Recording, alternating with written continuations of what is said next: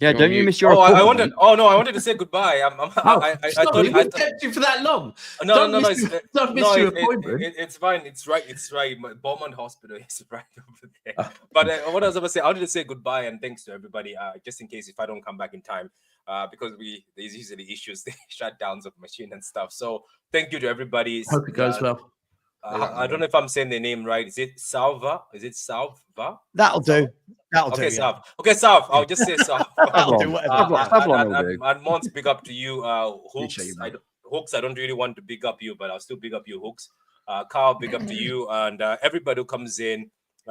Wolfie, let me not forget Anne, big up to you. And Dabs and Cass and everybody who's going to join and everybody in the chat. Thank you very much, guys, and appreciate it. And hopefully I'll be back in time. But if not, guys, thank you very much. And God bless you all. God bless you. Appreciate you, bro. Yeah, All the best. Take care, bro.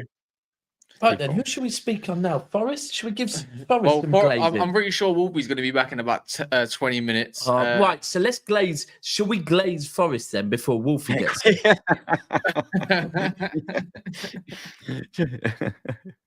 You know what, like the other day, I really wanted them to do well.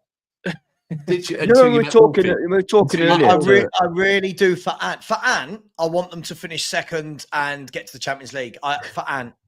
When you listen to Wolfie talk, though, and I love Wolfie to death, but when you listen to Wolfie talk, you would think that you're talking to a fan of a club who has been challenging for Champions Leagues and winning titles for the last decade. Like there's no humble nature to him at all. It's just like, we're the best, we're this, you're that, we're going to beat everyone, you're rubbish, we do this, it's like, what, like a little bit of calm. Look, the funny thing, I want to see where you are a year from today. Let's see if Forrest we'll be all right, mate. We'll be all right. Let's not get into that. We'll be all right. No, but Ant, I'm sure you'll be okay. But my point is, before people start getting like the chest and everyone getting so hyped up, we've seen loads of teams have a good year before. Their fans go crazy and then you don't see them for a while. Let's see if you guys are in the top 4 next March.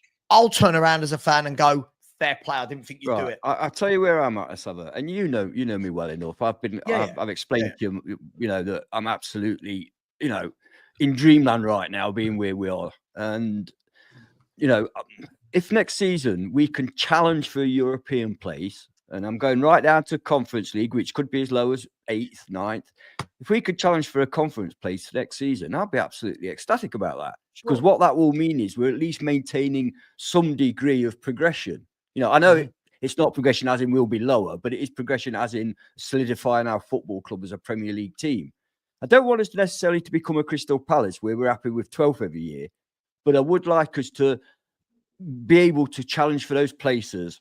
And that's where I'm at. And I think that's where the majority of Forest fans are. This is a crazy season for us. I mean, it still really doesn't feel real. It doesn't. Yeah, I have to keep looking at the table. I'm thinking, this is mad. This is crazy. We've had 2 seasons where we've finished 16th and 17th. And to go and do this.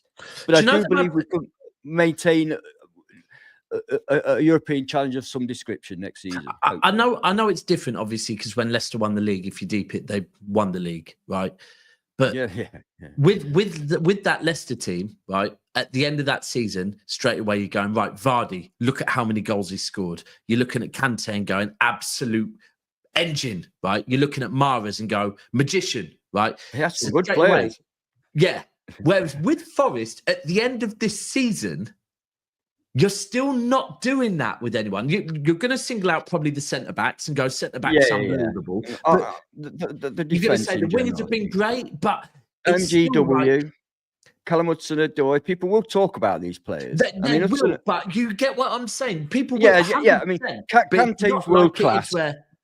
Vardy was sensational. I mean, you're absolutely right.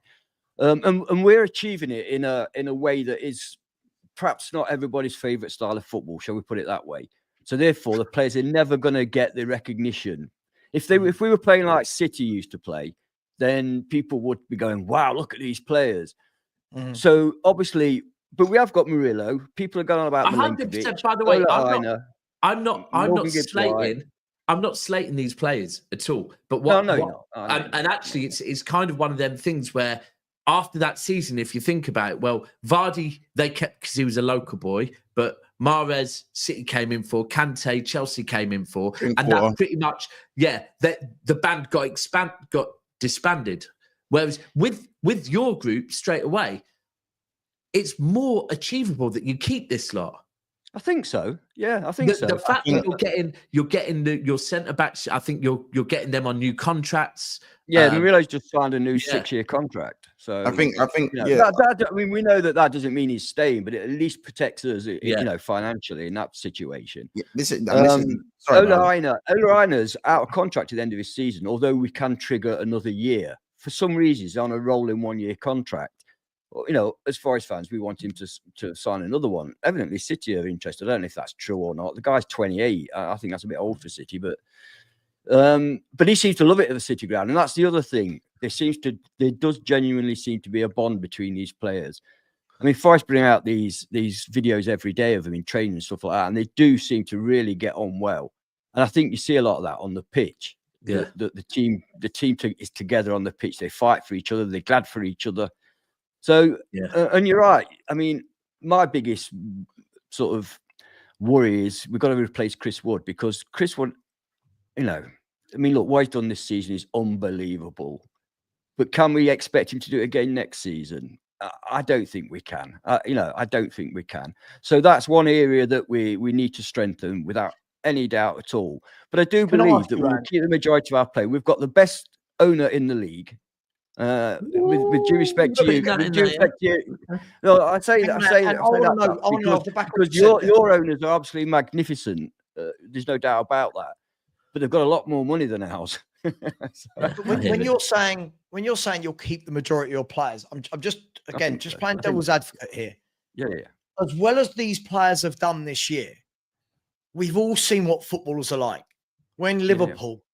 When City, of course. When Arsenal, when the bigger clubs come calling, if let's just use an example. If Liverpool turn around, because Monts is here, if Liverpool turn around and went, right, there's 55, 60 million for Murillo, right? No chance. But hang on, but you're saying no chance. Hear me out. I'm saying the owner will not let him go for that amount.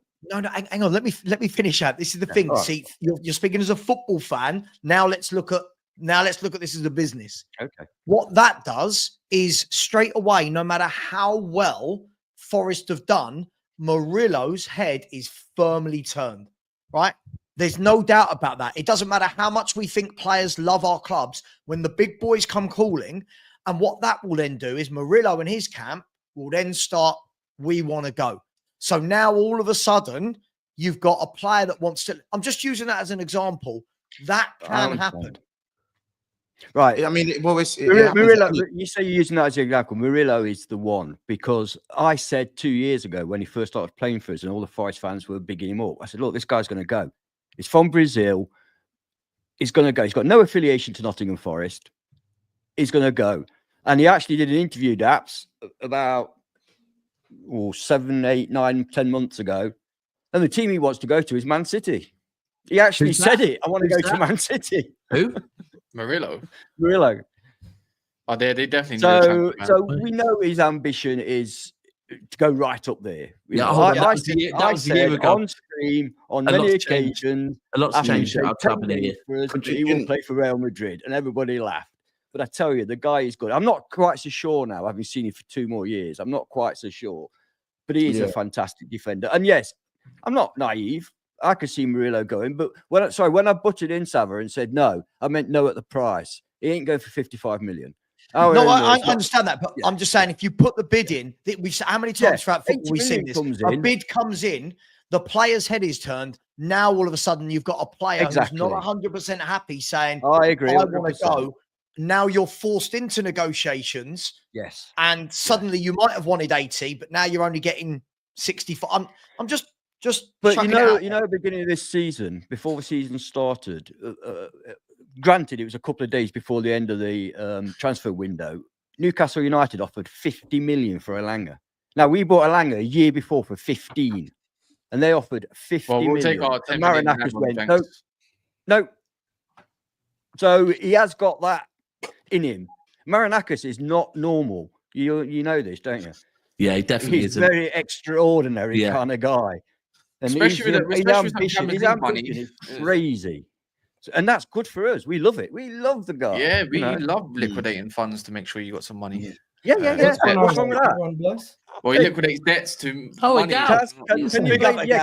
Would you like Jim Ratcliffe to come in and say, I'm getting rid of all Man United's debts and turn them into shares? Would you like that? Turn them into shares. Yeah, that's what he did. He turned the debt into Master Man turned the debt into shares. I mean, so we've got no debt. When you get no debt. Yeah, but big players go. This is the problem. But didn't Man United want the Saudi owners to wipe away their debt? Wasn't that something that they wanted the Saudi? When Man United were probably going to do it. Remember when Man United were linked to Saudi, and wasn't one of the main things? Oh, Saudi going to come along and it's going to wipe away our debt. Qatar, wasn't it? It was Qatar. Yeah, Qatar. Sorry, the Qataris. Sorry, so they're going to wipe away our debt. I don't think that's the case. I don't think I said he's liquidating the debt. It's a little bit different from wiping debt. Like he's literally still got debt. He's still got debt. He changed them into shares and then bought all the shares. So I don't know. He wants to win though. I think that's the most important. He just wants to win. You can tell, innit? Yeah. I'm just gonna say, big up to a Forest fan. You guys have had some amazing recruitment. Don't get that. Yeah. You've spent a lot of money, but it could have gone wrong. Your recruitment has been spot on. From the defense with the center backs to the wingers, you capitalized on Manchester United and Chelsea selling their young assets. And how did Wolves give you Gibbs White for so cheap?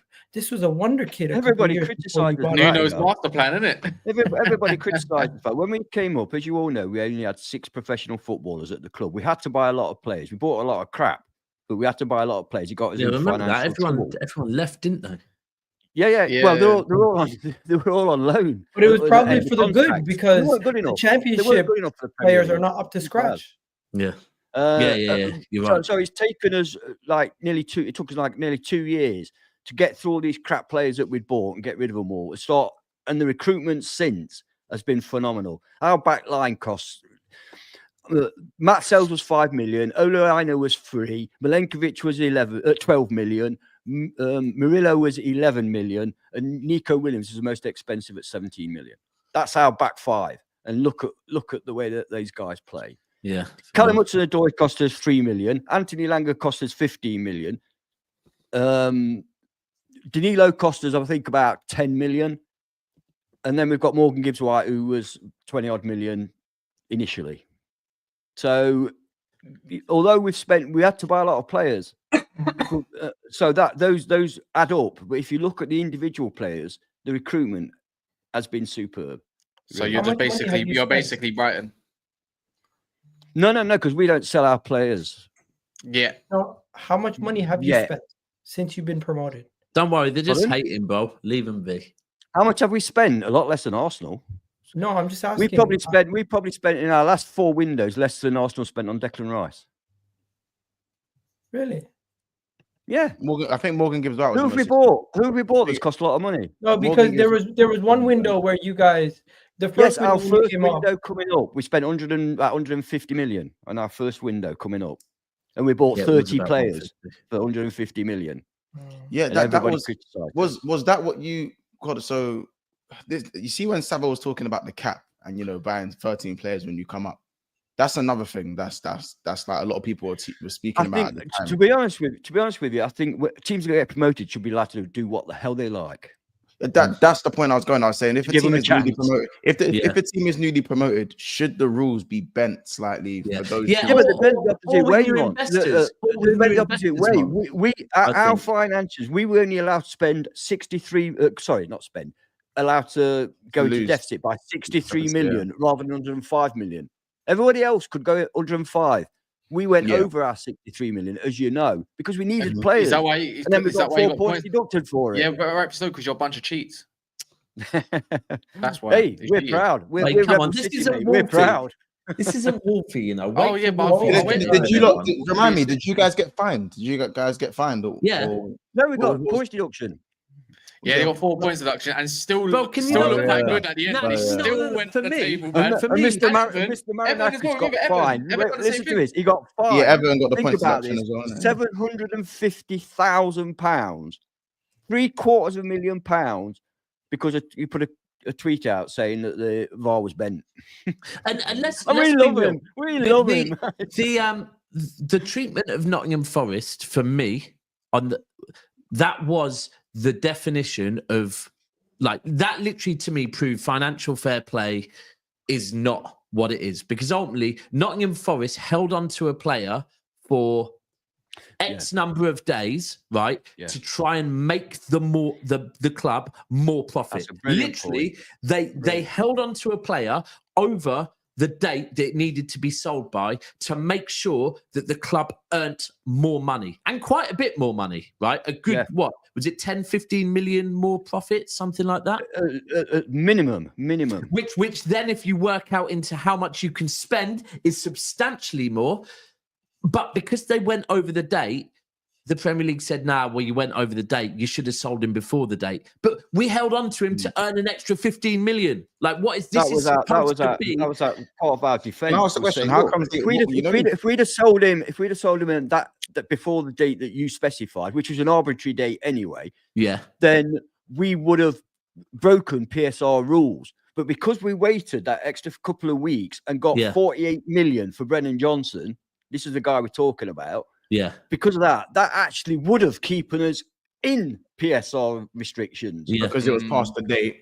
But because it was past the date, Yeah. By the way, whose fault does that lie upon them? Is it the club's? Is it the owner's fault? I think it's the rules. They need to be more flexible in certain occasions. Yeah, you can't I like the rule that you just said. That so you like if a newly promoted team comes up, they should have a little bit less. Like, even or a new investor. Yeah, because it's impossible to compete. Yeah, because otherwise they just they go straight back down, and they don't have really a great chance. It's not even really truly. I said it's not even just about going straight back down. It's also about if one of these teams actually compete. So, for example, I said we've seen Southampton do quite well. We've seen Burnley come up and do quite well. We've seen Sheffield United come up and do quite well. Nottingham Forest, another example as well. So it's not like this is the first time we've seen it happen. But the thing is that everyone knows that the traditional teams, like what Sava said, are going to come knocking at some point for X amount of players. I think what's obviously good about Nottingham Forest is that, and I don't want this to come across the wrong way, like Leicester, there was 3 standout world-class performers throughout the season. I think Nottingham Forest are more of one. You guys are such a unit. I'd agree with that. If you take out Callum Hudson-Odoi, or if you take out Elanga, I don't feel like a team's gonna go, cool, Elanga's gonna go and win us the league as a marquee signing. That's right. Yeah. Where it's like just like Kante went and won Chelsea the league. Yeah, he did. When they went and signed Kante. So I think you guys are actually in a better position than the Southamptons, the Sheffield United, any of those guys. Because even with Sheffield United, even though they were a group and they done well, it looked like more of a flash in the pan kind of thing anyway. The last thing you want is to have a team with one superstar that you rely on, and then that superstar goes. Yeah, like Mo Salah. You're shafted then, aren't you? Sorry, can I myself? No, 100%. But even though, as I said, we spoke about the centre backs, but that's why I say, because I don't think your regime and has been something we've never seen before, because a lot of teams that have, maybe been a bit close to the bottom half of the table and sometimes done well, a lot of them have signed players like, players that have come from bigger teams that haven't quite made it. I said, so Callum Hudson-Odoi from Chelsea, Elanga from Man United. That was injury based, wasn't it? I'm not saying these players weren't good enough. I'm saying as in that players that have come from slightly bigger teams and are playing for, like, I don't know, Fulham, for example. Fulham have done it a lot as well. Fulham where they've got players like I wouldn't say like Calvin Bassey, but you can go Harry Wilson. Do you know what I'm saying? Pereira is one of their players. Those are examples of players that have made the step down per se. But you guys have taken those players, and again, I feel like you've just made a really smart choice of which ones. Because Hudson-Odoi, again, it was injury problems. Really look at his quality. Yeah. If you ask anyone any player I've asked that's played at pro level, when they speak about Callum Hudson-Odoi, they say he's one of the best players they've ever seen in the academy. And that's Chelsea's academy, by the way. He's getting back to it as well. He's getting back to that kind of form now. He's becoming very reliable and consistent. Yeah, exactly. But I don't know, man. I just think that you guys have done it. You've protected yourself very well. as I said, there's probably still 1 or 2 players that are at risk of that bigger team coming in and going. There always will be. In fact, Liverpool themselves have got that issue, haven't they? You can never rely on players staying forever. No, you've got three world-class players that could walk out the door. So it can happen. That's Liverpool. You know what I'm saying? Like, it can happen to anyone. But I think, as I said, like, in terms of being sustainable, I don't know if a rule can be put in place or something, but I just feel like when will a time come where a team like Nottingham Forest or a team like Newcastle, even though Newcastle got the crazy owners, they can almost have that sustained competition just outside the top 6 or even break into the top 6? Where is the bridge that happens where, because even if I feel it's getting there, you know, I do feel we're getting there because financially now, not many clubs have to sell financially unless they want to buy somebody else. But in the past, teams have had to sell players to survive. Where teams now are becoming like our team, for example, we're pretty okay financially. We will not have to sell Murillo, but as Sava pointed out, if Liverpool come in for him, head turns, blah blah blah. I get all that, but it's not a financial thing anymore. So teams, I think a lot of teams are getting a bit stronger, where they hold on to players for a little bit longer.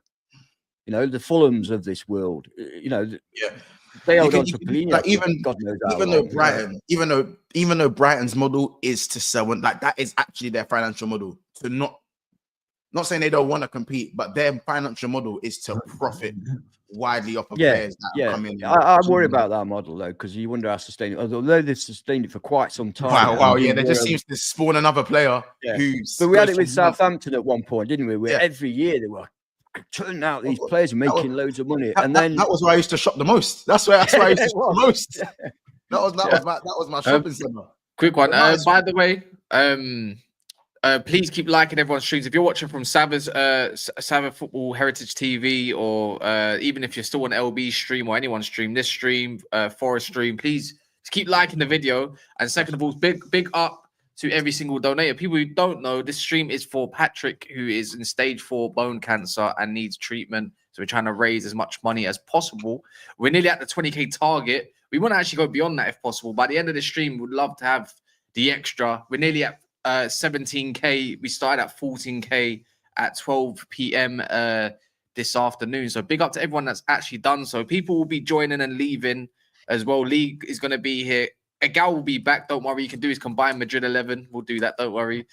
The update. We need to do that. Let's do that live stream.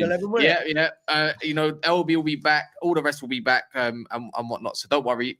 So big up to all the recent donators. Tammy for the €50.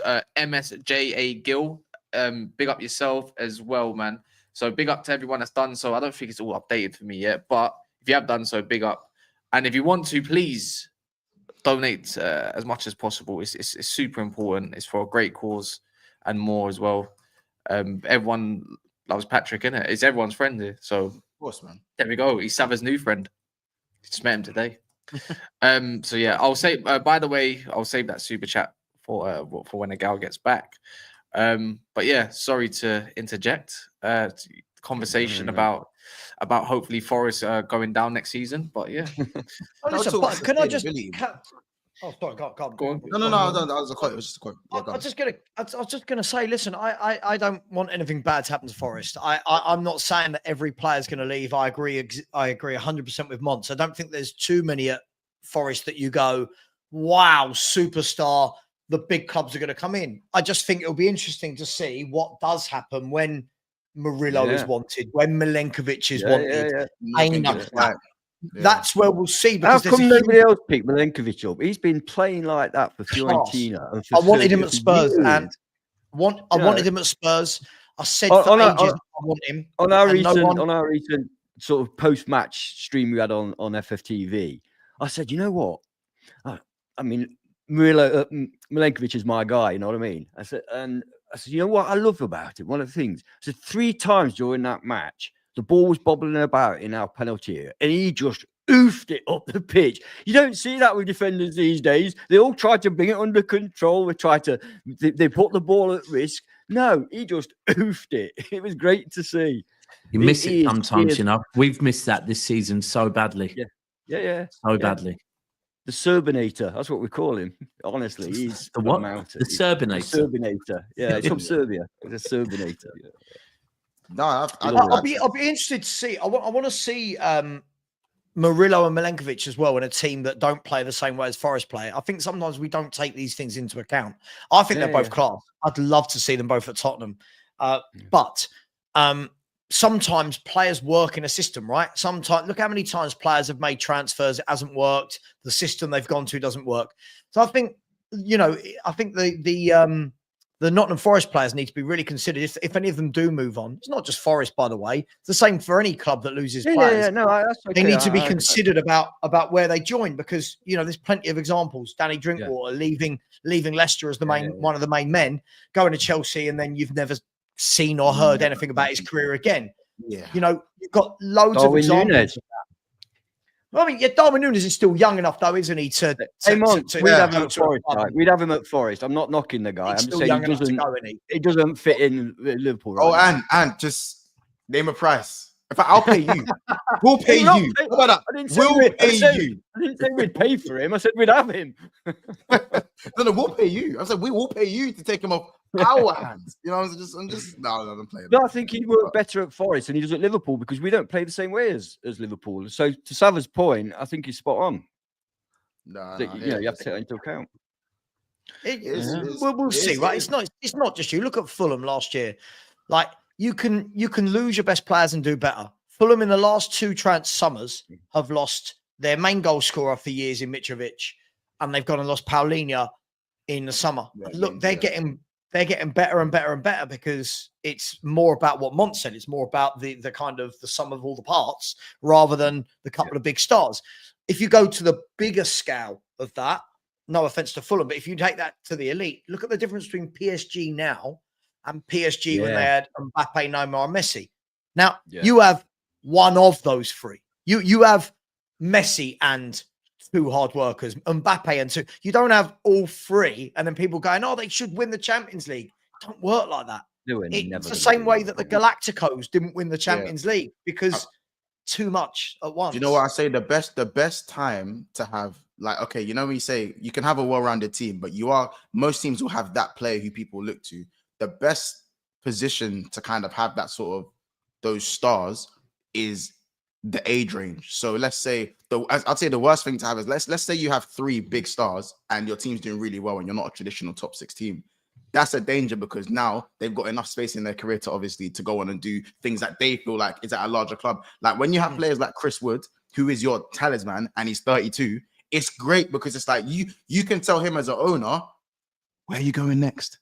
Yeah. You're not getting any more big contracts, brother. So you might as well sign with us, and then you can like Sava said, I'm saying as a businessman, you're gonna go, cool. How do we drain this asset dry? That's why I mentioned earlier, Aina. Yeah, that's like Aina's one of the best right backs in the country, I believe. Yeah, he's 28 though. Or Man City going to want him at 28. Yeah. And it's like that's why I think Liverpool got quite lucky is that even though we had Salah, Mane, and Firmino, we didn't have them exactly when they were 21 or 20 years of age. They were actually 27 and 26. So it's like after those 2-3 years of them becoming class, they are pushing 29, 30. Yeah, cool. Mane got his move to Bayern. Fair enough. But Firmino, by the time you got rid of Firmino, you know what I'm saying? Like Salah is now, cool. He could be leaving this year, but Salah's 32 going 33. Probably a Saudi payout at best. If you're looking at maybe he'll go if he wants to go on a free. Like when you have those 3 stars or 3 or 4 stars, it can still work if they're, I think, over that 28, 29 range. Because then it's like, I think the ball is in the club's, it's in the club's hands rather than the player going, oh, hang on a minute, I want to go to Real Madrid and I'm 24. You know what I'm saying? So that's what I think was good about you guys. As you said, Ain is 28. Wood is 32. How old is Chris Wood? I don't envisage him being our main man next season, honestly. I don't know how old Chris Wood is, but I'm pretty sure he's in his 30. And people forgot he scored 14 goals last year, by the way. He got 14 last year, and people just kind of. Yeah, no. Oh, we've got Lee. Oh, we've got Lee. Where's the gal gone? He's gone to do a video real quick. So I don't know if Lee was here or not. You're in a good position. By the way, this isn't planned. I don't know if Lee was here when we had the conversation before, but if Lee's on the stream while Ligal does his Arsenal Real Madrid combined 11, that is Definitely popcorn. How long is this realistically going to take to do a combined 11 between the two teams? Thanks for having me on, by the way. Big up the panel, big up the chat. In answer to your question, it's easy. It's any 11 out of Madrid's team. I know that, Lee. You know that. Oh yeah, not only that, but that's but Lee. We're not allowed to say that because we got the best centre back pairing in the world tonight, mate. I know. I was told the whole back line for Arsenal gets him. I was told the whole back line gets him. You know, so I would say the only. I mean, I know who's getting in over Valverde at right back. The only one for me would be Ben White. It's a no-brainer. Possibly one of the centre halves, depending on who's fit for Madrid. Possibly. Yeah, that's fair. Should we wait for a guy? Well, no, because Rudiger's a shooter. No one gets in over Rudiger. Yeah, so Rudiger's no one gets in over Rudiger. You could make an argument for Gabriel and Militao because I'm not a massive fan of Militao. I think Militao is good, but his availability as well. He's injured. Yeah, and he's injured as well. So I think you can make an argument for Gabriel and Militao, but that's about it. And I'm pretty sure they play on opposite sides anyway. But that's probably the only one. The maddest thing is I saw Declan Rice get into that midfield, and I thought, oh, maybe. Do you know what the funniest thing about that is? Though, oh, you ain't seen that Bale one. That combined 11 he did, yeah. That was when Toni Kroos was still playing at Madrid, by the way. Yeah, that's gone over everyone's head here because everyone went on the Carvajal Ben White one and Modric. No, but they'll say because he can't move, Lee. They'll say because he can't move. You know. All right, well, we need someone who can cover ground under the. You know how the game goes, man. Should we do our own one now? Should we do our own one now and then see what Gal does by himself? Yeah, that's not a bad one. Oh no! If we can get it done quickly, we could get it up on screen. Pause as Gal arrives in. What do you think? Huh? I think he said get it up. It was definitely a pull. I said get it up. That was a million% that was a pull. Was that AO? I'll take it. Monks didn't get the memo about the sort of stream we're doing it. Very quickly, I'm cool to do whatever you guys want. I've got a bit of time anyway. I've got about an hour. And but just very quickly. I've got any letters to send today, Lena? No. My pen's run out, mate. I need to go shop and buy a new one. Oh, send. Very quickly. My maddest thing is I don't think it's going to take an hour anyway, Lee. Just quickly, my whole thing on that conversation, real quick, was who sends a letter in 2025? Unless it's someone in prison, and even then, I think I'd still probably fucking write it out. They got phones in prison, man. They got phones. Yeah, they have. They are upgraded in there. Yeah, real talk. The funniest thing about that whole situation, if the idiot hadn't posted the letter, people would have believed it. That's mad, isn't it? Just very quickly, though. Tell everyone that Lee, if you want to PayPal me. For sending the letters from London on your behalf. Whenever you're ready. I appreciate that, mate. Yeah, very quickly though. I just you were talking about Forest when I jumped in. Sorry, I cut that off. Yeah, but I'd take your striker in a heartbeat. Yeah, I'll take him in. I wanted him when he was at Burnley, swapping for Laka. I tell you what, it crazy. Would you have him over Harry Kane for Arsenal this season? He would have scored a lot of goals. Yeah. When he was at Burnley. Yeah, he fucked us up enough times at Burnley. Yeah, but he got 14 goals at Burnley twice, no? Two different seasons. Bro, he's a decent striker, but this is the thing. The reason Forest are doing so well is because they've got a manager who ain't overcomplicating shit. They've got wingers that get down the wing and can cross the ball, right? Yeah. They've got a striker who's in the box waiting for the cross. We ain't even got a striker. Yeah, and they've got midfielders that just work their nuts off and keep it simple. As soon as they get the ball, they bang it straight out to the wing. Basically, we defend for our lives. We've got a great defense. We defend for our lives, and we've got players in midfield who on transition are quick. They turn quick. They see passes quick. Get it out to the wing. Boxing, ball comes in. Either finesse it into the goal or pass it to Chris Wood and we score. It's dead simple. You're right. And the best thing about Chris Woods is as well, he refuses to score against City. He does, yeah. Oh. He did score against you though, Daps. You forget this. He did score. We drew 1-1 at home 2 seasons ago. 20 yeah. That was the one time you lot were actually. We were better. When we beat you 6-0, we were better than you as well. But you're always better than us at the Etihad. You're always a lot better than us at the Etihad. Yeah. But City ground's a different. Not City ground. Yeah. I'd take Harry Kane as well. I'd have Harry Kane at Arsenal. I wanted him at Arsenal before he went buying. Would you take Vardy? was better than what we got. Lee, at this rate, I feel like you take Glenn Murray out of a Oh, time. bro, I'd take Mr. Blobby up front right now. We ain't got anyone, mate. You know what I mean? Glenn Murray's thing. You gotta respect Glenn Murray's thing. Glenn Murray, you know. We should have put a bid in. I said this when the Bayern bought came. We should have bid 50 million over what they offered, or 30 million, because Levy would take the money. If we had bid 120 million for him, because he went for what, 80 million pounds? I was thinking you were talking about Glenn Murray then. I was thinking, hey, I missed something. No, if we had bid 120 for him, Levy's taking the money, then it's up to him whether he's coming or not. Yeah, and if we'd had Harry Kane, we would have won the league twice in a row. Yeah, I agree with that. Yeah. Could you imagine? Do you reckon? Yeah, because obviously Harry Kane was not close to going to United, but that was we now know that. Like, it was. We didn't want to pay 50 million quid when Mourinho wanted him.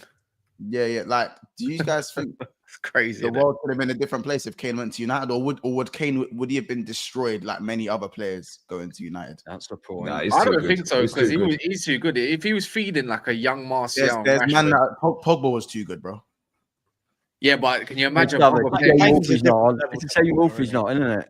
Kane under Mourinho. There's a lot of players that were deemed too good to fail that have failed. Can you imagine? None at Kane's level. This is people like Pogba, supremely talented, but I always look at their personality and their temperament. When you look at Harry Kane, he's the ultimate professional. There's a huge, for me, I think to be fair though, Sam, they played him out of position most of the time he was there. He was playing at right back at one point. Pogba. Who? Oh yeah, listen, I'm not doubting it. I'm not. If they had played to his strengths and played him where he should have played, he would have done bits. So I don't think he was bad as people make him out to be. Yeah, he wasn't even that. They called him Drogba. What? They called him Jogba. Yeah. He jogged around. Because he jogged. No, he's not that tough. It's dark. No, it's dark. Do you remember Jogba? Hold on, when was that as well? It's dark. It was when Lukaku. It was when Lukaku was there with the pink kit. It was then right. Yeah. When Lukaku by the way, people, keep donating if you haven't done so yet. Please. So if you haven't done so, you know where the link is in the pin. Big up David Palmer, Patrick Brennan, and also Andre Dreyer for the donations recently, and the anonymous, the ones that haven't been named. So big up yourselves. I don't think I've missed anyone. So yeah, big up. Should we do this? Should we do this combined 11? I think we should quickly before he jumps back in. Then I'll cook him again. All right, the last 3 times I've been on stream with him, he's rage quit. Oh, is it? I'm not even taking the piss. 3 times in a row, he's rage quit. Yeah, he's rage do that too much enough. Yeah. Right, every time I cook him with facts, he rage quits. Yeah. If he's watching this now, he might just wait until he's gone to come back on. Hold tight, whoever's got the tumble dryer or washing machine. I'll try that. I'm going close to the kitchen door. Oh, is that you? Bro, we have the same thing. Sounds like he's coming in for landing. Yeah, I think the belts, the belts on it. Oh, don't tell me that. Don't tell me that. If you put a £1 coin in the washing machine and it's empty and it's just spinning around, that's what it sounds like. It's fucked. I'll be 1 sec, yeah. So who did in goal then? Courtois or Raya? I'm gonna go David Raya. I like Raya. Sorry, can I just say Trevelli's spot on. That is me. To rage quit is me. That is more me than a gap. You say this season Raya over Courtois? I was joking. Courtois is just elite, man. We had this conversation. Do you not even think of putting that cape on, bro? Hold on. What are we doing here as well? Are we doing a bit of this season, but also a bit of who's actually just a better fucking person? Now let's make it interesting. Let's make it interesting. Just this season. Yeah, I was gonna say we've got to go off players that are fit and available as well. Well, it's still it don't change a lot for me whether they're on this season or not. It don't change. It's got to be class, isn't he? Class goalkeeper. So Courtois then right back. Valverde. Oh, you want to do that? He's been playing there most of the season. He's been their best player all season. He's wicked, to be fair. Not Timber. Wait. So do you reckon maybe we should put Sobbers like right? What? Right. What can kind of defend like Trent, but can spray a ball a little bit, just worse, lightweight. No, he's just built like an android, and he's all right. Like play him at right back. If Trent leaves, play him at. We've got our fucking right back. So who are we picking? Yeah, I'm picking Valverde. Well, I don't know about you lot. I'm picking Valverde or Timber. We've got our right back. Who's a better right back? Valverde. No, who's been better this year? I've watched Valverde. He's so good, man. I'm not gonna lie, but I think Timber's wicked. I think Timber is very good. I actually Timber's think class though. Timber is Timber's great. very, very good. I like Timber, but I still think Valverde's just an all-round better football. Every time I watch Real Madrid, Valverde just impresses me. I think he's a top player, really good player. That's what I'm saying, Savvy. He's too good to be called just a right back, isn't he? I would. Anyway, yeah. Timber's also played left back. He's like Archie Gray at Tottenham. He can just play everywhere. Right back, centre back, maybe. Yeah, what about let's go left back. I'll put Timber there since he's played there. I've had the maddest epiphany. Next look, yeah, man. Sorry, man. They've done the light bulb moment, guys. He pulled anyway, we've got to say with the light bulb, guys. As you go off, anyway. I had the light bulb. I had the light bulb moment. I'm telling you, I've got, bro. We got a light bulb moment. Sorry. So this season, left back, obviously you got Timber, Lewis Skelly, Mendy, sometimes Camavinga, I suppose. You could even say Fran Garcia, Kieran Tierney. Oh god, who are we putting there? Huh? Is Mendy injured? Mendy. He just got injured. Mendy's out. Yeah, Mendy's out of both legs. So who are we playing left back then? Tierney. So hang on. Are we saying that if they're injured for this game, we can't pick them? Yeah, got to go on available players, surely. Yeah, availability. Right. Okay. So if they're not okay, I'd put Timber left back. I'd put Timber left back because he played there as well. So not gonna. I like Lewis Skelly. I think he's been. I think he's mint as well. To be fair, I think he's a proper baller. Yeah. Not even off recency bias. You just know when the player's got it. He's just got it, innit? Who are we going with? Who's he's not there? I wouldn't even mind putting Lewis Skelly over Timber. I couldn't give a toss. I think every time I watch Skelly, either of those two. Either of those two. Who am I? I don't know. You said Tierney. You can stay in that lane, mate. Yeah, well, he can defend better than all of the names you just mentioned. So I'm going Tierney. He's played like 2-3 games, didn't he? That pissed off top gooners, wasn't it? What about Kivior? We could put. I was going to say, Lee, if you put Skelly there, you'll have some of the mutants liking you a little bit more. To be fair, well, it's just true. What about a bit of Nigel Winterburn while we're at it? Come on, Nigel back. All right, cool. You could also put Camavinga there. I mean, if you didn't want to put him in the midfield. For me, it'd be Timber or Skelly. Camavinga's got to be in midfield. Yeah. Centre back. I think once you said it, it's Gabriel's going in one slot, 100 million %. Gabriel, Thiago, Gabriel, and Rudiger. Rudiger, innit? Rudiger. Yeah. I don't think Saliba's been. That sounds a decent. Even the other day. Admittedly, I didn't watch the game the other day. I was on the way back from Manchester. I was listening to it on the radio. The amount of times I heard Saliba making mistakes the other day. He's been poor for a minute. It's Gabriel over him all day. Gabriel's wicked, man. I'd go Gabriel and Rudiger. Yeah, that's a mental back too, by the way. Yeah. That's. Yeah. All right, midfield. Let's go. Can I just give a quick shout to Asensio that's been playing there lately? I'm not saying yet, but I think he's come in. Every time I watch him, he's done really well. I think just got called up for the squad as well. Yeah, just one to watch out for. I say watch out for a few things, didn't he? Things. Yeah. Papa Perez will get him off that, I think. Fuck it. So right now it's 3 to Madrid and 2 to Arsenal, so it's not going too bad. The 3 in the midfield now.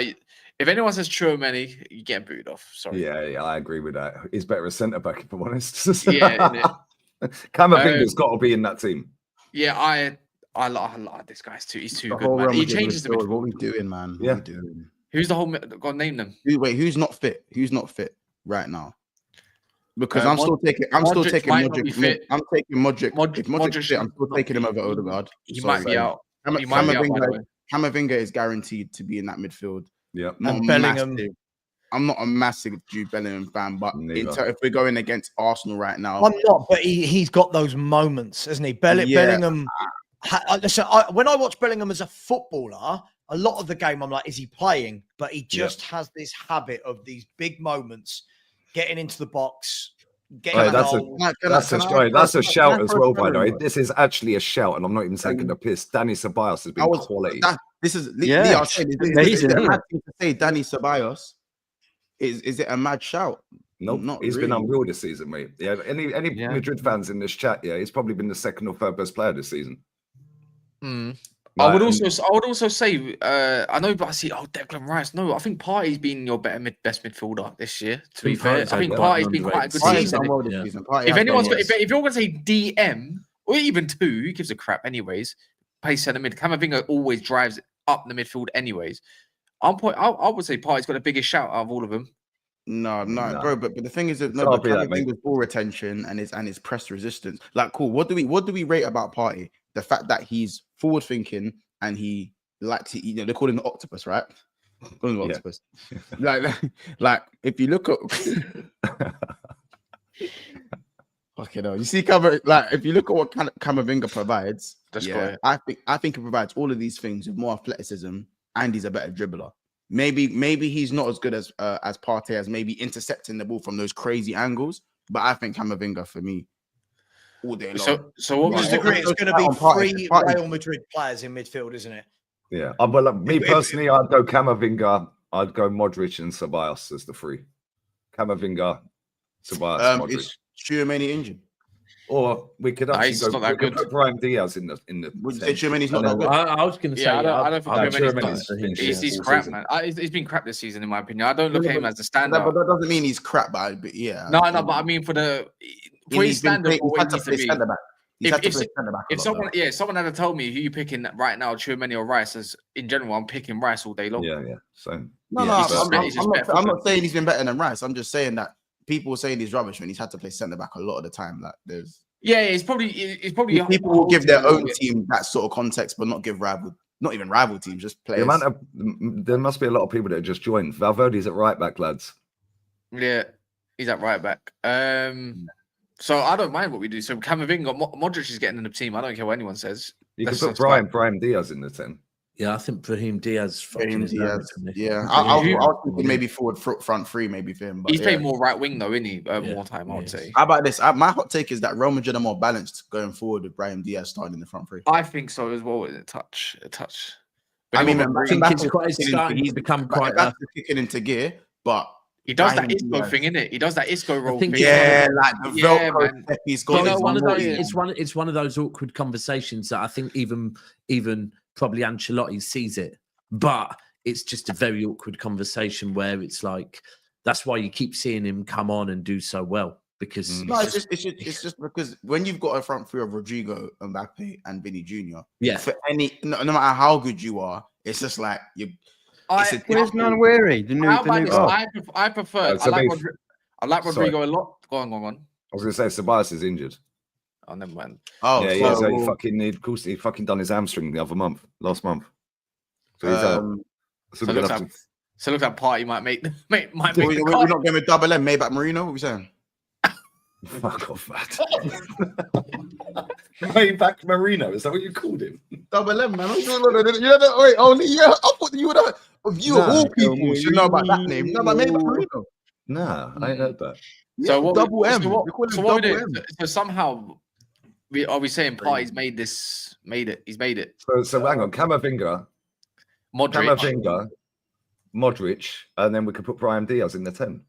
I don't know if has he played in the middle that because they play like 4-4-2, if not 4-3-3, this like kind of thing. Yeah, it's never. On paper it's a 4-4-2. It's never really a 4-4-2. It's like a 4-3-3. On paper it looks like they got 2 up front, but they're just down the wing. So are we just discounting Bellingham? Are we just saying he's not getting in this, right? Oh yeah, there's Bellingham too. He's not actually been bad this year. He had a bad start, and then he's got better, and then it's got better the longer the season's gone on. To be fair, he was fucking awful. I think most Madrid players were subpar for the first, but we are basing it off this season. Yeah. Well, put it this way: Jude's having a better season than Odegaard, that's for sure. So Jude could go in the 10. It supports. Yeah, but Jude isn't really playing in the 10 so much this season. Or we could put Jude in the middle, Jude's next to Cama, and then put Modric in the 10. I feel like Jude's playing more in an 8 role now. Because Modric is having a better season than him as well. Would you lot do Camavinga, Diaz, and Bellingham? Would you lot do that? Camavinga, Diaz, and Bellingham could do that. Well, we could do Modric. Or we could do Modric, Camavinga, and Jude. I'd go with that if I'm honest. Modric, Camavinga, and Jude. So I'd go with that. Then you got Vinny and Mbappe. There's no about that, and then it's either Rodrigo. Be honest, yeah, because I feel like I prefer Diaz over Rodrigo this year. You know. Oh no! Thanks for having me on, lads. I'm off. That's he's cold. I take either at City right now. I'm not. But I just like Brahim Diaz a lot. Hear me out. I'm dropping Vinny for Diaz. See you later, guys. Jeez! Oh, he's been shit as well. He has been shit all season. He has. Well, I hear it, Monks. They don't want to talk about it. It's not a conversation they want to have. However, I hear it. The comments won't hear it, bro. Rodrigo the comments will not hear that. Rodrigo over Vinny. They don't want to hear it. I'm saying it right now. Put Rodrigo on the left and Diaz on the right. I'm all for it. I'm all for it. Argue with your aunties. I'm for it. And he's been getting injured this year twice. He's been injured like 2-3 times already this year as well. Yeah, he's been shit all season, Vinny. He has. It's been crap. And still gets in above any option Arsenal have, right?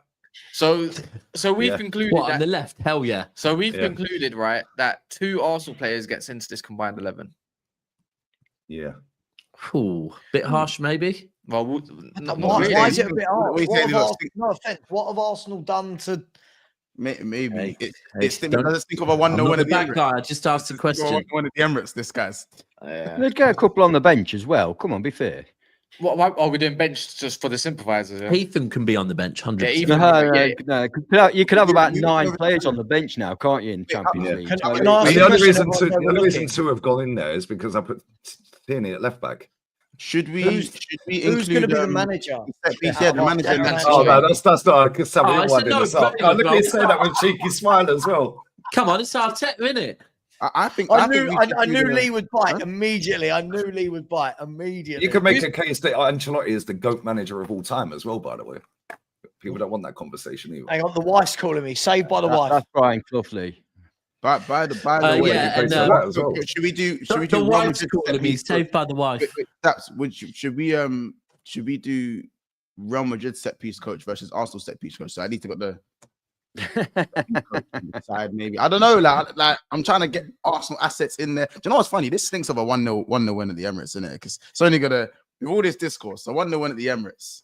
Yeah, probably end up 0-0 over 2 legs and we're skank through on penalties. And they get knocked out to Villa in the semis. Imagine Villa in the semis, and then let's be honest, that's a good shout to the final. You know, that's crazy. But Peter, were we just discounting PSG? Yeah. No, I'm just saying that'd be typical Arsenal. Beat Real Madrid and lose to Unai in a semi. Yeah, probably. You good evenings PSG, and then you good evenings Arsenal. That's crazy. By the way, remember, Wolfie's back. Oh Lord. Please keep smashing the likes on everyone's streams that's streaming to their audiences. Just get that up as much as possible.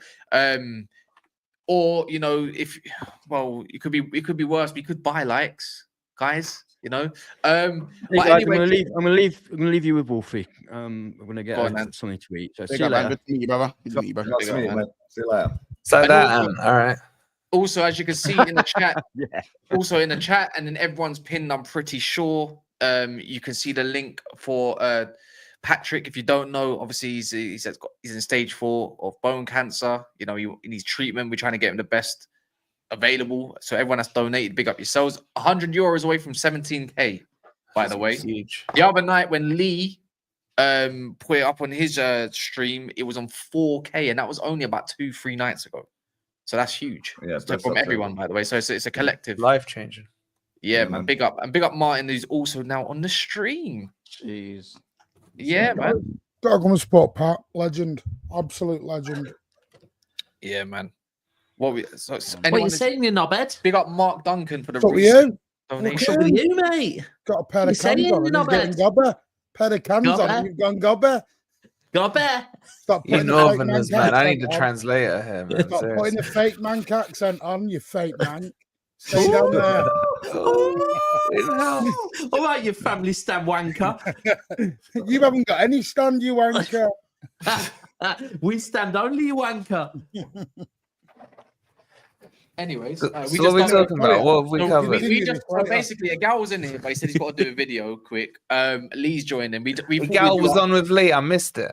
No, not yet. It wasn't quick enough. We've done our own combined 11 of Real Madrid and Arsenal current available, and we only got to put in 2 Well, now one altogether, really. We only got to put in 2 Arsenal players. Hey. Gabriel and who was the other one? Timber. Timber. Well, I picked Tierney, but we're putting Timber left back. Yeah. Or Lewis Skelly. Take your pick, really. Or Tierney. Regardless, because Mendy's out, you know. And who did you put in goal? Who did you put in goal? Courtois, easy. All right, I was just checking. That's was Hooks on this? No. Lee, when are you going to sit down and have a session with Hooks, man? He's going astray lately. That sounds crazy. It's Lee. He's worried. Gal's twisting his head up, man. I swear. He's like, I don't know what's going on with him, man. He did text me the other day saying, "Can we do something in international breaks?" I said, "Yeah, I'll come and school him on his own channel." Yeah, mate. I swear, I don't know what it is with these top gooners, man. Like, they seem to like just love to twist facts. You can't argue with the facts. We're shit. That's it. That is literally it. Yeah, they love to change the narrative all the time. Oh, if he gets his striker, well, he ain't bought one in 5 years, mate. What makes you think he wants one? Yeah, he's done 170 million on left backs or centre backs to play left back, and Tierney's still the best left back. What we're doing it? Yeah. Like, how many players is he playing out of position? And now it's all about set pieces. Like this club, man, I'm fucking done with it. I can't lie. I'm so glad I watch fucking La Liga every week because Prem's finished. Yeah, the league is so poor quality, it is unreal. Yeah, someone said this earlier as well. I can't remember. Mate, I watched La Liga 2 last night. I watched Castellón versus Deportivo La Coruña last night in second division. It was a better game than Arsenal-Chelsea. They had the first goal in that, by the way. That might have been one of the worst games I've seen in a while. Arsenal Forest was bad. Mate, most of our games are bad because this is what we do. I thought it was us to slow everything down. Game, yeah. Lee, I wanted to ask you actually, are Bilbao fans naughty or something? Huh? As far as because on all my trips to Spain, yeah, the fans over there are pretty well behaved, right? But Bilbao always seem to have issues. Are they a bit different to the rest of Spain, or? Don't know. They've got that rule, haven't they? No, I mean off the pitch, like them. Maybe there's a fan rule as well. I don't know. No, it just seemed a bit different compared to how the fans are over there generally. Whenever I seem to see Bilbao fans just kicking off, don't know if it's just because they're what's it called, isn't it? Basque. Bilbao, yeah. So I wasn't sure if it's something in the water up there or something, but I don't know. I can't understand them if I'm honest, and I can. My missus speaks fluent Spanish. She can't understand Basque either. It's a totally different language, mate. How's your Spanish now, Lee? Shit, my football club. I don't really need to do it. My missus is like A1 level fucking Spanish, man. So Spanish is perfect. So I don't really need it. And I'm always fucking sitting online talking shit about my club anyway. So I don't really go anywhere. By the way, we've raised 17k now. So big up to the recent donators, man. Big 3 more to go. Shamark. 17. We're on 17. Yeah.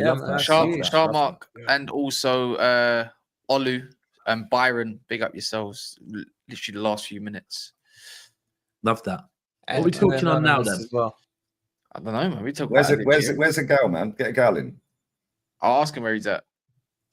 Mike, can I ask you a question? Big up to meet you, by the way. I don't think we've done a show together. Because I ask every City fan that I speak to, I ask this: do you think you're busting case on this 115? Because I hope you do. I hope, because the meltdown is going to be crazy. Number one, and number two, that just shows that if you do get off of it, which like I say, I think you will. That all our clubs have failed because we ain't doing the most we can to win. Yeah, well, listen, I am confident. I always have been confident. Got more nervous when we get into the actual. Don't know about Daps, but I'm getting more nervous the closer it's getting now. And I've been totally fine for 2.5 years. No, but I do think we'll be fine because I think if they'd have found something, it'd already be out. It'd be out by now. I thought it was supposed to be announced in Jan, and then they said Feb. Yeah. I reckon they already know. I reckon they're trying to dress this up in a certain way to soften. I know the media are prepping. The media, the media definitely. I'm million percent. The media have been prepped. The media were prepped 2-3 weeks ago. The media started contacting people and asking if they'd come on and whatever. But I remember reading something a good couple of months ago where it kind of said that. I have a feeling, right, that a decision has been made a while ago and that all of this right now is from both Manchester City's side and from the Premier League side that some sort of, and look, it's probably a settlement ultimately, that they've come to a decision where it's kind of like, right, how can we both come out of this without completely stinking of shit, right? And I think maybe it's predominantly the Premier League that would stink of shit, but Manchester City have thought, listen, we're going to have to keep working with these fuckers for a long time. So, do you know what? How can we? And I think that's what it will. I have no doubt there will be charges sticking to City. I don't think it'll be the main ones, but I think there will be charges that are stuck against City. But what are you basing that on, guys? You don't think it'll be the main one? It might be a small. We don't know. Nothing's been leaked. Nothing's All right. been So leaked. should we not have the conversation then? Hang on. What charges? No, I'm saying if you're going to say you think the little ones will stick, on what basis? Right. Well, I've said from the absolute start, very simple basics, that if the police were to kick in my door right now looking for whatever they want to look for, if they found a spliff in the ashtray, they would do me for the spliff in the ashtray. Allegedly. Because then they would not, I don't smoke weed, but if they found one, they would then not have to pay to kick in my door, right? They wouldn't have to pay for that, So if they found nothing but a spliff, they would still be able to say, Jordan was guilty, therefore we're going to do him for that. So I think, like, when you look at it, some of the charges on the charge sheet were so pathetic that were there for that exact reason, so that no matter what. Now, there's an element of me thinking, why do I think the City will beat this? Because at this point, I still trust my owners, right? And they have explicitly said, we are not guilty. And not just the owners, but you're talking about Pep Guardiola's close friends have told him we're not guilty, right? Now, if we are found guilty, it's a different conversation. But at this point, I believe them. Also, I'll be honest with you. One of the reasons why I think we'll bust case on most of the main ones is because have you seen our legal team? Right, you're probably all my Arab lot, isn't it, or some stuff like that. They just chuck the money in. Yeah, then you asked me a question. You know what it is? You know what it reminds me of? Do you remember that Simpsons episode? Do you remember that Simpsons episode where Mr. Burns opens the cupboard and he's got all the lawyers in there waiting and shit? That's City right there, man. Well, one of the charges was the away dressing room was like 1 square meter. That's it. See, can I just get it up? That's all garbage. You know, when that all came out originally, that was because, you know, the Premier League updates the handbook every so many years and they changed the rule. You know, this 1.16b to bullshit and all that. This is what it was. It was all that came out. If you remember, they brought the document out on I think it was 8 a.m., something like that. It was retracted and they went back with a brand new statement, I think about 30, 40 minutes later. Thank you. There's another reason. Because all this about the drug room and the length of the grass, that was all on an older rule book.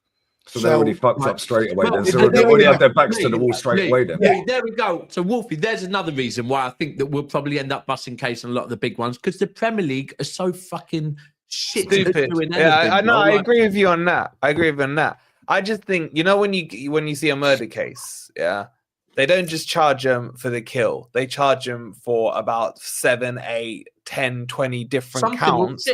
So something will stick. Do you know what I mean? And each of those will carry a sentence. So I don't know, man. I'm just saying, I can't speculate. Are you going to win it? Are you going to lose it or whatever? Because I don't know. There's been nothing leaked. And it's actually weird that nothing's been leaked. They're not allowed to because of the NDAs they've all signed. Yeah, but the NDAs mean fuck. No, they're not. They're not. This is why Mike Keegan yesterday brought out that thing, Wolfie, saying, you're dealing in fact.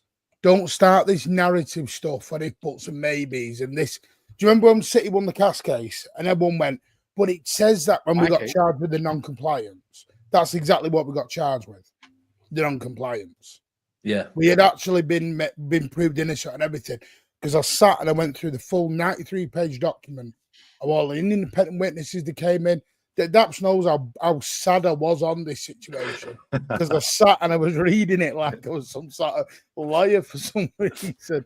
No, but that's good though, because I didn't. I like I said, you just said no, the dressing room thing was all wrong and all of that. Well, most people would believe that, because I believe it.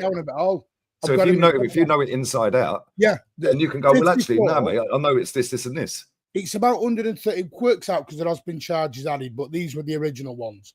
With failure to provide accurate and up-to-date financial information from 2009 to 10, 17 to 18, there was 54 counts of that.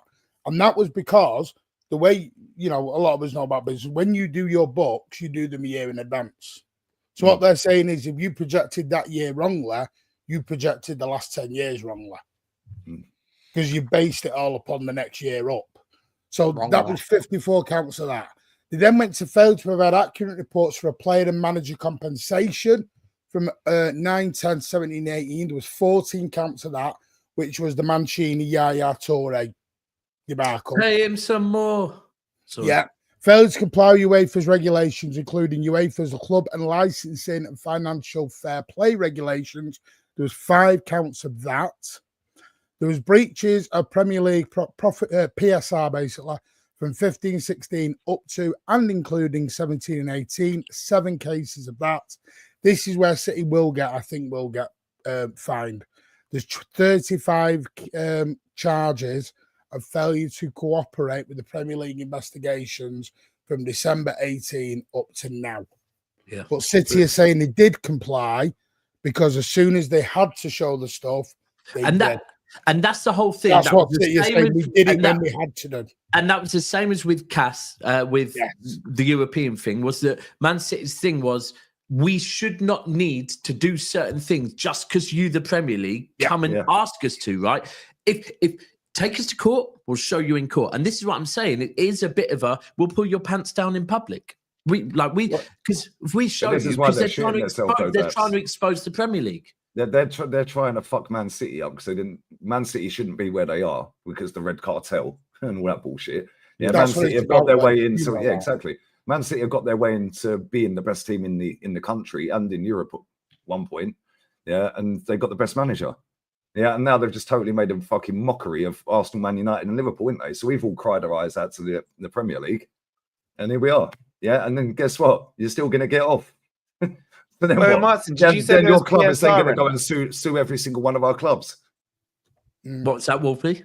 Martin, did you say just for the last one, was there PSR charges in there? Did you say breaches of Premier League PSR from 15-16 up to and including 17-18? Do you know what he's going to baffle me, by the way? You know, the first one, the obviously going up to failure and all that. I don't know how they're going to do it because FFP didn't actually come in the Premier League till around 2012, 2013. So I don't know, going to backdate 4 years when there was no rules to anyone. When City first got taken over in 2008, it was the same as every club. You only just put money in and you spent. Yeah, PSR came in 2014. If I remember right. I don't know where they're going with this. Yeah, but if you reach PSR within there, if they've hit Forest and Everton with that last season, and they tried with Leicester this season, the thing is, can they backdate it? Like that wouldn't be a fine. That would be points. No, they're not going to do that. They look stupid. They look stupid because why would they? No, they would have to. If you've breached PSR and they've gone and they've deducted Forest and Everton for PSR breaches, they cannot then not deduct you. No, what you're saying is it's the period that they're looking at. They're trying to look at a period when there was no actual rule in place. The rule was there. It wasn't enforced. It wasn't enforced. The 15-16 one, yes, possibly, but it won't just be. You got to remember, this is not. If City are guilty, this is not just a points deduction job, and away you go. They could throw anything at us. Because what I'm saying though is that the only thing we know what we have precedent for within what you just said on those charges, is that section on PSR. You get me? So sorry, can I just say something? Real quick, yeah. So someone just said it's because Everton got charged and Forest got charged, yeah. Could you imagine if City somehow win based on these ones in particular, that ultimately, no, you can't look at that because of the rule. And then you silly fuckers have gone guilty against something that actually you could have argued as well. No, we did argue it. But no, you know what would happen? You know what the best scenario would be is if you're guilty for PSR and then you lot come out and say, open those red books next to you, Cass's books. Let's go and see their PSR shit. Let's see their 40 million fucking. Would they then have to go and look at your cases if certain things happen in this case? The thing is, it wouldn't matter, would it? Luton was so shit that Everton and Forest were going to survive whatever. Yeah, true. Yeah, very true. Yeah, so it's like Everton pulled their appeal once they were far enough ahead of Luton that it didn't matter. Really see this happening? Because think of it this way. The PSR one, yes. because they're showing double standards if they don't. But why? Because how do you know we brought PSR? If we're guilty on the PSR, then yes. But for me, the PSR one can't be because the first one has to hit for the PSR one to hit. Because City were making more money than we were winning. We were winning Premier Leagues year in year out by that stage. We were already on the winning trail. Yeah, I hear what you're saying. I mean, if you reach PSR with your turnover, then fuck me, man.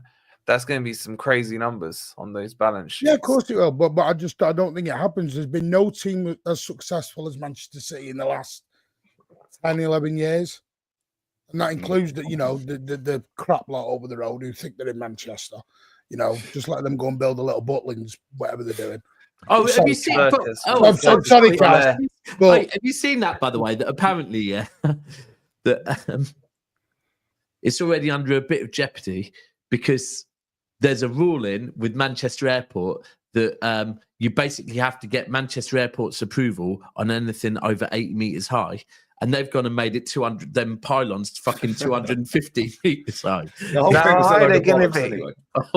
whole thing's a load of bollocks. He came out and done an interview saying they're skint. The next day, they're linked to players and a new stadium. Yeah.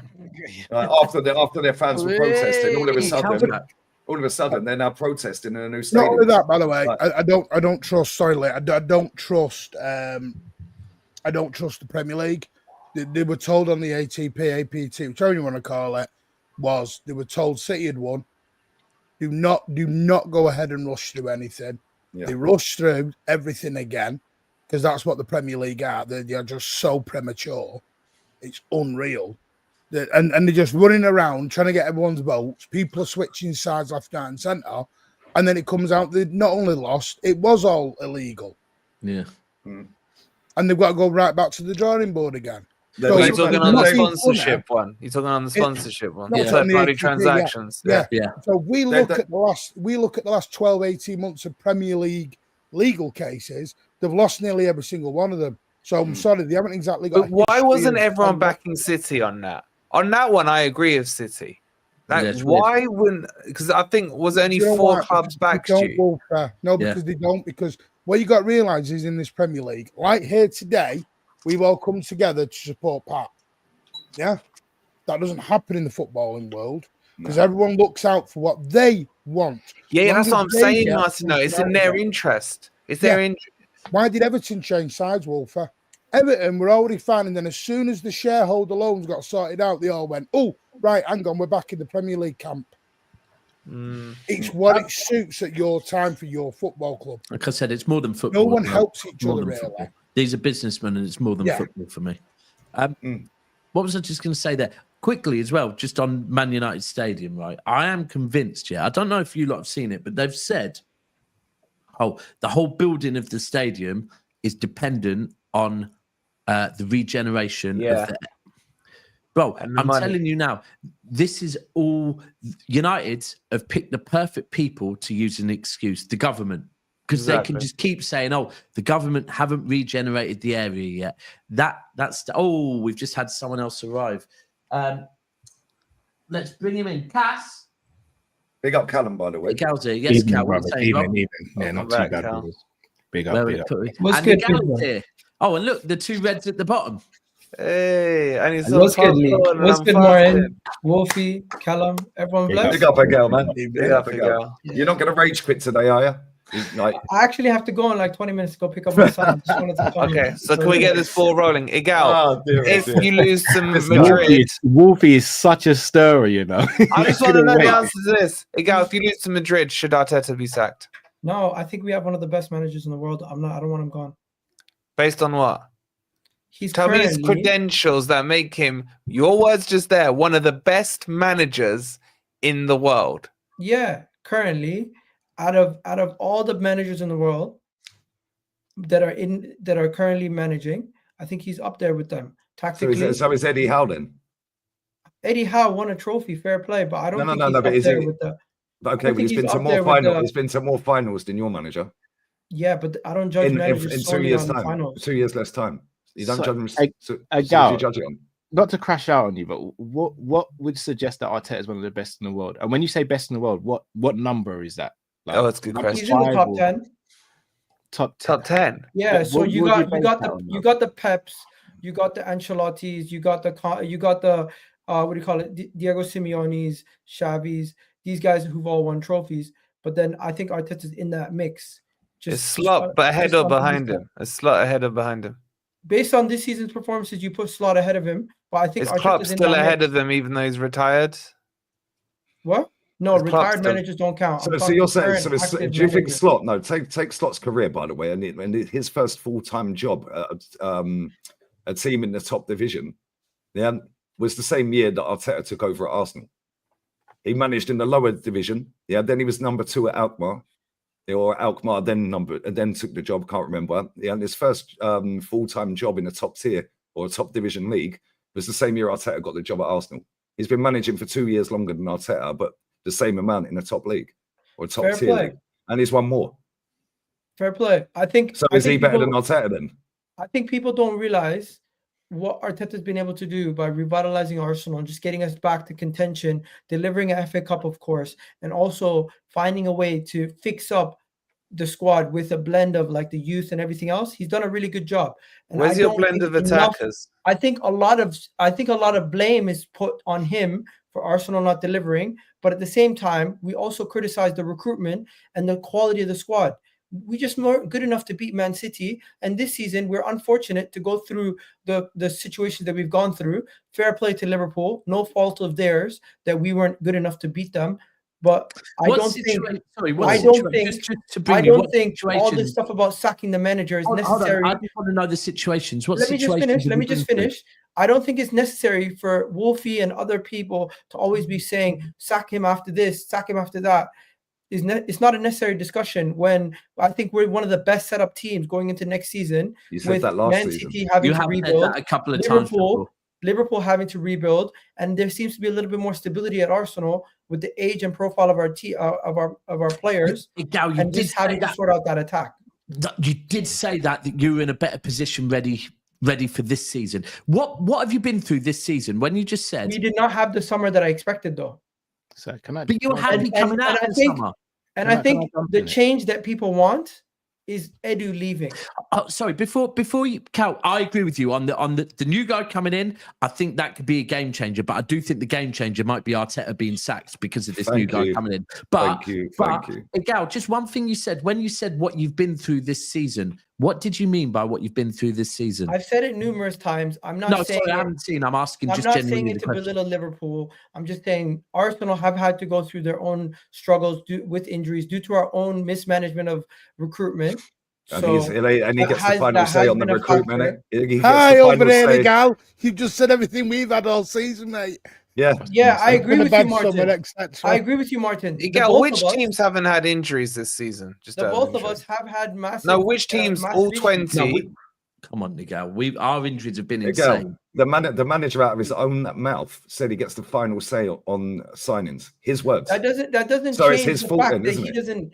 That doesn't change the fact that he doesn't have the final say on how much money we spend. Well, he knew that we had 80 million to spend, and he spent it on a left back who can't fucking defend, and a midfielder who's now up front. I think Mazu Skelly's development has changed. But I'm not talking about Skelly. I'm not talking about Skelly. I'm talking about Skelly. I'm talking about the 80 million quid he could have spent on Gyökeres. Wasn't Skelly meant to be a left winger anyway? Left. I think we wanted Sesko in the summer, but number 8. he chose not to come to us because we didn't give him the guarantees. And honestly, the guarantee, which is why no strikers of any note are going to join us, is because 29 plays up front. I respect the fact that we don't lie to the players that we recruit, unlike Chelsea, where they lie to people and they tell them these kind of minutes are going to be given, and then they show up and they're shocked. You don't lie to them. So when you bought Kai Havertz, did you tell him you were going to play him up front or in midfield? When he came, he was originally signed as a midfielder. No, he wasn't. So he was lied to. Hold up, Wolfie, because the girl loves to do this. Yeah, well, he never said that at all. He was asked in a press conference, and I do the press conference reactions, and I've got a big forehead, pause. Right? I remember a lot of this stuff. This manager was asked in a press conference, where are you playing him? He said, we haven't decided yet. We don't know. He then said, after he was dropping stink, thank you. So he was then asked after about 5, 6, 7 games with him dropping stinkers in midfield, about his performances. He also said in that press conference, the next one, when he was asked again, he said, we've got to give him 55 games before we can judge him. Why? He's no, lucky he got said we 55 have to games. give. He said we have to give the team 55 games. Nope, it was about Kai Havertz. Fuck, I said no, he said the midfield. No, partnership. he said we have to give him 55 games. No, he said the midfield We have to partnership. find it. Come on, find go. it. Go find it. And if you're wrong, you're not going to tell us. Well, I will. Gal, I can't look. I don't think Arteta is a crap manager, but to put him in the top 10, by the way, neither do I. To put him as a top 10 manager in world football when he hasn't won anything apart from the FA Cup. Hold on, let me land, bro. And he spent the amount of money he spent. I know you're going to say, look, he built them from where they were to where they are challenging now. Klopp did that with way less of a budget, but he wasn't given the time that Arteta was given to not still achieve something. Fact of the matter is, you pushed City close last season and the season before, fair enough. Everyone, including myself, said going into this season, Arsenal win the league because I don't see how City can sustain this, especially with the lack of transfers they did in the summer. I said Arsenal are best positioned to sort that out and win the league. Liverpool Football Club signed one player in the summer, Federico Chiesa, who's barely seen the football pitch. We are using the same set of players that we used last season that fell short, but yet we've put a double points tally ahead of you guys this season, and we're in March. Gal, if Arteta's the manager that you say is, that should never be happening. I'm not sitting there saying the Premier League's a guarantee for him, because anything can happen throughout the season. He should not be as far away from Liverpool as he is. Yeah. I'm sitting there telling you as a Liverpool fan right now, this ain't the Liverpool team of 19, 20, 18, 19, and the quad chasing season. We were a team this season that you could apply pressure and potentially catch. I'm not saying that you would have, but you could have caught us. If we're looking at the previous seasons and you're looking at the previous teams we had on the clock, you're not catching those teams once we get a league. City's the only team in that conversation. The fact that you guys are sitting here and you've spent so much money, this is completely his team and his squad, and you've not achieved anything. You can still win the Champions League. I think it's unlikely, but it can still happen. So you can't rule it out unless it doesn't happen. The fact that you're sitting there saying he's a top 10 manager, in my opinion, the guy is crazy, bro. When you look at what other managers have achieved on less of a budget, less time and less resources and less personnel that they have to their disposal, he has messed things up for you guys in terms of his player management, his player recruitment, and his tactics. I remember the season before last where you guys were playing free-flowing football and you were putting teams to the sword. Last season, you started to be a bit more pragmatic, but you're still putting teams to the sword. This season, it's been completely opposite. You've gone into games to not lose as opposed to go to win. We went to Man City and we set up with a plan to win. You went to Man City with a plan to not lose. And that is a difference. Bro, me and Daps, we used to go back and forth about Liverpool and City all the time. I'm sure Martin can agree with me here. Hear me out. When it comes to games between Liverpool and Man City, when we're both chasing the league, it was you cannot lose away from home. But at home, you got to get the win, especially for Liverpool. City can get away with it because their consistency is absolutely phenomenal. Oh, but the context is there, Egal, because I get you've had injuries. Now, hear me out, Egal. I get you've had injuries, but you should have enough in that squad to deal with it. I'm not even going there. He's going to tell you we beat him at home. When you go back to the winning at home, winning away, you guys didn't beat us at our ground. We didn't need to. We haven't played you at home yet. You did play us at our ground. No, that's why I said we haven't played you at our ground yet. We win at home, don't lose away. We beat Man City and Liverpool at our ground last season. The issue has never been the top 6 teams. The issue for us has actually been the other teams, like the West Hams, the Fulhams. Yeah, but that's a given, Igal. That doesn't even need to be said in a title race. And that's down to the management and the management of the players, Igal. The mentality is not right. I think Arteta's reputation amongst football fans is different to amongst experts and people who actually work in football. What is his reputation? No. I'll tell you why. If you ask any person who works and does the day-to-day football analysis or management at any club in the world, they would definitely tell you Arteta, based on recent performances, tactics, influence over a football club, he's definitely amongst the best in the world. Okay, let me sorry, Lee. Although he has not achieved what other managers have achieved, he's already shown in such a small time with the influence and the impact that he's been able to have at Arsenal and in one of the top leagues in the world, go up toe-to-toe against one of the best teams and the best managers in Pep and Man City. And fall short. Egal, I'm going to ask one question. If I said to you right now, Darwin Núñez is going to be Liverpool's striker next season, what would you say as a rival fan? Would you be happy or upset about? Would you be happy or upset about that as a rival fan? Happy. I'm telling you, as a rival fan, if Arteta is your manager next season, I'm happy. Thank you. And you want to know something? If what do you call it? You guys have the same season you had this season with no Mo Salah and no Van Dijk, you're gonna lose. Yeah, I agree. Okay, would you have said that? First and foremost, I was right on what I said about 55 games. His words were, Arteta once said that he will need 55 games so as he can understand the system and style of play so we can get the best out of him. His words. Thank you very much. But anyway, when PSG had Mbappe, Neymar, and Messi, Messi, and Neymar, yeah, would you say that they were a better team than they are now? Who? PSG. When they had Mbappe, Neymar. No, they're a better team now. Right, okay, so cool. They're a better team now, but they had Messi, Neymar, and Mbappe in their team. Yeah, so this is exactly the same with what we're doing at Arsenal. Get rid of the manager who you deem unbelievably good. So let's say he is unbelievably good. Go and give it to somebody like Eddie Howe. We have more chance of fucking winning. Because I don't care what it looks like. Yeah, win me something. I am bored, mate. Yeah, honestly, I am bored. I found your quote. You actually misquoted Arteta once again. He said, well, that's on Just Arsenal's website. When they play 55 times together, it will be a better, and it will flow better, and they will understand each other better, and we will. You shouldn't need 55 be able games to dominate. Okay, more. So after that 55 games thing, because that was on Just Arsenal website that I read that from. So if it's wrong, it's wrong. Well, if that's 55 games, yeah, right, in all competitions, let's say that's a season, yeah.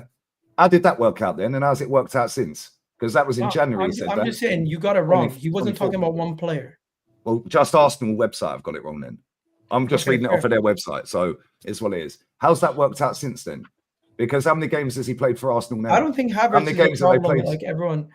I don't think Havertz is a problem as much as everyone says he is. We're not going to have him as a main. 55 games. If we do what we're supposed to do in the summer, we're not going to have him as a week in, week out starter. Okay, fantastic. How comes Timber didn't need 55 games? No, because Timber, we already know what Timber is capable of. How comes Ethan didn't need 55 games then? Ethan's a youngster, he's still getting embedded in. Lewis Skelly did need 55. Lewis Skelly ain't needed 55 games. And I guarantee you're shoehorning him into a combined 11 against Madrid. Yeah, exactly. Can I say something? Hang on, Lee. Can I say something? Right? Sorry, I was listening to half of that while I was making some food. Gal, whenever I watch the debates, like with you and Lee and you and other people, the thing that screams to mind is I love how passionate you are about the manager and about the club. I think that's brilliant. Right? I'm not knocking that, but a lot of it seems like copium because of the failure. And what I mean by that is, when you say things like you want to put Arteta in that conversation as these best managers in the world, and he's up there, blah blah blah, it's not based on any factual evidence. He's done well. As I said before, I think he's done well to steady the ship at Arsenal, to get you going up to second. But the fact is now, this is 3 years in a row you're going to finish second if you do this year. You're not as good as you were 3 years ago. You're not as good as you were last year. You've actually dipped in both years in terms of performance. In the transfer market, it seems like this guy doesn't want a striker. I don't understand, and this isn't my fault. This isn't about me being Spurs. It's just me being a football fan. I don't understand how you can watch 5.5 years of this guy and still praise the way you do. Either your standards are in the gutter, yeah, or you're seeing something with Arteta that the rest of the football world are not seeing. And last point I'll make, when you said there about if you speak to professionals from football clubs, that is not true in any way, shape or form. I've got friends that work for multiple football clubs across this country, yeah? And when you speak to them about football, they don't speak in glowing terms the way you do about Arteta. Callum was 100% right. For 2, 3, 4 years, yeah, where you've been behind City, I've been the one person, whether I'm right or wrong, Lee might tell me I'm wrong, Wolfie might, and Never Foul might. They'll tell you what, I have said this, though. I always said Arsenal shouldn't be winning the league because City are that damn good. I've always said that. You shouldn't be winning the league. So when people like Lee are going, no, it's failure, I'm going, no, you shouldn't be winning it. But this year, City have fallen off an absolute cliff. City have fallen off an absolute cliff, right? And you guys should have been that team in pole position to take that title away from them. But a Liverpool team that have signed I'm not even going to count Chiesa. I can't remember seeing him play a game, right? Liverpool team that signed no one with the same squad as last year are pissing all over you. Like, surely you see, well, we're not that good and the manager's not that great and it is time for him to move on. I honestly look at it the opposite. I think Arteta has done an outstanding job, and this has probably been his best season as a manager because he's had to deal with so much adversity. He's had to deal with so much adversity. And in order, wait, let him finish. You guys are laughing. But, check the rear view mirrors, the girl, bro. Check the rear view mirrors. It's easier for you to manage. It's easier for you to manage 2023 when there's no expectations and you don't have as many injuries. It's easier for you to manage when majority of your team is fit and you now do have the expectations, but you are still able to turn out results because you have your best 11 available. This season, what he's had to do without having his best players available, without having his best 11 available, without having his best midfield, best attack, best defense at certain parts of the season, and to still get us third in the Champions League. We still have a I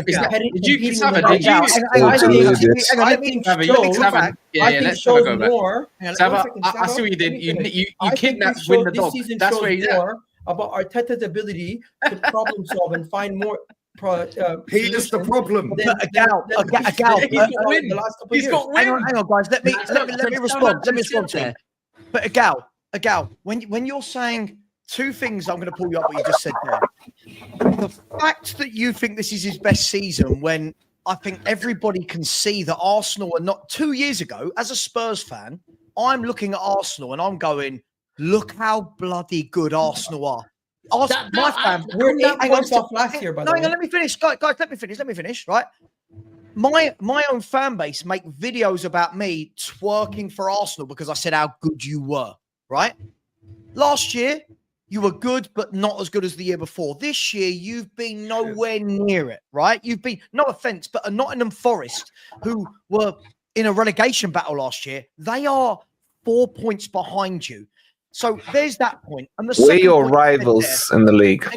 Hang on. And that bit there about problem solving, Gal, dude, listen, I know I don't like the word delusion, but if he was to problem solve, you can't claim injuries and then problem solve in the same sentence. Right. Because if you're using the injuries, then what you're saying is he hasn't actually found a solution to any of your injuries. 1 second. Go on. Were Man City not also going through injury problems? Did Pep find solutions? No, he didn't. Who's got more chance of winning the trophy? Who's got more chance of winning the trophy this season? Man City or Arsenal? Who's got more chance? The Champions League, right? Hold on, I just want to talk on the Champions League. Hold on. When you say you finished third in the Champions League, Gal, yes. When you talk about the Champions League and say you came third in the Champions League, but yes.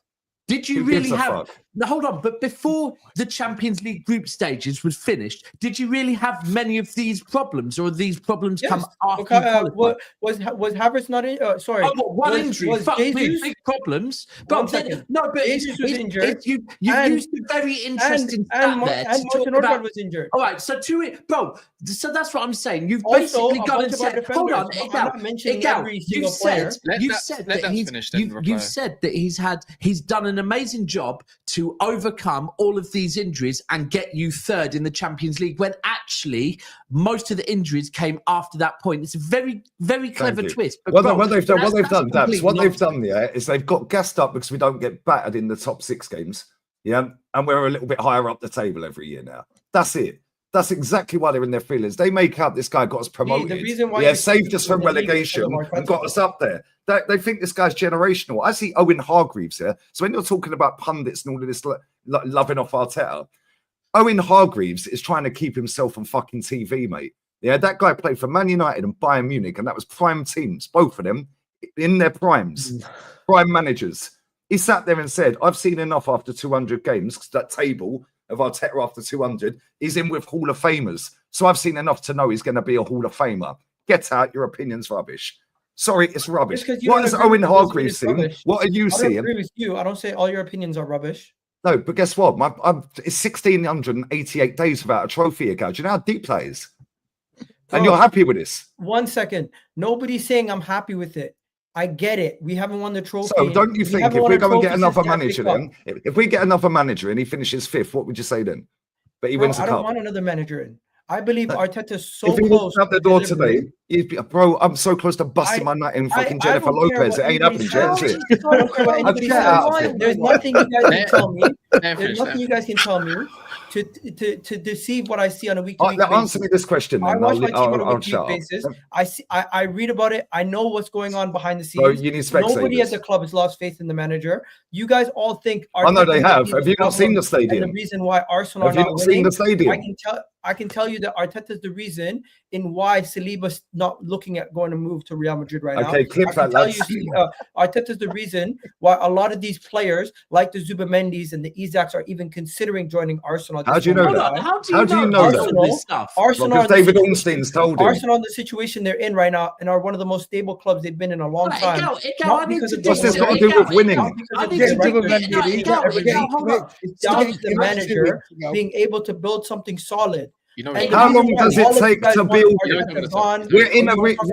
We are in a rebuild. We are in a rebuild within a rebuild. Yes, we are in a rebuild. And can I just ask you one question? I'll shut up. We're not in a rebuild. If he walks out the club today, okay, whatever, cool. If he walks out the club today, who do you want to replace him?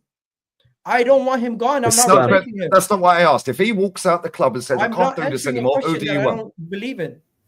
Because last time when we was on Fox's channel, you said Ancelotti. I don't want to sack him. You said Ancelotti before. Sorry. I don't want to sack him at this moment in time. I didn't sack him. I said if he walks out and says I quit, who do you want? If he quits, that means we didn't sign a striker, we didn't sign a left winger. I don't care why. If he walks out, yeah, you sound like my missus. Yeah, you're diverting all around the house. Just give me the fucking answer. Yeah, if he walks out the door today and says, I quit, who do you want? I don't want nobody right now.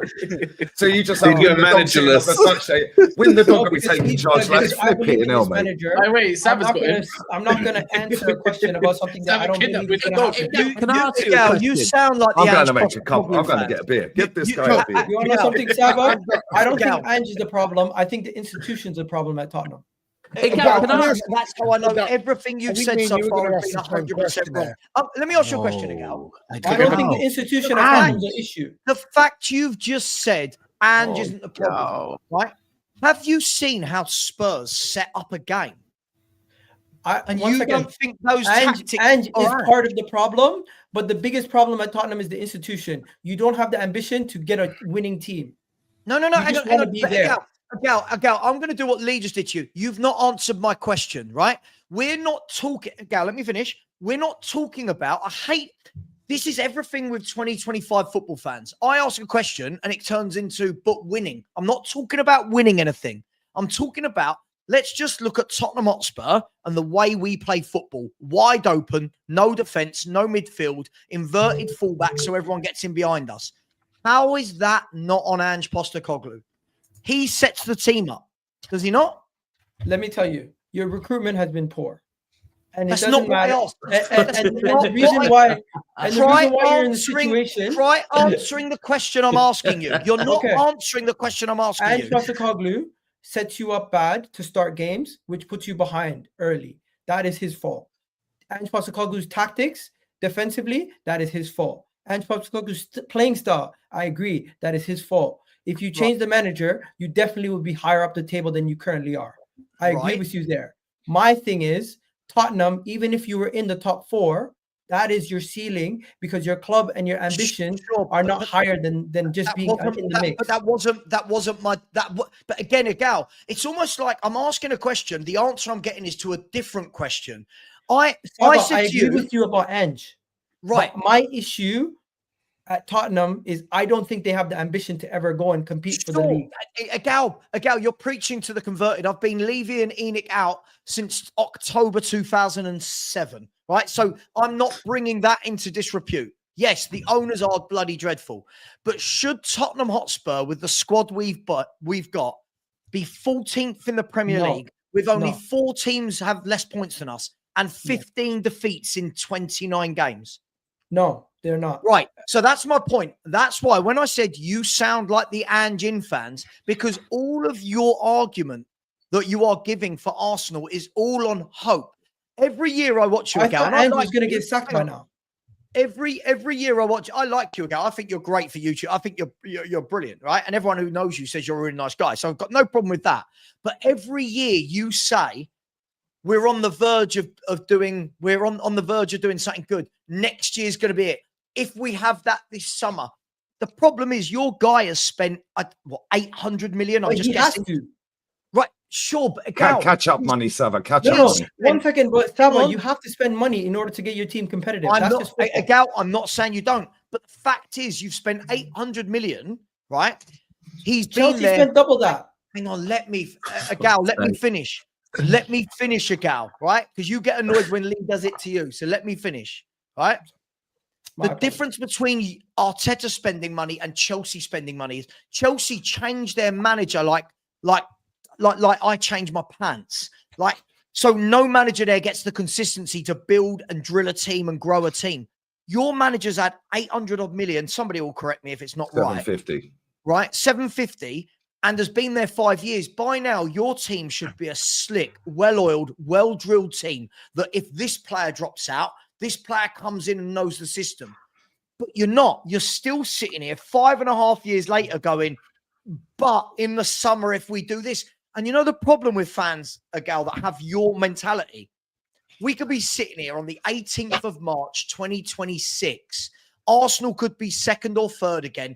That many points off the top. And you will still say, but injuries, but this, but he's got the backing, but pundits say this.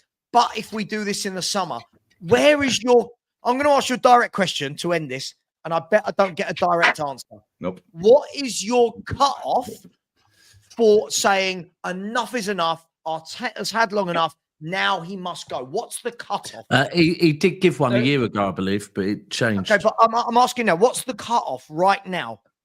My cutoff right now is to see how we address this window. If we address this window poorly, then my cutoff is literally the window. Because if I feel like we're not good enough coming out of this upcoming window, I don't think the manager. It doesn't matter how much I rate Arteta. I feel like the board are letting him down. And at that point, it's always someone else's fault. No. But again, not the board. I'm asking about Mikel. This is really simple question. I don't think Arteta. Example, let me tell you, my cutoff with Ange Postecoglou was 18 months ago. I have not changed my mind since. He's shit. I want him out. Right? No, but what is your cutoff for Arteta? This is such an easy question. Sava, it's one of those things you just know. I don't have a specific date. I don't have a specific. I don't have a specific metric. I don't have a specific metric. I'm being honest. I don't have a specific metric. It's more of a thing where when I get there, I'll know. It's not a thing where it's like these objectives have to be met for me to be wanting to. If he gets Isak, Nico Williams, who's a scrub.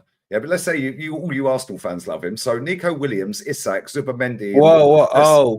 Him. I thought you meant my Nico Williams. Sorry. No. Let's say we get them 3 players, yeah? And we get another defender. And let's say we get another defender, yeah?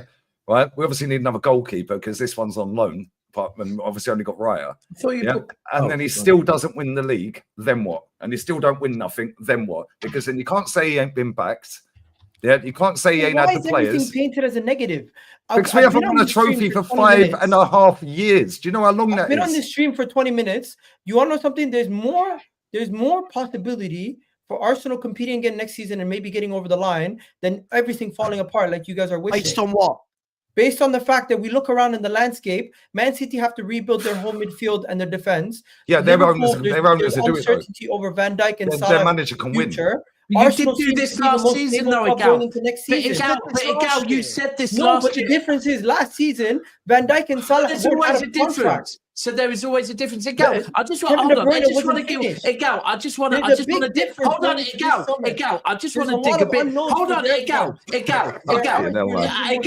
Gal. Hold on. I just want to dig a bit deeper. Hold on, because you're talking about unknowns on our clubs, and it brings me to what I thought I heard from you was knowns on your clubs, and genuinely, I'm asking you, bro.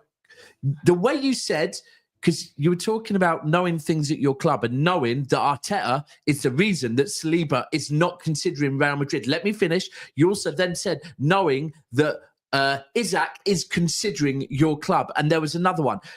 But are these all things? Because whereas you're saying they're unknowns on our club, are you saying these are known facts? All three of those are known facts to you, that Saliba apparently is staying at your club, 100% doesn't want to consider Real Madrid. Are you saying that Isaac really is considering Arsenal? And are you saying that Zubimendi is also really... Are they all definites for you, but then with us, they're unknowns? Imagine trying to rebuild the Royal Sociedad midfield. I don't think there's anything is a good enough manager for Sociedad. Having to rebuild their defense and their midfield. I agree with that one. I don't think there's anything unknown. Hold on. So you do? Do you know as a fact? I don't think there's anything unknown about Van Dijk and Salah and Trent's future at Liverpool being. No, they are. No, but hold on, Egal. Don't just address. You see what I'm going for? No, Egal. Hold on. Don't just address one thing. They are unknowns. I'm addressing all they three are unknowns. Right. So firstly, although I have an opinion on Trent, Van Dijk, and Salah, they are unknowns. Yeah, factually, all three are unknowns. Right. Yeah. What I'm asking you is the fact that Isaac, Saliba, and Zubimendi, are they all known facts to you? 1 second. First of all, Saliba, he's an Arsenal player. He said it himself. He wants to stay. Real Madrid can't afford. Sol Campbell said the same. Real Madrid can't afford Saliba at this moment in time. We're not no pushovers. Sol Campbell said he wanted to stay at Tottenham. The next day he was holding the Arsenal shirt. Guys. Arsenal are not the same. They're not only just admit these are all unknown quantities to every single one of us. Saliba himself, out of his own mouth, said he's not interested. Your manager said he gets the final say in transfers, so why are you blaming the ball? Now that's one. Number two, Zubimendi. Basically, David Ornstein. I've heard him say David Ornstein, the biggest waffler in the game. That's my source on that. And then the final one, Isaac, there's no unknown. That one is not guaranteed. But don't Liverpool one. Isaac joins Arsenal. There's no guarantee he leaves Newcastle. There's no guarantee he joins Liverpool. That one right there, I'm just saying Arsenal are interested in him. And Arsenal that isn't what you said. Quick one. Who's that really shit German midfielder that City are trying to buy? Who is there? No, he's amazing. Florian Wirtz is amazing. And if you get Florian Wirtz, and he might be the case. And if you get all your players, but then that's going to be in the mix. No, but then Egal, that is my point. That I think Liverpool and Man City need to buy way more players than Arsenal. Egal. Yeah, but Pep Guardiola's a way better manager than Arteta. And we have know-how. And we have know-how. And we have know-how doing this. But Egal, my whole point. If Pep was so great, why didn't he fix his team since January? You spent 200 million. Can I it's what you call loyalty. It was blind loyalty and sentiment because he just won 4 in a row. The way you've lost 4 and 5 in a row. Fair enough. You guys have kept winning. You kept winning, and then eventually your team decayed to a point. Can I ask you? One sec. Who's got more chance of winning a trophy this season, Man City or Arsenal? Man City, because they're still in the FA Cup. Thank you very much. So everything you've just said for the last 10 minutes, complete waffle. It's not waffle. Well, it is. They can win the FA Cup. They ain't winning the Champions League. Man City, after what they've done this last 8 or 9 years. Can you see what I'm going for, Sava? Man City are having a terrible Millions season. like this in our fan base. It's for me, it was just a case of that when you're listing things in your defense, it's all facts. But then everything else with everyone else is an opinion. It's not all facts. No, but you went through it, and even when I gave you my logic. All right, but you can give your logic, but when you're first listing it off, you're listing it factually, right? But then you're not willing to do the same with any other club. Yeah, because Ornstein's told him. Ornstein's told him. We've only been speaking about Arsenal here in Tottenham. Because the whole thing is, Martin, when you're saying City going to take a lot longer, they're not going to get the players. Martin could literally now list. I never said that. Hold on. I said you have to rebuild your midfield and defense. I never said you're not going to get them. Okay, but Mike could sit there and list 10 of the best players in the world and go, we're going to get them all, right? It doesn't mean it's a game changer. But it doesn't mean it's a fact. But you list it as an argument like it's really going to happen. Whereas if we're doing that, last summer, I heard everything come out of your mouth about why you were going to win the league. None of it came true. Because of unprecedented circumstances. Fair unprecedented circumstances. Anyways, well, guys, you mean no, you ain't going nowhere. No. I gotta go pick up my son. No. Combined 11. Combined 11 real quick. Combined 11. Because we've done ours. Can I say one more thing though? No, don't do the combined 11. We've done ours. Do that. He's got to get his son, to be fair. My boy, congratulations. Liverpool going to win the league, but you do realize this might be the end of the road with Van Dijk and Salah. All right, can you do your combined 11 quickly? Yeah, I forgot Arsenal in a better position than Liverpool. Do you agree? Oh, Gal, honestly, bro, I'm just looking forward to May to celebrating the parade, my bro. Honestly, you do realise we're going to have to give him the second guard of honor, by the way, under this manager. Hey, they might bottle a couple more games, and next thing you know, no guard of honor. Yeah, the next thing you know, we'll bottle it to Fulham on April Fool's Day, and you'll look the fool. I'm not saying that we're going to win the league. I'm just saying they might not secure the league until like the second last game. You never know. Yeah, maybe not. But this one's quickly addressed. Quickly do your combined 11. This is addressed to you by Robert Tino. Gal, why you can't Champions League titles? Run the combined 11 again. Big up the Delulu Bottle FC fans. Shouted Toronto Maple Leafs. We've done our combined 11 for the game, by the way. I did my combined 11. Is this at this moment in time? Yeah. At this moment in time, the only Arsenal players that get in are one of the defenders, probably Gabriel this season, based on his performances. We agreed. Timber. We agreed. Declan Rice. No, we didn't agree. And that's fair. No.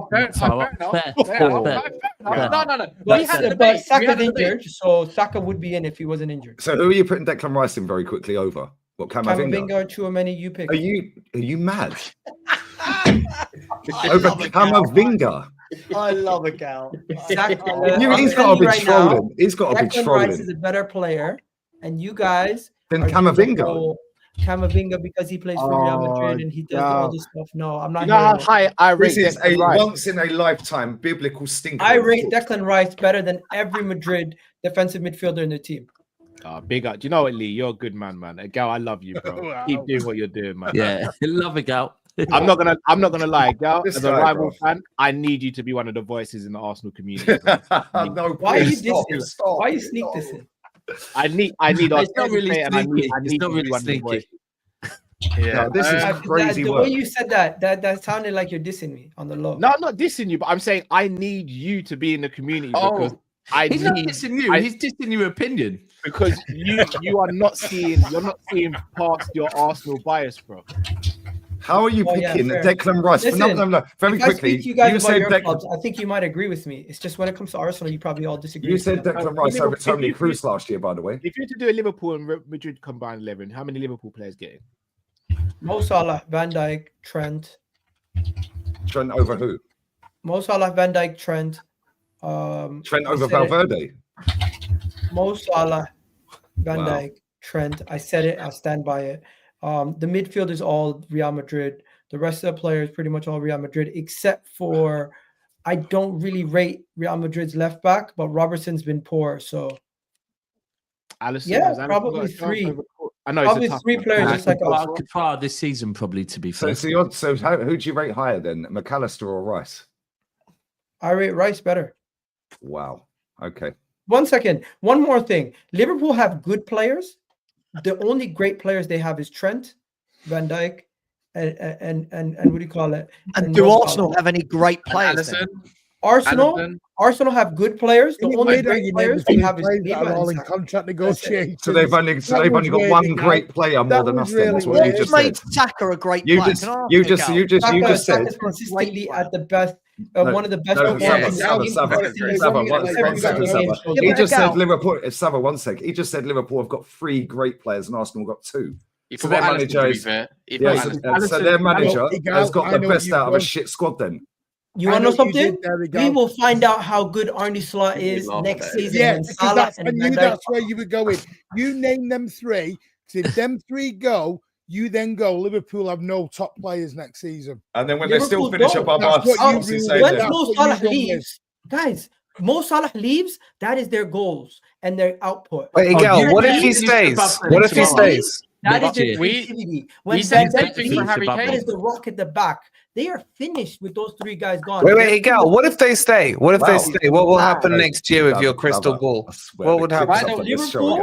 Liverpool keep Van Dijk and keep Mo Salah. They can stay competitive. They just need to find more creativity. Gal, where did you predict? Would you still win the league though? Would Arsenal win the league next season? If Liverpool and Man City do not get their act together this summer, Arsenal walk the league. So if so now it'll be Man City. So now it'll be Man City did 350 million. If Man City done 350, if we sign a striker and a left winger, and you guys don't fix your midfield, when do you get your act together, Gal? When do Arsenal get the league?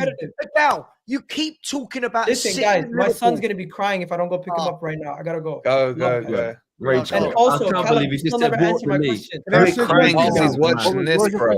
Gal, if you watch, Callum, by the way, Liverpool deserve to win the league. I'm not discrediting them at all. You guys deserve it. You've been better than everybody else. It's not your fault that other teams have fallen off, right? But if next season you guys don't compete and Salah and Van Dijk are out, it's going to be a problem. Right, you better win the fucking league. You better win the league, man. I've got an awkward question for Callum. Love a gal. Benjamin, big up from another stream saying for Patrick. Also, just want to say Liverpool's still the best in the Premier League. PSG win the Champions League, by the way. That's a great shout. I wouldn't mind it.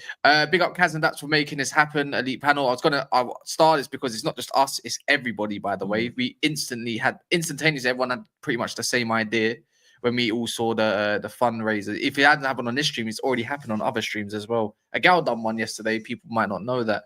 Lee done one as well. It was on my emergency meeting. I shouted it out and pinned it and all that. Probably the best. Regardless, it still all counts in it. So big up everyone. That's it. Nearly 17,500 now as well. Yeah, Ponzi just under. Yeah. Look over the horizon, FC. Zia says, my account don't allow me to donate with my currency on GoFundMe, but I hope this works, guys. I wish him a speedy recovery. Big up, Zia, man. As well.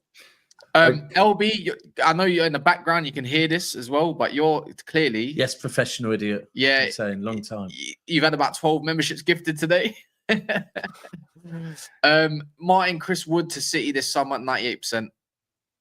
No comment. Not happy with that. I'm not doing the Chris Wood shit anymore. It's got to stop. This Chris Wood thing is following me around like an absolute hoodoo at the moment. It's got to stop.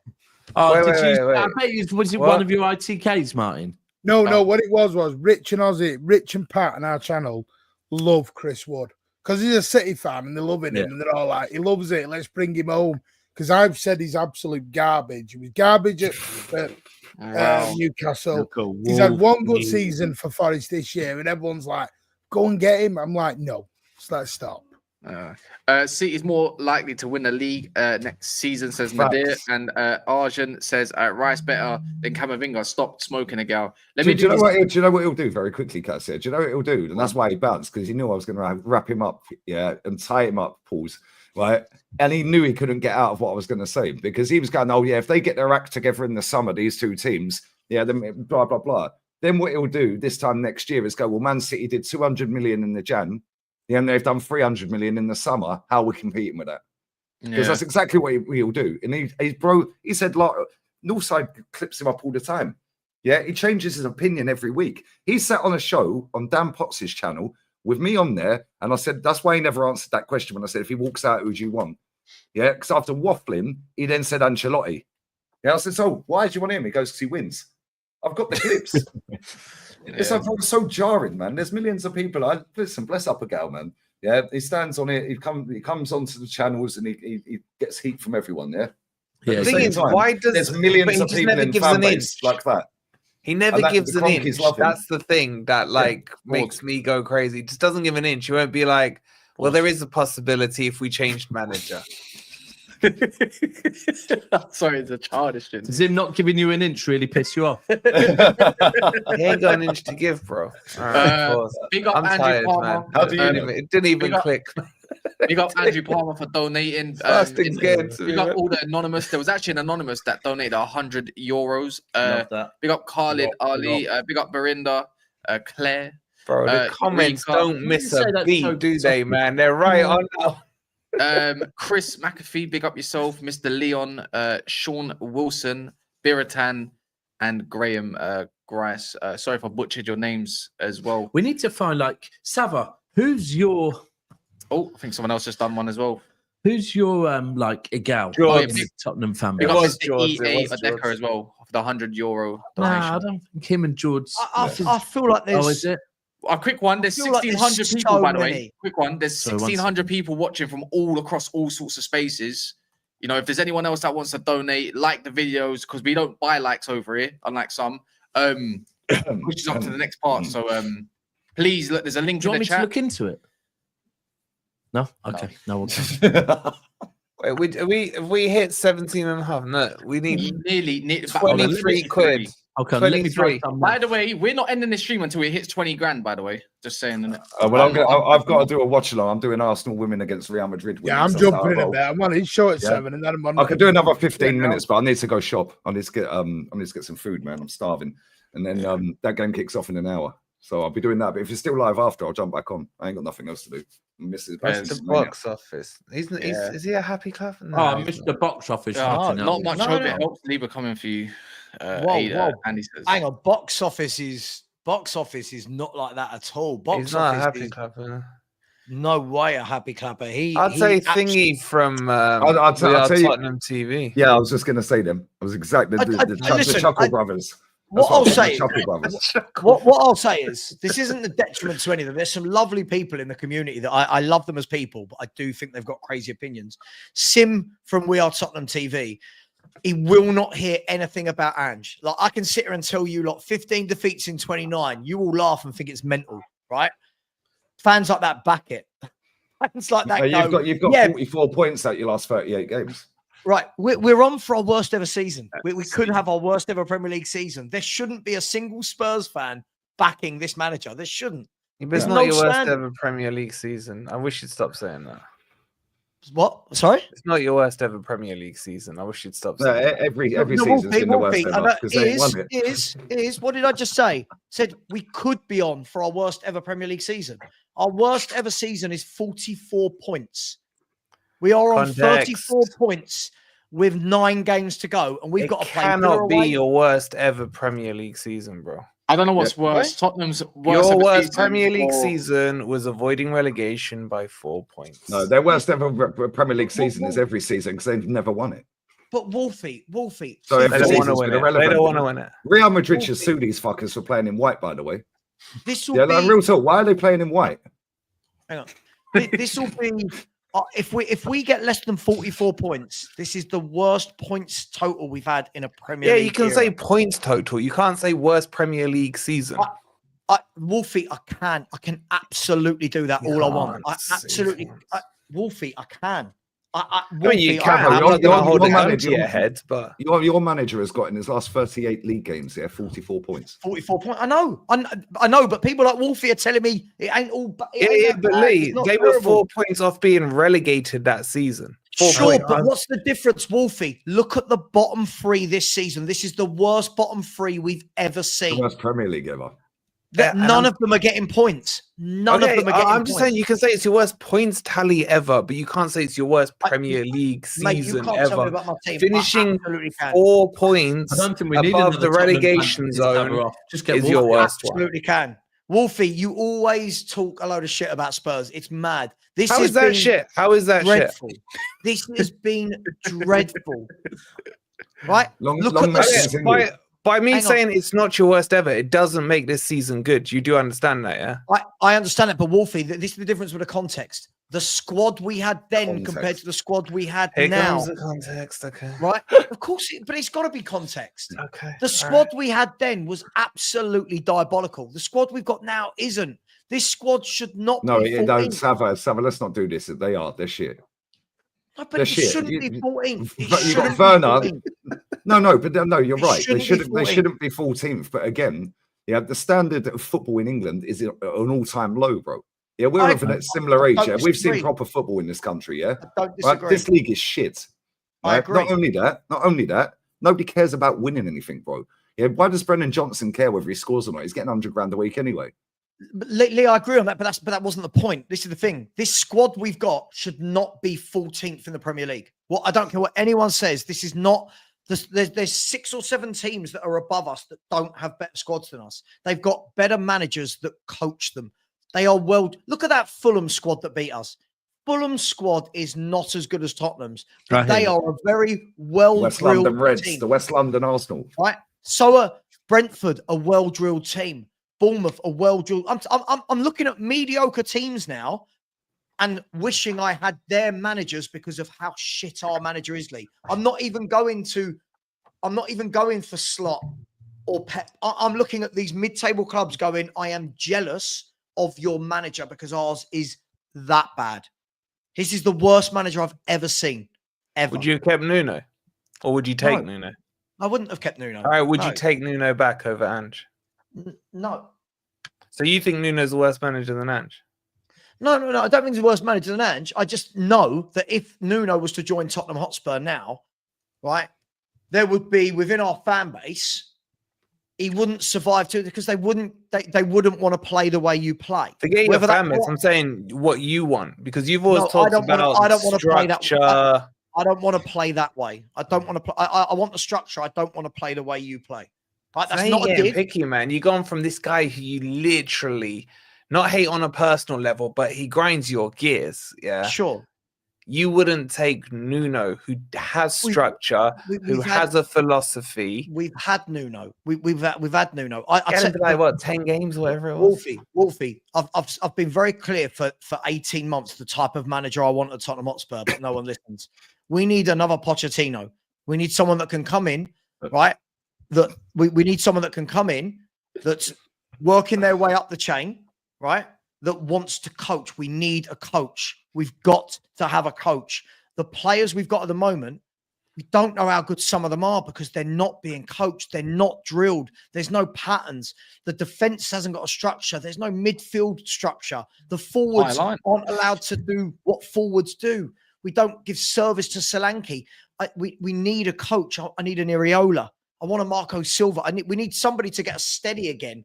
Then we can think about doing what we did under Pochettino, but hopefully one day come one. Sorry, what did you do? Oh, right. Oh, girl, you beat me to it, you bastard. But catch me. Listen, but you've got to remember from where we were then, Daps, to where we are now is just somebody summed it up brilliantly yesterday, right? On my show. They said a few years back, right, when we had Poch, when we had Harry, we were looking up at the Man Cities and the Arsenals and the Liverpools going, we're chasing them, right?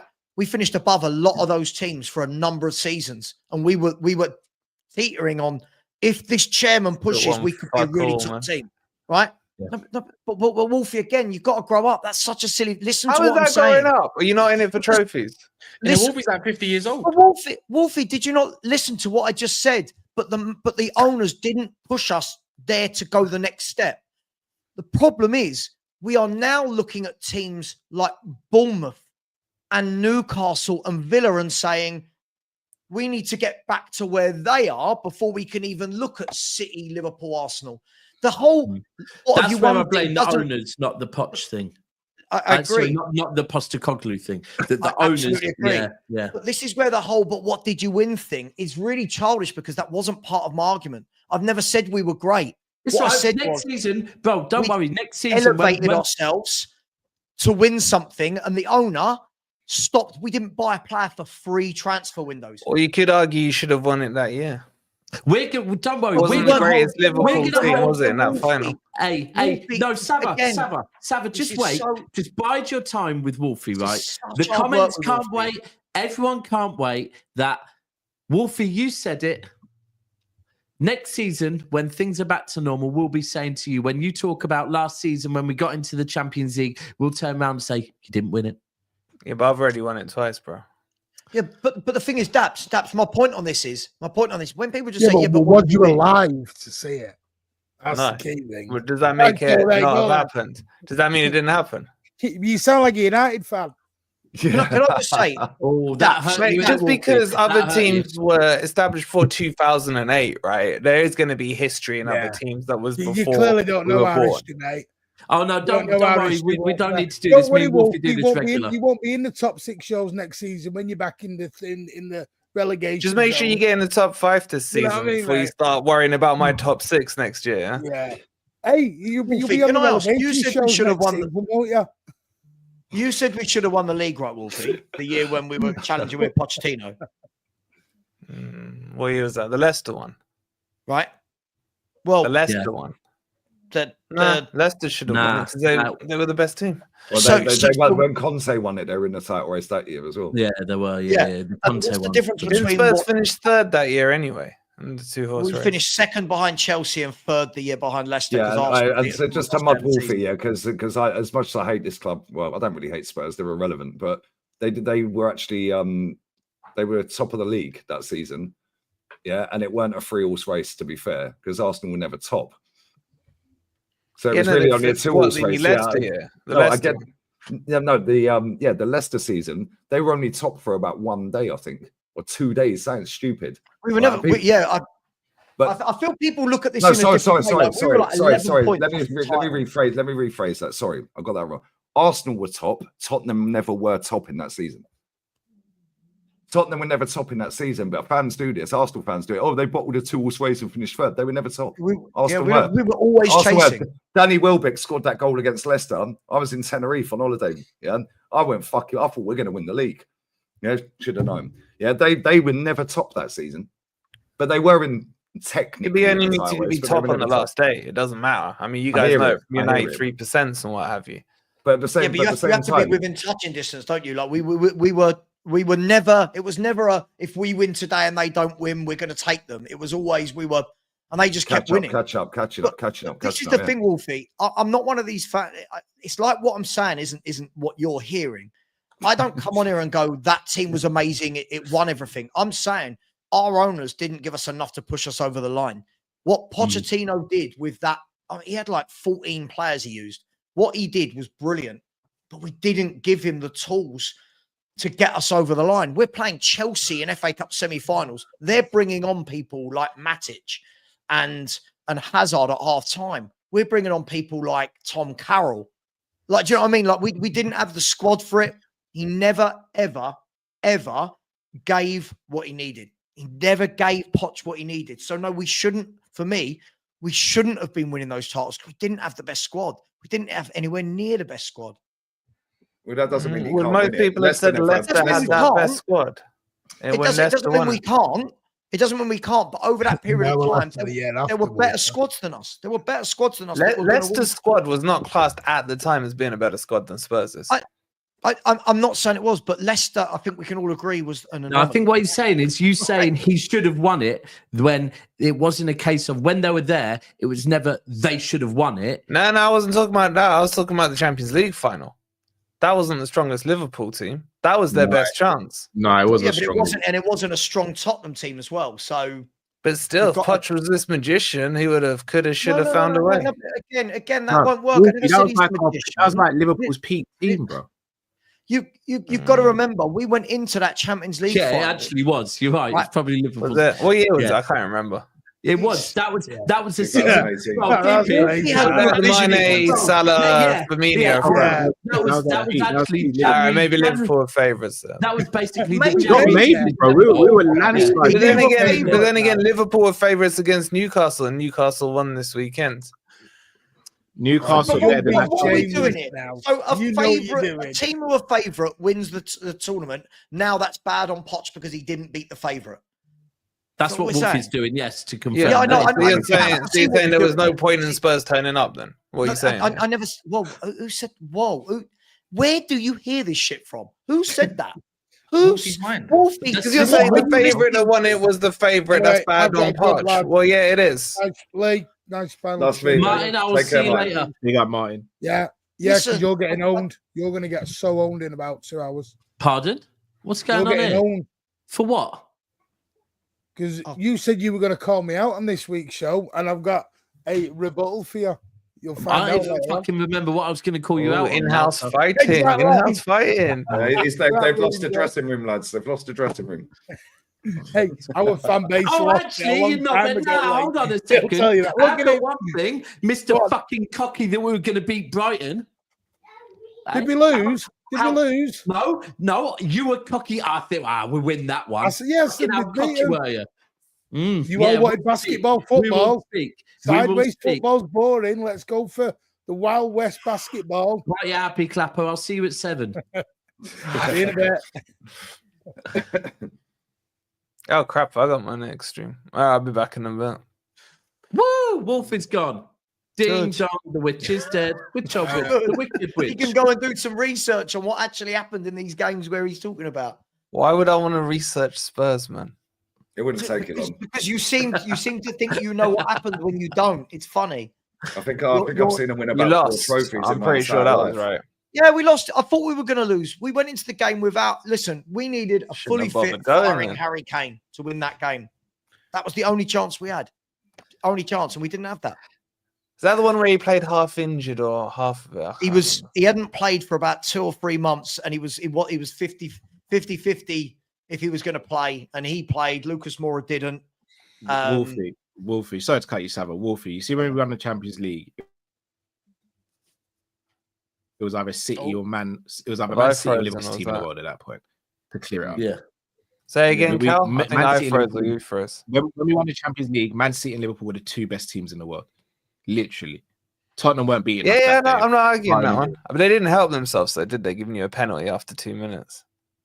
Again, yeah. Again, Sav, I'm not even saying this to be disrespectful. Unless it was a miracle, Tottenham weren't winning that game. I didn't think we were winning, mate.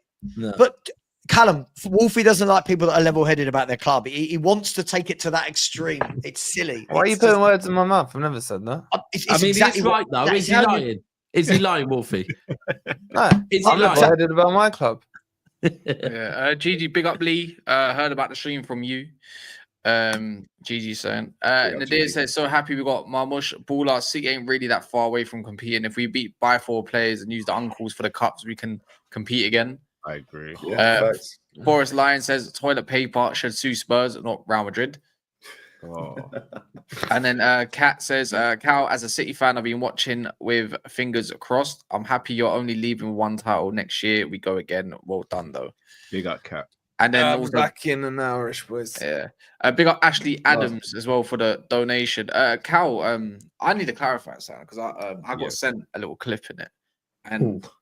And it's actually about someone else. You said that Hooks is different. This is on the title ratio. I was just trying to clarify. Do you think he's different off stream to when he's on stream, or who Hooks? Yeah, that's the way that was. No, Hooks is a troll on screen and off screen.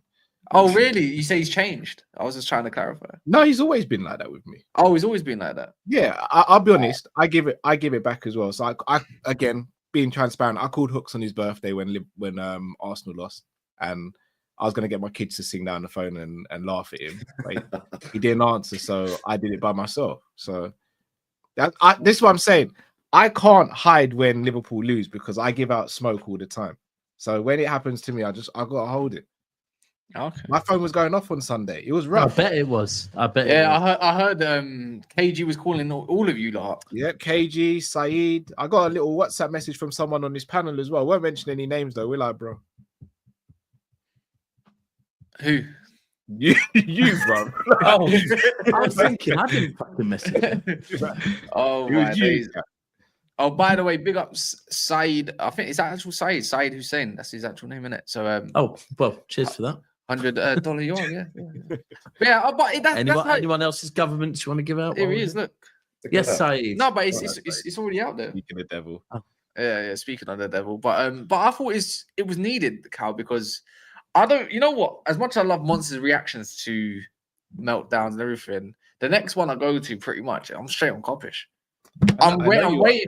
Drifty, who basically is the Drifty needs to be held accountable. He's the gal of the Liverpool fan base. He rates absolute meaty ballers, yeah, insane, yeah. Always got something positive to say until it all collapses. Drifty gets away with a lot, you know. Murder. It's because he doesn't go on enough other streams. And the thing is, Drifty, this is not recent.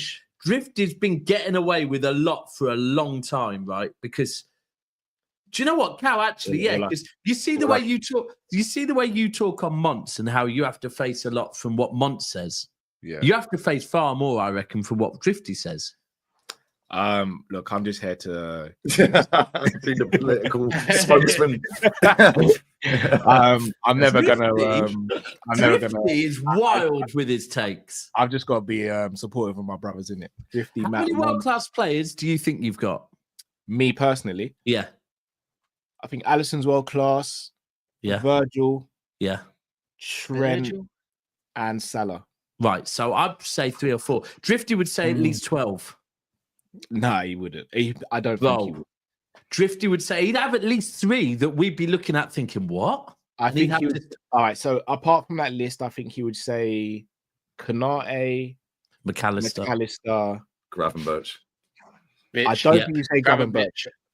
I think he would. Graven shit. He would definitely say He'd definitely see Konate. What does Mons call him? What's Mons call him? He calls him Gravy. I reckon he's even up with Sabozo, you know. No. He wouldn't wait in Royal class. Tropical Andy Carroll, Cody Gakpo. Nah, I'd be shocked if he rated any of them world class. I'd have to have a chat with him behind the scenes if he did that. Obviously, I would say 3. We got to United. 3 world-class players. Yeah, I think we've got 4. I do think. I don't think Trent for me doesn't come into that conversation. I don't think he does enough. I understand why you guys say that. So Drifty doesn't rate Bernardo Silva suspicious. I think McAllister's borderline though. McAllister's unreal. So do I. I think McAllister's borderline. I'm going to take that back. I'm putting him world class because I think he's your best player. I think McAllister. I think one of them. He's world class. Again, maybe I'm a bit pedantic with these stuff, but the reason why I don't say McAllister's world class, I needed to see him do it. I need to see a player do it 2 years in a row in the Champions League and the league for me to call them world class. He's done it 1 season so far, and you could arguably say in the last few games he's not been on pace. So I need to see consistency over 2 years. Yeah, I think that whole midfield. I think world class gets thrown about a lot. It's like Gravenberch has been excellent this season. I can't call Gravenberch world class after 1 season. It's crazy to me. Yeah, but me and Sava are old boys, man. We're old, so like this version of world class is nowhere near the version we grew up on, is it? No, I agree. I agree. No, these players right now wouldn't be in conversations like. No. I think Mo Salah is a world. Here you go. Controversial take, maybe. I think Mo Salah is a world. He's a world class with his output as a footballer, i.e., with his footwork, his passing. I don't watch him and go, "Wow!" But I can't argue with his output. So can we have a little chat about this, then, boys? Sure. All right. So this is where we got time. Danny Welbeck's better in the league. This is where I say I'm going to get a beer. This is why I say Lee's 15 minutes lasted about 4 hours. But this is why I say never seen that happen before. I think stats have to be contextualized and the eye test is subjective. So when you say you look at him and he doesn't wow you, that's fine. But I might look at a player and say, wow. For me, Xabi Alonso, when I used to watch Xabi Alonso, I'd say, wow. When the way he passed the ball, the way he controlled the ball, I'd say, wow. But others might look at Xabi Alonso and go, oh, you just got a good long pass.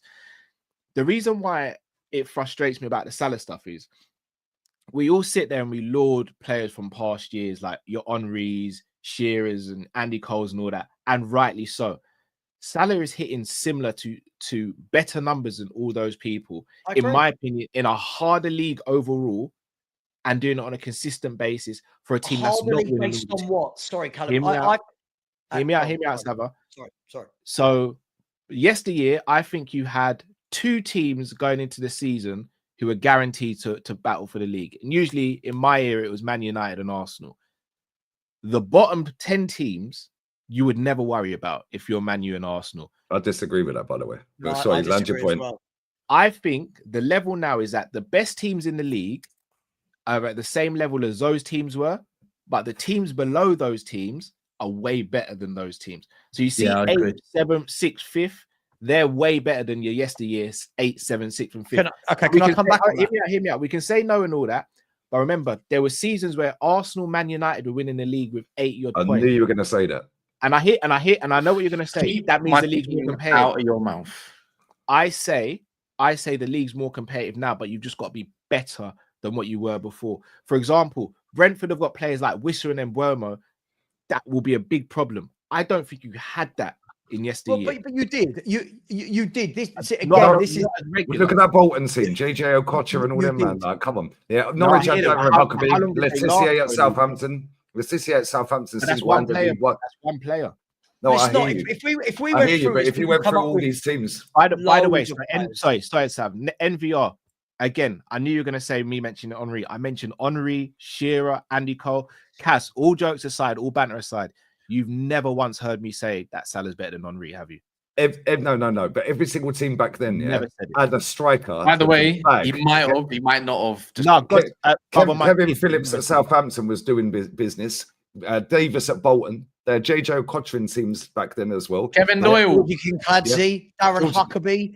There were players everywhere. There were players. One player from each team, though. Yakubu. But you could say that about. But look at the Portsmouth. Right? Look at the Portsmouth team back then. Paul Warhurst. Some of these teams back then were crazy good, and the reason let me land this quickly, Sam, and I'll shut up. Yeah, the reason the points tally is more now is because the quality of the player in the league now is worse. So now these teams just bend over. Hence, the 3 teams that are bottom can't be asked. Hence, the 3 that came up last year finished bottom again and went back down. And Luton are about to go down again.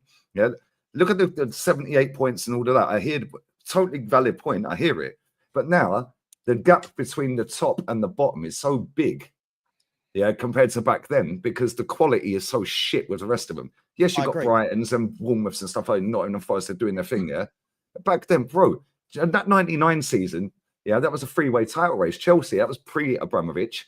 Yeah, we're in a title race right till the end with Arsenal and Man United. They had Zola in that team, by the way. The reason why I disagree. Hang on, hang on. I want to retort to your. Go for it. Right, I want to retort to that point. I watched a podcast the other day of Rio Ferdinand and Robbie Keane, right? And Rio Ferdinand and Robbie Keane were talking about where have all the strikers gone? Right? They were talking about where's all the goal scorers gone, and it was really good watch because what they said is, in this day and age, right? You look who. I'm not knocking Salah. I said he's world class finishing. I think finishing wise he is. I don't think as a footballer wise he isn't. When you look at these players now, who are they up against week in, week out, defender wise? Like in the Premier League, you can go, Gabriel's a top centre half, Virgil van Dijk's a top centre half. When you start going after that, really, what are we talking about centre halves, right?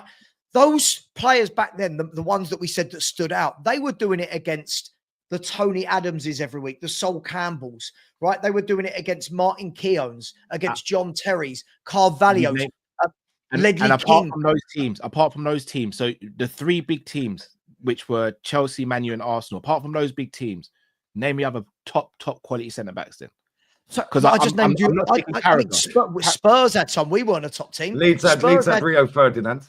No, but he went to Man United though. Yeah, but he's still at Leeds. Leeds are the stacked team. The Leeds Rio Ferdinand wasn't the Man United Rio Ferdinand. No, yeah, but that's Callum, we had Ledley King and Jonathan Woodgate, and we were nowhere near a top Sol Campbell as well.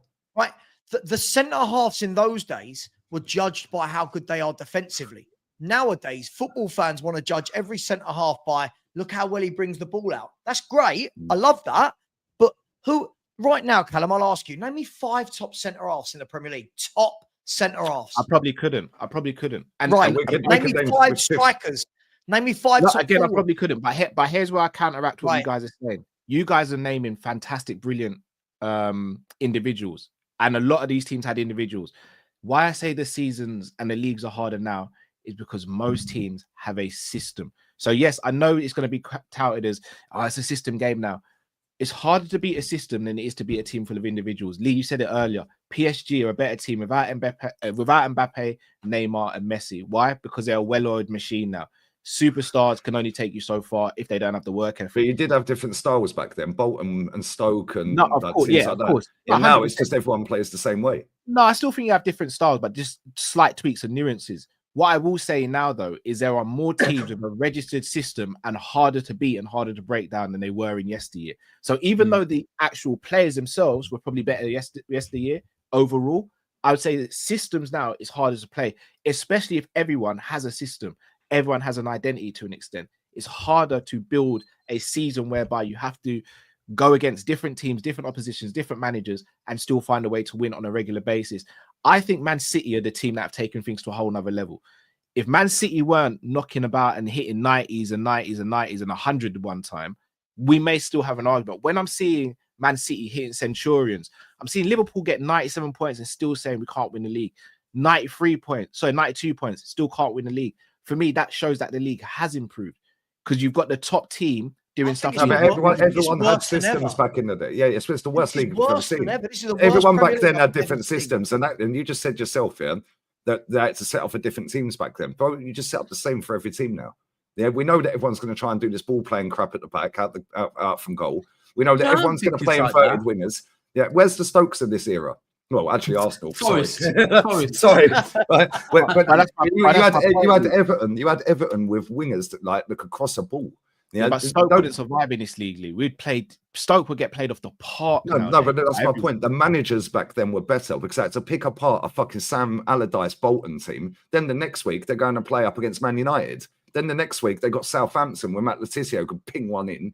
Then you go and play Leeds. They had Woodgate and Rio at centre half. He's rage quit, lads. Who is that? Oh, he'll be in. Like you said, we're older, Lee, right? I weren't doing it in the girl. That was my laptop. I think this is as worse as the Premier League's ever been. I think the quality's on its arse. If allow me for a minute, right? I think the standard of goalkeepers, I think, is absolutely shocking. I think hardly anyone can defend. Like fullbacks now can't seem to properly defend. Yeah, right? It's hard. Hang on. Weren't great either. Apart from the top teams, the goalkeepers weren't great back then either. No, but there was goalkeepers everywhere. There was proper goalkeepers. Yuri Jaskalainen was a top goalkeeper. Hang on, right? You look at it. Was a top keeper. There isn't any playmakers. Hang on. Oh, there isn't playmakers anymore. Hardly any playmakers. Hardly any wide men can actually cross a ball like they used to. The level of strikers. If I ask somebody to name me 5 strikers that will get 20 plus goals this season, no one can name it. Back in the day, loads of strikers were banging England in goals. Had 5 on their own. But they weren't getting 20 plus every season, though, Sava. That's the problem. They weren't getting 20 plus. Mikel Owen is seen as this generational talent. Obviously, he was. He never hit 20 in the Prem. Never. Sure, but Callum, there were so many other than Mikel. This is my point. There were so many strikers. You look at the England team back then. There were strikers that couldn't get a game for love nor money for England. Ian Wright couldn't get in. Ian Wright. Right? These people couldn't get a game for England. There were centre halves. Have a look. Honestly, I'm not saying this because I'm Spurs. Matt Letizia couldn't get in the England team. If Ledley King was playing right now, he'd have 150 England caps and be the best centre half in the country by a mile. Ledley King couldn't get in the England team. Jamie Carragher couldn't get in the England team. People like Steve Bruce and Gary Pallister couldn't get in England squads. These players now would be... Now we've got fullbacks that are having to play at centre half because there's no good centre halves. I hear what you're saying. I do hear it, but even when you say like, all right, again, I haven't got the stats to hand, so I'm genuinely asking a question. How many times did people say it's old man talk? What? No, it's not. I don't think I'm younger than you guys. I don't think it's a... No, it's talking about the chats. No, somebody in the chat said nostalgia merchants. Bro, I've lived it, so I can talk about it. Yeah. When you speak about people like Les Ferdinand and Ian Wright and all those, and obviously, like, I was young when they were at their peak, so I don't remember their full prime or anything like that. But I know what they were in it. I know what they're about. But how many times did they get 20 goals plus in the season? Yes, Lewis. Big up, guys. Yeah, but let's just be real with it, right? Let's just be real with it. They're up against proper defenders every week that can defend. Yeah, so when they're finishing on 15 goals, 17 goals, 19 goals, Mikel Owen, if that guy had stayed fit, and never went to Madrid either, he would be the Premier League's all-time top scorer. And he might not have still. He's unreal, mate. Yeah, no, but he was falling off when we sold him. He was starting. No, fair enough. I hear all of that. Yeah, right. But at the same time, I agree, whatever. Yeah. The point is, so many players just for England. Teddy Sheringham was a bench player for England. Yeah, baller. Baller. He'd be one of the best players in the Prem now in forward positions. Yeah, and then you're going up against proper defenders week in, week out. Nobody can defend. Nobody can tackle. Nobody can pass. Yeah, nobody can cross a ball, and the goalkeepers are fucking shit. Yeah, and the managers are crap as well. All they do is just set up the same system.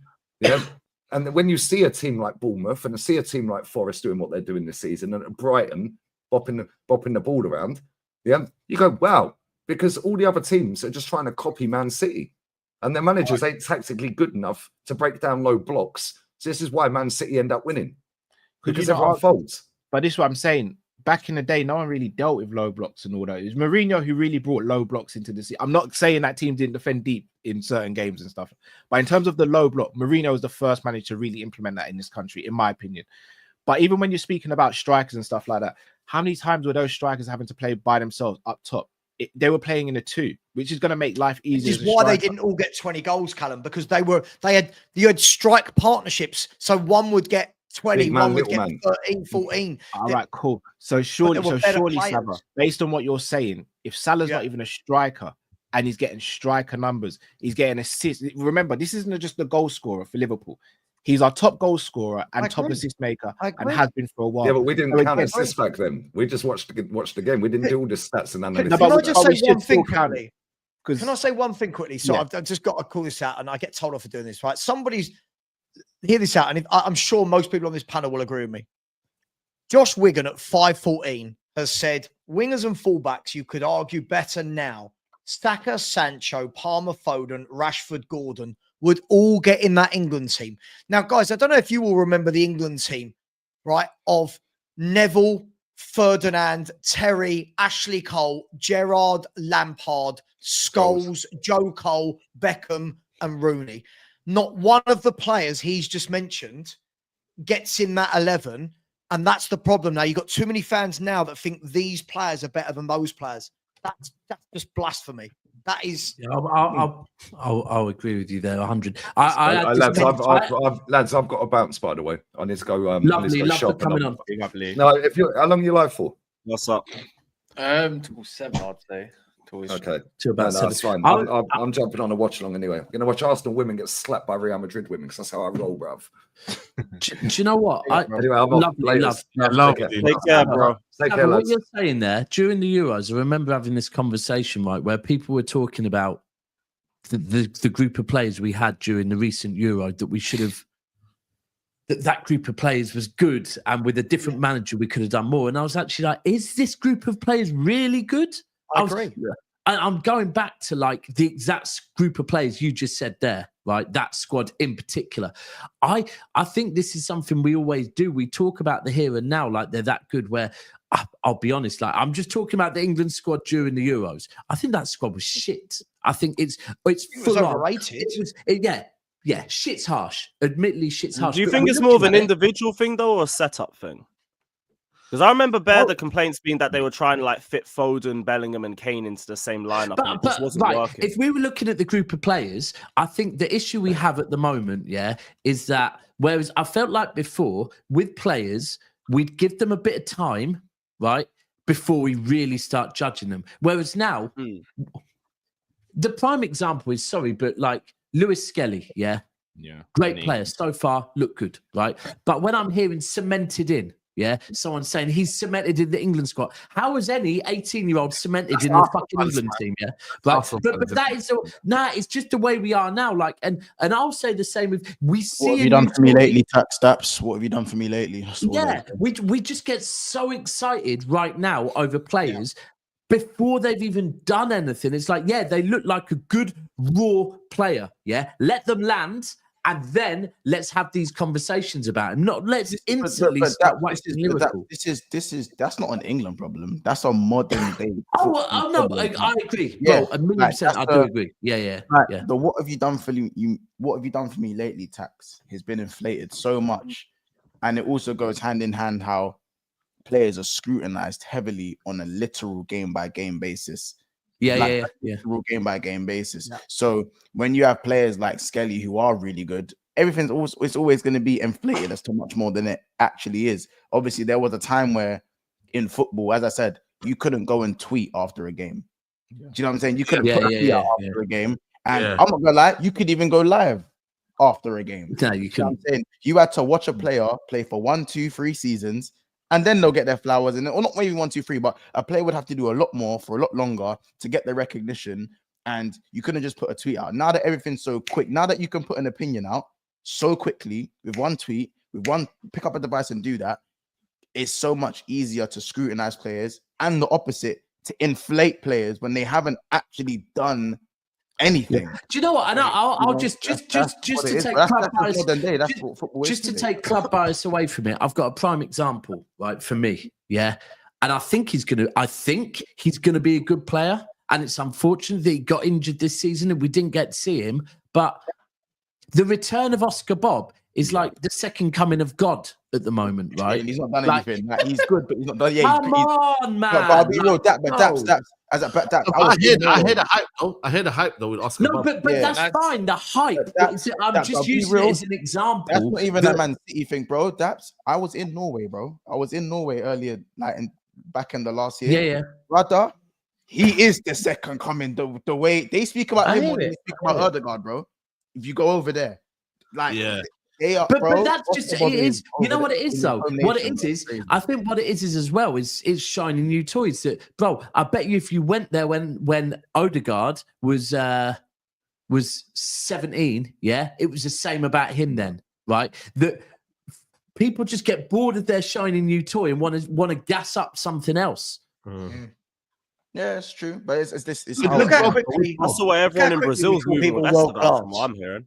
Huh? Yeah. Not heard much from Esteban. Is he the hype still there with Esteban? Yeah, like that hype's. They're still moving like he's the next Neymar and everything, and he might be that player, but I don't think it's going to be an immediate impact when he comes to the Prem. And I feel like some Chelsea fans are doing a bit too much with it. He's not walking into the starting 11. He's going to earn his place like everybody else. He might hit the ground running. He might need a year or two. Lewis, you know what that is though? That's top 4 syndrome. We used to do the same thing. I think everyone, when you're only fighting for top 4, you're not fighting for a league. Your focus very much goes on those type of players. Yeah, I don't want everything. Do you know what I'm saying? Like Lewis, if you were competing for the league, like that, Esteban would be like nice, you got Esteban. Not my days, Esteban's gonna come and because when we had Roman in the loan army, we didn't give a damn about them youth players.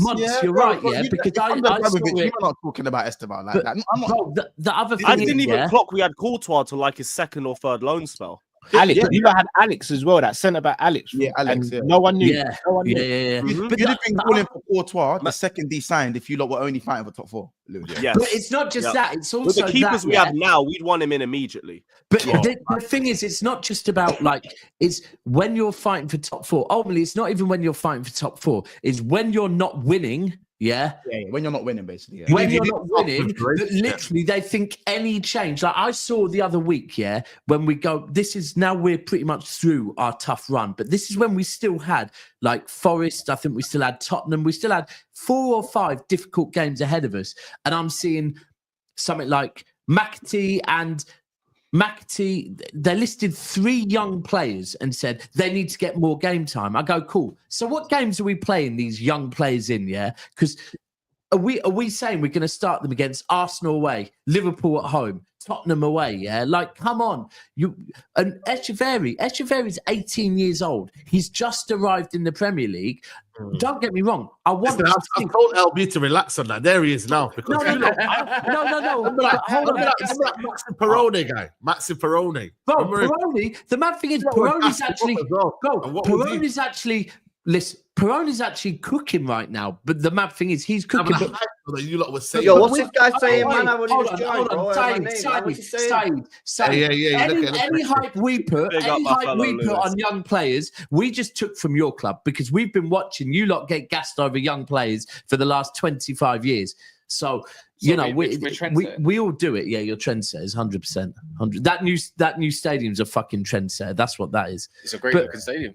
Disney princess market. But no, Echeverry, don't get me wrong. I'm thinking more Cirque du Freak. I'm not gonna lie, bro.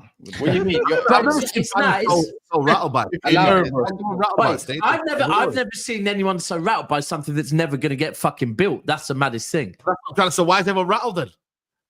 I don't know. We're not rattled. We didn't tell you to put the tent. I'm rattled because everyone else can get a ground except me. Said, as a Manc, you know the biggest fan base rattled by that fucking stadium is your own fans. What? In what sense? That they fucking aren't in favour of it. Well, they need to grow ours as well. Ours as well. They need to grow up. They knew what they were in. and the roofs leaking and whatever, and the actual infrastructure of Old Trafford, they wouldn't say it, man. Listen, can I ask you something? The sound is a big thing in it. They want to Can stay. I ask you something, Saeed? A question. Would you rather that Old Trafford is completely like refurbished, or that you move to a new stadium? Move to a new stadium. Really? Because you got to remember, when you renovate that stadium, right, to whatever standard you do it in 20, well, let's say 20 years time, the problems will still come back. And I feel like for me, it's like that feeling there of just having a brand new stadium, brand new facility. Like, don't you feel you're selling your soul doing that? So what soul, man? What would you mean? What soul? Bro, it's Old Trafford. Like, I'm sorry, no, it's not that though. But for me, yeah, and I'm a City fan, but it's Old Trafford.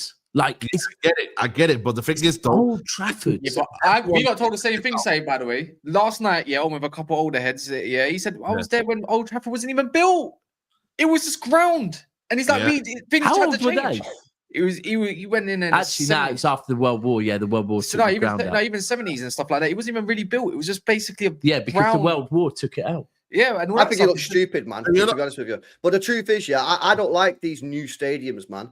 Do you know what I mean? Like, even the Etihad, like, I prefer like old school football stadiums, which is why I like the Villa Ground. I like the Villa Ground. I like that's why. Even then, they don't even turn on the lights outside at the Villa Ground no more. Did you know that? Like before, how it used to. There used to be mad lights outside the Villa Ground. It used to light up, and used to look like the Crystal Palace back in the day outside and all that kind of. You look mad. Yeah. And then now they don't even do that now. Villa's grounds always look the same, bro. No, but what they used to do around it, they don't do the same thing no more. It's all out, cancelled. The thing is, they're all arenas, isn't it?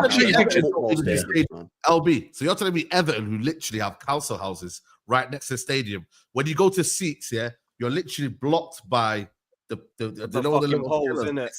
Yeah, but I think that's part of. I think that's how I like that, man. I like when I'm in that stadium. Non-restricted, restricted view. I'm good. No, I know it's a bit dead, but like when I'm in Palace's stadium, I got to go through them bricks like that. Yeah, you all know the drill. You all They still got wooden seats. Yeah, but it's history, man. It's wooden seats. You're in that stadium. Piece of concrete. It's got soul, man. It's got soul to it. Have you seen like you can have feel you seen it, have you been to Burley? Have you seen the inside of Anfield? It looks horrendous. By the way, hey, have you seen the inside? The thing is, it's all refurbished on the outside. By the way, it's all refurbished on the outside. Yeah, Nah, he's talking about Anfield. I'm going to let him carry on. By the way, it's refurbished. It's all refurbished on the outside. Looks nice, but don't lie. On the inside, it looks shite. It's shite. We're doing a lot now, bro. What are we doing? What are you doing, man? With your fake, with your mate, man. Handles up the same, man. Handles up the same. For a sec. We were friendly. Nah, man. If you want to be more friendly, welcoming. The new stadiums are too welcoming. Loads of people say to me, like when we come to sorry, I still call it White Hart Lane. When they come to the Tottenham Hotspur Stadium, people love it. It's like, oh my god, look how nice it is. They're not called White Hart Lane. No, that's the old ground. I didn't even know that, you know. I've always called it White Hart Lane. Everyone says like, no, it's called the Flower Cup Stadium. Go on, Sava, go on. Everyone says like the food's nice, the drink's good, the seats are comfortable. You know what I mean? Like everything there is lovely and shiny, and that's great. I've never seen a TV with so much great. The TVs there, the HD quality on the TVs. No, Sava, let him land. Go on, guys. Have you ever seen it? It was wicked though. The TV quality at their stadium is absolutely fucking insane. Like real talk. I hear what you're saying. By the way, the Wi-Fi in the Tottenham Hotspur Stadium is brilliant as well. The Wi-Fi is and Arsenal. You just proved Sava's point, then, isn't it? Comfortable, isn't it? Bro, that stadium. I'll get a vlog out in 30 minutes there, light one. You know who needs a new stadium, man? It's quite embarrassing, that a lot of grounds have more attendance than the Chelsea ground. Chelsea needs a new stadium. My God. The fact that Chelsea have 40,000, I think that's embarrassing, bro. But our situation's so complicated. I know. Shouldn't the stadiums be more hostile though? It is, but our matchday revenue's like just so low that it's starting to. But who cares, bro? You spent 1.5 billion. You don't need the matchday revenue. I hear all of that, but like every seat is being turned into hospitality in the West and East Upper, and it's killing the atmosphere. I know people would still raise price and everything at the new ground. I tell you now, But Lewis, here's the thing, you saying that right. But I promise you now, just if you get a bigger stadium, they ain't going to start making cheaper tickets, yeah? I hear all of going to tell you about that. I hear that. You're not wrong. They're getting rid of concessions. Yeah, I know you're not wrong, but like that's not the point. The point is that there's more seats to still go around in general. Yeah, you need right now. It's impossible for like your average match-going fan to actually get a ticket because Matthew Harding is majority season ticket holders, same as the Shed. West Upper has been turned into Westview, and parts of West Lower, East Lower, and East Upper are now hospitality as well. So at least there'd be more seats to go around. But they're going to be at like £200 a pop. Yeah, they're both going to be more expensive. They're going to be expensive regardless, but they'd still be less expensive and more accessible to like your average match-going fan if we just had a bigger ground. Watch if you ever watch a Spurs game, right? If we use, I think I'm well versed in this area to talk because of our stadium is absolutely brilliant. Shame about the players, but our stadium's great. You watch when they pan around that stadium, we got pockets of thousands of South Koreans that have just turned up to watch some play. Now, I've got nothing against anyone who's from South Korea. That's not my issue. But that's what we're turning it into. It's being turned into the tourists' attraction. So now when people turn up to our stadium, there's no... Like we used to have singing from this stand at White Hart Lane to that stand. And they'd sing back at each other. And you had the South vibe. Stand chant or something. Yeah. Now you've got so many tourists. Like we've got a band playing on the concourse at half time. We've got a bloody band. This is a football. This is a football team. These players, right, they come out. These players we get come a out. DJ at halftime. Lewis, we have a light show. We have a light show with our stadium lights, right before the game when the players come out. So it's Etihad. I want them coming out. Etihad one as well. I like Etihad one to be fair. Go on, Go on, Lan. You want them coming out to it? Sorry. No, you're right, man. You're right. Go. Go. You're saying you want them coming out to like just straight. I understand. I want them coming out to. I want it intimidating. I don't want people arriving to Tottenham Stadium and going, "Wow, look how beautiful this is."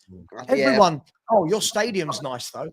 What does it mean? Like, so we all agree in it. You're not benefiting from a fan. If anything, the tickets are going to go up as well. Like if better stadium, ticket price is probably going to rise. But Sam, isn't the bottom line why you're saying that because the players and the team on the pitch ain't doing the business? Because if you're doing the business on the pitch, then I don't think you'd be as upset about the stadium and all that stuff. Look, the problem is I'm a Spurs fan. We'd never know, right? So we don't do that. We'd never know. You know what it is for me? I think it's down to the fans because you can blame stadiums, right? But if you're looking at the Wanda Metropolitano, there's a new stadium, right? The Atletico Madrid. You don't listen. Spanish people are very passionate, but you wouldn't say like every single one of them are there to sing. But what happens is it reverberates around the ground. So if one end starts it goes around the whole ground. Then it becomes like a party atmosphere. It's down to the fans as well. Yeah, but not if a lot of it is corporate side. You've got to remember how much of this is now corporate. I know, like, but then again, it's saying so. But it depends. A lot of it, they are making more corporates, but there's still a lot of match-going fans and fans who are at the stadium, like that are there to support the club. So if you just, if like I said, if it goes around and everyone creates that atmosphere, you can do it. But the problem is, like, not many people just want to sit. Like for me, I was at the penalty shootouts for the Fulham game. I don't know about you guys, but do you stand up when it's penalty shootouts, or do you sit down? In my seat, they're standing anyway. I'm standing. I'm Matthew Harding. Right? So I felt like, okay, cool. Everyone else, but my whole stand, bro, they were sitting down. I was like, what's going on here? I'm like, where do you sit? I was on the east stand, which is normally quite like, they're always up. Because it's always the east and west stands that only really like get up when there's a big chance or something. So I was like, hold on a minute, it's penalty shootouts, man. Like, what was sitting down for? Like, this is like meant to be intense. Like, I think it depends what stand you're in, though, side, innit? Hey? Yeah, but East Stand used to be notorious. It depends what stand you're in a little bit. I think everyone should, because some people, believe it or not, there's some people that go to games and genuinely want to just sit down and not. Yeah, I don't mind that. I think everyone's a different fan. Me, as I said, I prefer to stand up. Yeah, I prefer to stand in. But that's a personal preference. I think, everyone, and it's difficult because you can never speak for everyone because there's so many different types of fans, whether that's tourist type fans, whether that's match going fans every day, whether that's ultras. You know what I'm saying? Different Let me tell you something though, yeah. So I it's think cut you you got to boys. understand here what I'm gonna Tories. shoot. Big up Callum, man. Love, bro. Big up everyone big on up the panel. Callum. Big up Patrick as well, guys. Keep the donations coming in, man. And big up Cass, big up Daps, Sava, Wolfie, all you lot for doing this as well. Big up as well, man. So yeah. I've loved you all, Big up, brothers. man. Have a good one, yeah. Big up, bro. 18, by the way, 18 has been raised. 18.1. Yo, come on, man. Big up, guys. Go, man. Because you know what Every it is, single for one me, who's donated, big up to you, man. Yeah, everyone, man, everyone. But you know what it is? We got to differentiate what a tourist fan is and what a kind of almost like, I don't know, like a day tripper. No, day tripper versus a tourist fan. So for me, there was a couple of weeks ago, there was a fans from Australia. They came all the way down from Australia. For me, I wouldn't necessarily see them as like a day tripper. I might see them as a tourist fan, or they've come across from overseas, but I wouldn't look at them any differently. But I can clearly see who's a day tripper and who is a fan who's come from overseas. Yeah. Correct. So I always say to my chat, there's a difference between an overseas fan and a tourist, right? Because an overseas fan is a City fan who lives overseas, who comes over to watch a City game. A tourist is like, when I'm going to go to America in the next 2 years, I'm going to go watch an NFL game, innit? Yeah. I don't support the NFL team. I'm going to go in there. I'm going to watch it. The game. Yeah. So that's different though. Say if Monts comes with me and he actually supports the team, he'd be different because he'd be like, he'd know what's going on. He'd be supporting the team. I'm just sitting there. Do you reckon they should section it? Should they section it? Do you reckon they should just section it? No, you can't do that. You get into a whole lot of mess around. You reckon? Because if I'm not being funny, if Stretford then should that not be prioritized? That part I understand. Like you want the tunnel supporters there. It's like the wall, the yellow wall. You want the yellow wall to be the most vibrant. That's what Germans and Spanish do so well. Is that their ends that are singing, it is prioritized for the match goers. No, okay, but they got the 50+1, don't they? Yeah, but you might be lucky if you go get a ticket. But here's the thing, Cass. Here's the thing, right? So the other day, City versus Brighton, it was £61 for an adult ticket. That's insane. Leverkusen, you can get a ticket for a Leverkusen game starting at €13, and I've just gone Atletico Madrid. I've just gone off Atletico Madrid versus Real Betis, 22nd of March. Tickets start from €15. Yeah. Wait, and isn't that in 5 days? That's on March 22nd. Yeah. That's in 5 days, 4 days. How much? That's in 4 days. €15. Because how much revenues does each club really get? I saw a stat earlier. I know it's like 18 million or something like that. English team are greedy, man. They're greedy. It is. That's the truth. That's why the Germans and all that got it all patterned, because you can get that. You can make up that money revenue. Because they all have a 50+1 ownership. Some PSG tickets to me. I'm asking for a friend. How much? I don't know the 50+1. Man. That's the truth. They're greedy, and you know what they do? This is the grimmest thing about it, because some people are dumb and think it's legit. They use PSR as an excuse, man. They go, "We've got to charge you this money for PSR," and some fans go along with it, which is sad. It's sad because when you realise that it's not that they don't need to charge you that money. Yeah, they can go, like my owner, he could ring up someone in Abu Dhabi, with a business and say, "Yo, sponsor us £2 million a year." Bang, done. That's the ticket money that he's just raised for everybody. That's what I was saying. Fundraisers, all of that, you can do it. It's greed, man. They do it out of greed. That's just the truth. But not all of them is like 61 quid. I got a 40. I still get United ticket. You know, United side, I can still get a ticket right now, and I did my last one for 43 quid. Yeah. Do you get it? Yeah. So I'm still, and I was in a great seat. What's that team that basically is trialing out basically having everyone come to the game for free? There's a team that I see. This guy in the chat said Dusseldorf. Is it Dusseldorf? This guy in the chat says Dusseldorf are planning on making tickets for free. I've not heard of this. Yo, that would be insane, bro. I don't know how they would kind of make that like possible, because obviously then you got who do you prioritize, who do you give it to? Is it a raffle kind of system? You know what I mean? But that would apply, wouldn't you? You should apparently they have a 50k stadium as well. 50k stadium. You just apply for the tickets, wouldn't you? You get them for free. Yeah. But no, it's gonna listen. We can say like our tickets have only gone up by £2.50, but over the next 3 years it'll go up by 15%. Then it'll go 20%. Like it's clever where they say it's all clever. And you know what, Saeed? I was onto this, back in the day, right? 10, 15 years ago, right? And City would win the league in 2012. They put the ticket price up by 20, 30 quid, right? And I was on the forums moaning. This was before YouTube and that. On the forums moaning, right? You know what I mean? It's ridiculous. And then people would just go, it's only 20 quid. And you go, yeah, but listen, next year it'll be 30 quid. And before you know it, the decade goes by and you're paying treble the amount for your ticket. People need to think long term. Yeah, instead of thinking only short term, people need to be thinking long term. The facts are these clubs are greedy. They don't need the money. They use PSR as an excuse. Yeah, how about you make some better financial decisions with your transfers? Yeah, buying my club bought Matthias Nunes for 50 million quid. Imagine if we didn't buy him. That's 50 million quid you could have saved on tickets. And all your clubs have signed, crap players as well that have wasted money. Why is it always the fans that have to pay for it, man? It's always the fans, yeah? You've seen United wrote a letter to the fans saying, if you've got any ways that you can help us raise money, it's like, how about you just make better decisions, man? Yeah, no. When Gary Neville pointed up to him saying, "Yo, that £40,000 you could have gave to them to the players that were obviously in the 80s and the 70s," it's like, oh, I didn't think about that idea. They're so out of touch, though. That's the thing, though. They're so out of touch. They're out of touch. Like, I can't believe, honestly, I can't believe. Yeah, I get it. Yeah, the London wages are more than in obviously in North of Manchester. Yeah, in the North, right? But to be paid over £1,000 for a season ticket, you know how crazy that is, guys. Like mine is, I think, 821.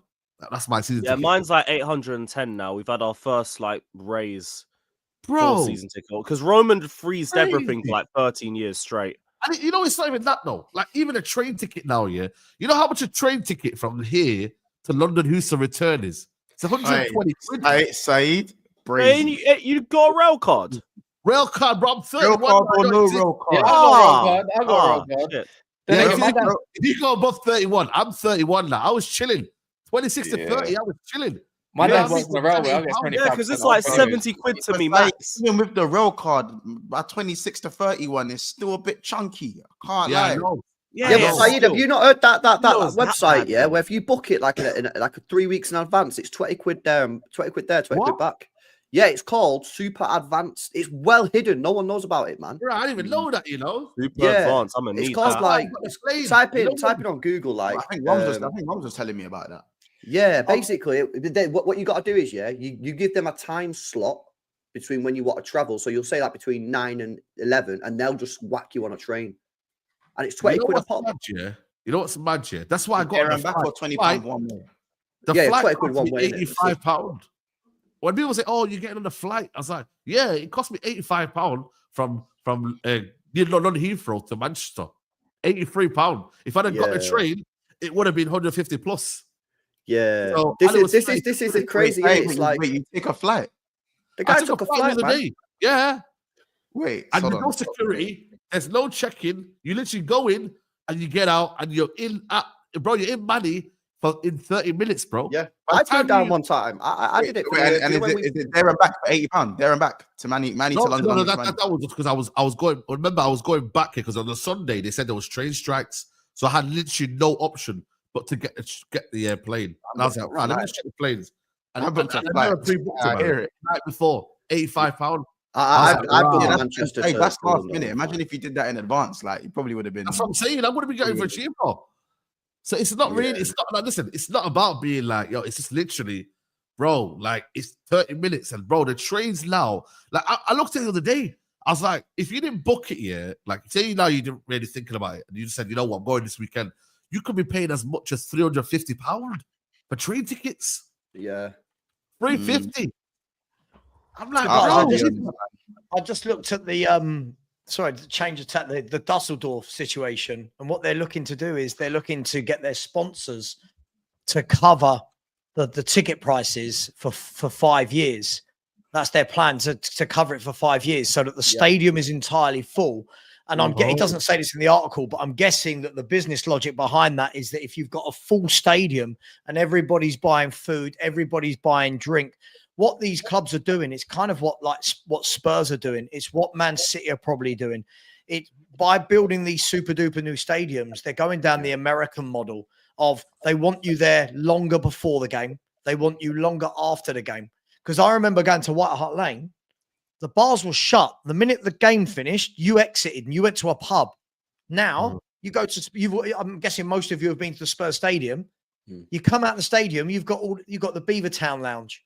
You've got the longest bar in Europe. Like you've got thousands and thousands of people that haven't left the game. They're just there, drink. £20 fish and chips, £10 burgers. That's what they're trying to do now. It's not about. You know what, Sava? You know with the sponsor things. You know what you're speaking about then, right? I know they don't do it anymore because they got rid of all like the cards, because that was another way that they could control fans, because that's what it's all about. It's about control, right? But when we used to have season tickets on as a card, right? I always thought, why didn't they just get some sponsor to put their sponsor on the back of the season ticket? Yeah. So 30,000, 40,000 fans would have the card with the sponsor on the back. You know what I mean? And that, just even if it's not to give it free, even if it's just to subsidize the ticket. But obviously, then they got rid of the cards. Yeah, they probably said it was due to COVID or something like that. Use some sort of excuse, but that's just so they can make it more difficult for you to transfer your tickets to people, isn't it? That Man City fans are now struggling to transfer tickets to people and all that kind of stuff. You could just give your card to your mate, couldn't you? Back when it was, I don't know if any clubs now still have cards. It's all phones, isn't it? And now you got to transfer. I think they're moving to digital in the next season or two. Oh, have you still got cards then? Yeah. Doing it with certain where's this on the phone, man? It's such a ball ache, man. Yeah, it's annoying. I like the cards. You have to go into the app, innit? It's jarring. And it's constantly. Do your grounds have metal detectors? Nah. No, you got them. Do you have to go through like the military style? Yeah, I'll be real. Like searches at Chelsea are like dangerously light. Like it's like that Tottenham meme where they just did the whole. No, when he's like, yeah, it's funny like enough. Funny enough, the heaviest I've had it's like an airport. Yeah, it's like an airport. When I went around the front, yeah, because even in the away end, I gotta go through those metal detectors. In case anyone was going to chuck a spanner at Postecoglou or something, like just it feels like you're going through two barriers when you go to the Spurs Stadium, bro. It's mad, bro. It's like you're trying to break through a military fucking set of like soldiers, isn't it? Like I'll go through the first line and then it's basically border patrol, innit? It's border. It's man. It's mental. It's mental. There's always one guy though who doesn't have a ticket who tries to break through, and you're like, "Go on, then." And you just know the amount of away fans I know that jib Tottenham is insane. Yeah, it's weirdly easy. They just jump behind someone else, pause, and just get through. See them fans at Liverpool Stadium. The amount of people, bro. You know what? Do that better at Wembley. At Wembley, they got caught. I'm not gonna lie. You know what? I'm talking too much, man. We're live, bro. Wembley's easy. Don't do that. I'm talking way too much. There's a brother that I know. Yeah, obviously I won't name his name, but he gets in everywhere, bro. Any stadium, this guy's there, bro. You know what I'm saying? And he's just, bro. I don't know how he does it. Every away game, I just say, "Yo, have you got a ticket today?" He go, "Nah, but I'll make my way in," and he just finds a way in. It's crazy, bro. I swear down, bro. Hey, that guy, protect that guy, man. We got some supers here, by the way. Guys, let's be honest. This was from before. We saw Pep's system against the best that the Premier League had to offer. Pep versus Ferguson was not pretty. Let's just be honest. Yeah, maybe. Fabregas doing a madness at Como with Perón. Believe so. He's in the squad, isn't it? Argentina squad, man. Yeah, just like Spurs, Terry is saying, it will be an entertainment complex and football will become secondary and you'll feel push out while you fans pay for it. Ask Sava, which was kind of just talking about as well. Yeah, and it's probably worse for the London clubs as well, isn't it? You know what I mean? Yeah. LB says when you said £60 for a ticket earlier, LB, I was thinking, oh my god, some Spurs tickets are like £90 to £100. I know he's on about too. To watch Brennan Johnson. Like, do you know what I mean?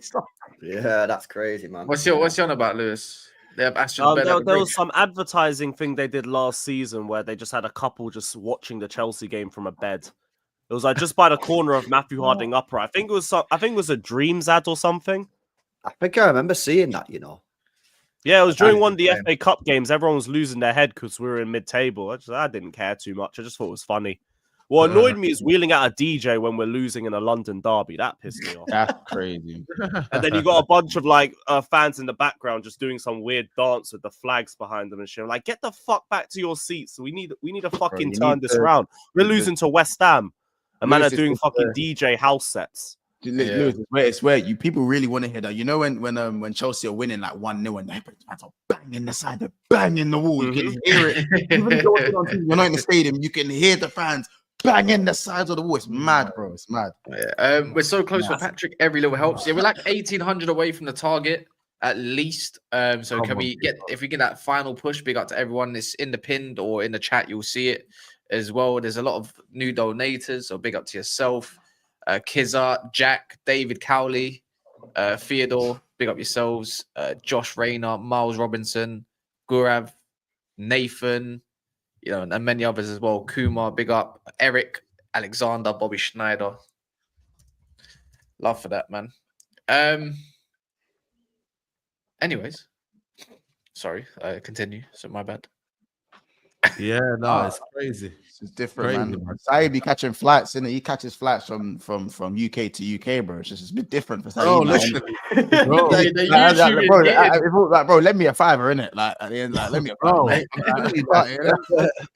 Scott messaged me. He's like, "Yo, why don't you just do this?" It's like, "Bro, what do you mean just go and get a flight?" It's like, I've never done that before. I was like, "Bro, it's easy, man. You don't check in. You just go through, bang, get out." Yeah. I got home literally within 45 minutes to an hour. Whereas if I would have got on a train, it would have been 2 hours and 45 minutes, bro. Because on a Sunday, you got to remember the trains are slower, innit? They're like 3 hours. So it's long. Everything. I know that Manchester Piccadilly to Euston. I know, Saeed. I know you're all too familiar with that. Would you actually consider like leaving the UK? Because the way it is right now. I didn't have a daughter, I'd be gone. Of course, brother. Bro, down, bro. More than ever, bro. I've looked into it quite a bit, and like you know, it's defo appealing. You know what I mean? It's about where it's about where to go. Dubai, UAE, Oman. Oman's actually up and coming. To be fair, I'm looking for that. Paris, didn't have a daughter, I'd be gone. I'm living Dubai. I'm not trying to get taxed and all that crap. Yeah, I'm trying to be around other Muslims. I think it's time, man, because right now everything is just through the roof. You know what I mean? It's like it's not even a great place to live anymore. Like generally, it's all kicking off everywhere. You know what is? I can't trust the government. You know what I'm saying? Like, be honest as well. When you come out of your house, like, and you see grey skies, does that not even just affect your mood in general? Sometimes, and then we don't even get a good summer at the end of all of it. Yeah, no. Yeah, I mean, I was thinking of Asia in it, but the thing is with Asia is the time difference is a big thing, man. It is a big. I would love to live in Asia. Thailand. Why is everyone complicating it? Go France. Bro, we got nah. See, the thing with France is I have my own reasons, brother. I have my own reasons, brother. You know what I mean? Do you know what? The thing is, it's nice over there. The one thing I'd say is, it's like realistically, I think most people here probably, if you haven't already. Maybe I might be the only one with kids, but is where you would feel safe bringing your children up. Right? I'm Jamaican. I might have kids. I don't know. For me, it would be the UAE because I've been there multiple times. I know how safe it is. Like I know, it's a no-brainer for me. You know what it is. You know what it is, Daps. Yeah, people just want to live in a country which is safe. Yeah, and I like you want to live in a country that's clean. Yeah, do you know what I mean? Then stuff like weather is personal dependent. How much tax you want to pay? Like some people don't want to pay anything. Some people don't mind paying a bit. Like that's all up to you, man. But like, I've been looking into it, man. Do you know what I mean? For me, I'm a big like I perform better, when I'm in a hot weather, mate. Like, bro, honestly, man. Bro, man. When I'm in Spain, what do you mean by that? No, what I'm saying is, got a night tech on the fleece as well. Like, what do you mean by that, LB? No, I'm telling you, man. When I go to Spain, bro, my arms aren't clicking, my back's not hurting, my knees. Real talk. That is so true. Bro, yeah. You might have just doing that because your teams ain't winning in that, bro. You'll be fine. Whoever was shitting your team was winning. You lot will be big up, trust me, man. Nah, man. Yeah, big up, guys. Big up, Sav. Wait, so LB, are you saying you stream better? Or you? I'm healthier, innit? Oh, you're healthier. Okay. Okay. Yeah, and obviously a big thing. You know what? As well, I'll tell you something as well. Yeah, for me, is like. In this country, like obviously I'm a big drinker, innit? Do you know what I mean? And like when I go Spain, even though like I'm in the sun, I'm not drinking that much, man. I'm like drinking my water and that. But like in this country, watch a video, by the way. Did you watch a video? You would love Spain, because in Spain, their idea of a nighttime is like night time. Yeah, standard. You don't go home till 7 a.m. in the morning, man. Yeah, like they don't.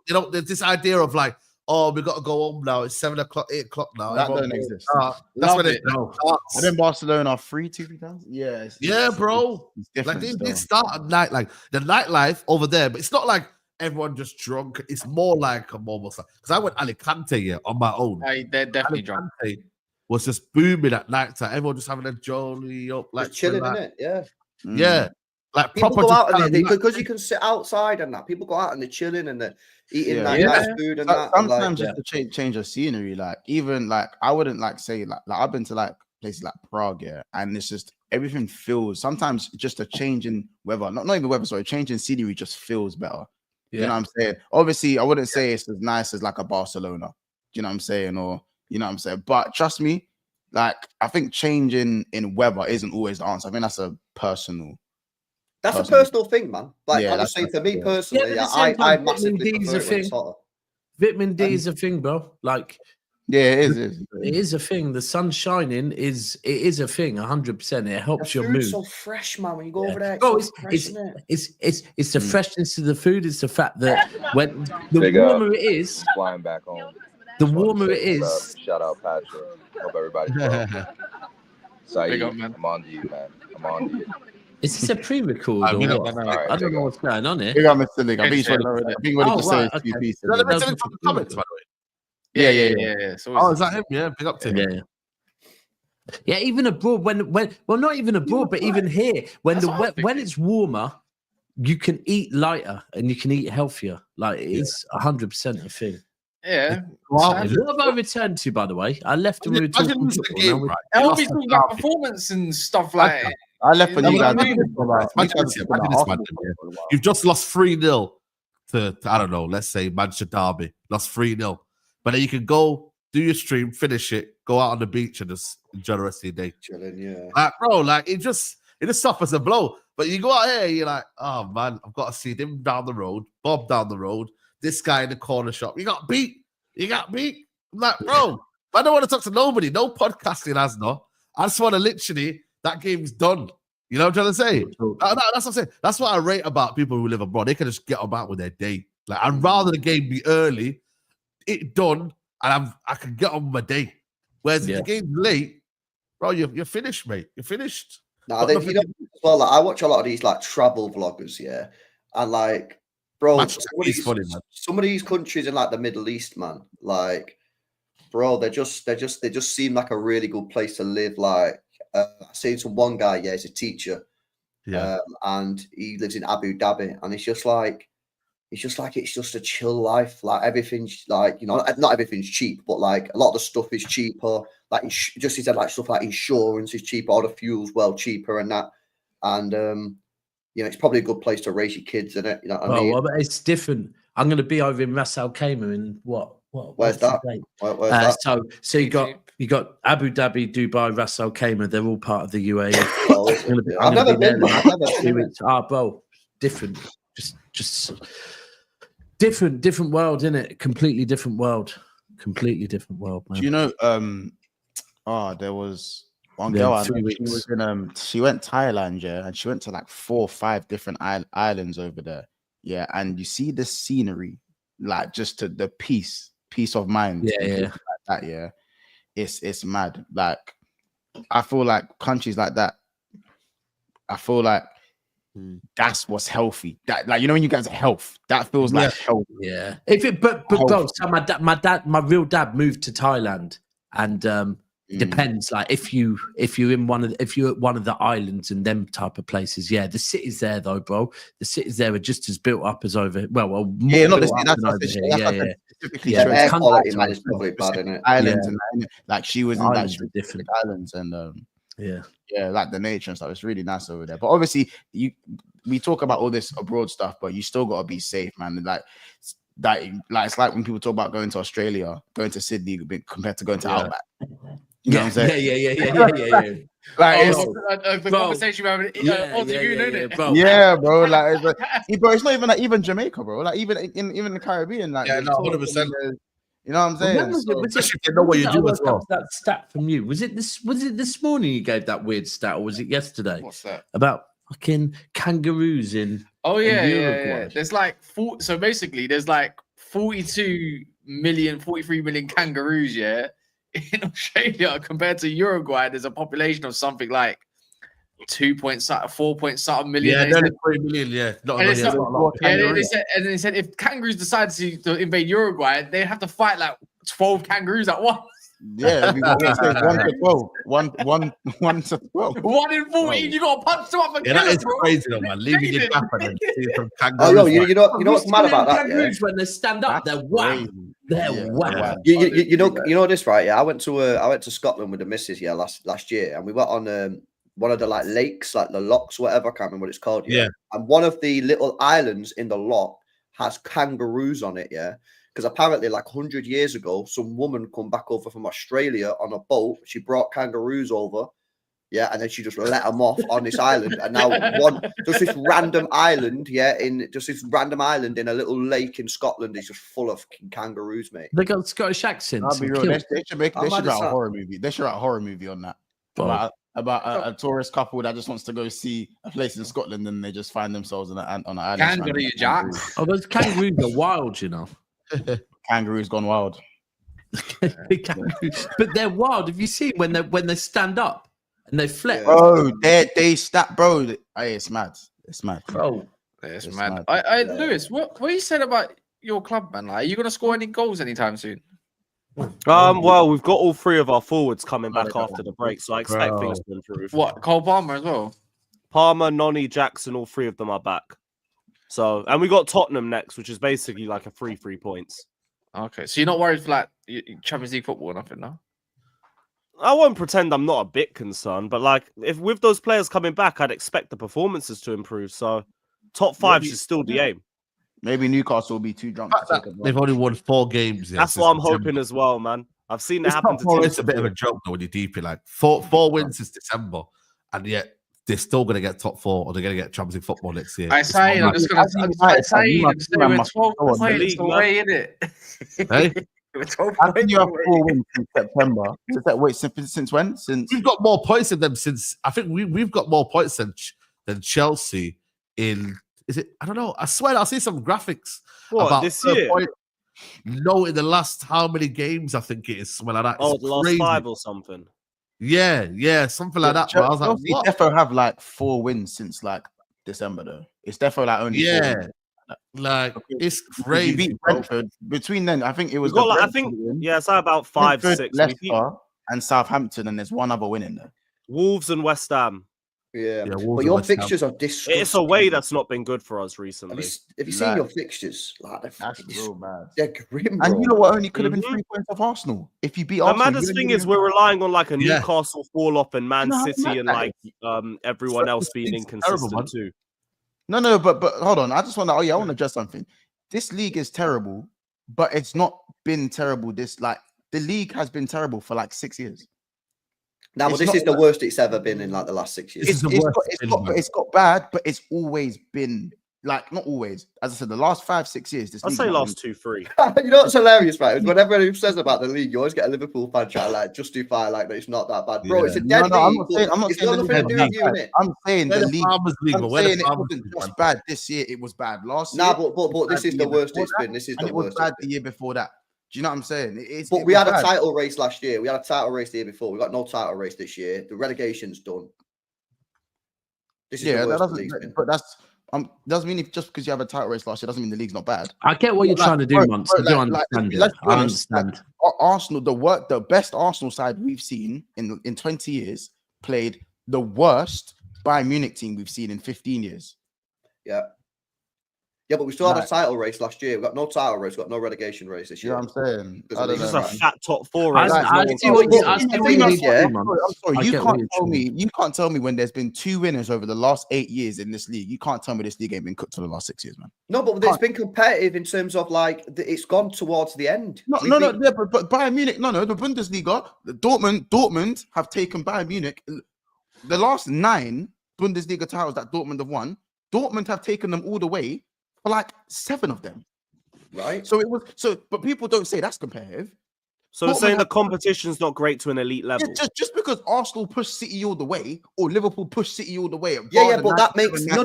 You're talking about the outcome. You're talking about the outcome.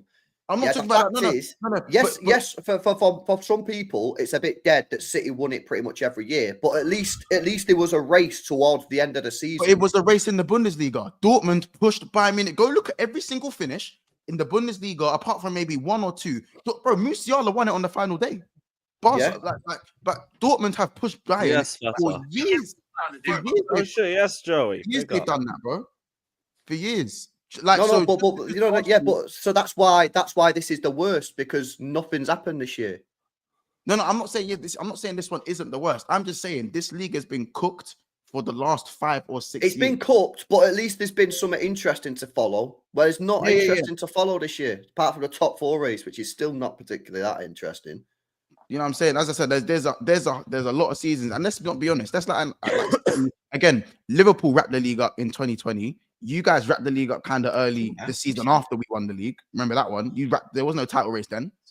Where was the title race? I don't know. So in the last 6 years, there's been 3 title races. Yeah, but there's been nothing this year. That's why this is the worst year. There's been just as many title races in the Bundesliga. This league is but this is the worst season in the Premier League we've known for a long, long time. Of course. I'm not disputing that. But I'm saying that this league has been cooked for a while, bro. Yes, and now this is the worst it's never been. There's no doubt about it. It's pinnacle of how bad it's gotten, though. No. But this is the worst it's ever been, though. Next time, man. For the top teams. At the bottom teams, there's no relegations. There's no relegation. No. The mid 6, the Bournemouths, the Brightons, the Brentfords, the Fulhams, the Nottingham Forest, the Newcastles have been better than they've been for a long time. Yeah, but the league is dead. And they are better coaches as well. This is. Well, I don't know. I always hear Liverpool fans try to talk. I just think the middle is not nothing against Liverpool. I'm not, bro. I just think the middle is just as good as each other. The bottom half of this, if you look at we're starting to get that now that we pretty much know who's getting relegated. It's like the bottom 3 teams are gonna they're like the worst. That happened last season. But that's what I'm saying. The middle is just getting the middle of the pack is just getting more and more even. Is what I'm saying. Yeah, and the top teams have got worse. All I'm saying is got worse. Exactly. All I'm saying is that this season it's not a great Premier League, but even though you could say it's risen and it has been it's got worse, it's been bad for a minute, bro. Like this is the first time I'm hearing for ages. You know what I'm saying? What about when Leicester won the league? Was it a shit league then? Was it a shit league when no one challenged City to league the year after we won the league? Was it a shit league when we cleared the league by February? There we go. So the truth has come out. This is why you want this debate, because you're a bit pissed off that you feel like it's. No, I'm saying that the league has been. These are examples to say that the league has. It's just worse when you win it. No, but it's been bad when you've won it as well. It's been bad. Yeah, but not as bad as it is now. I agree. I don't know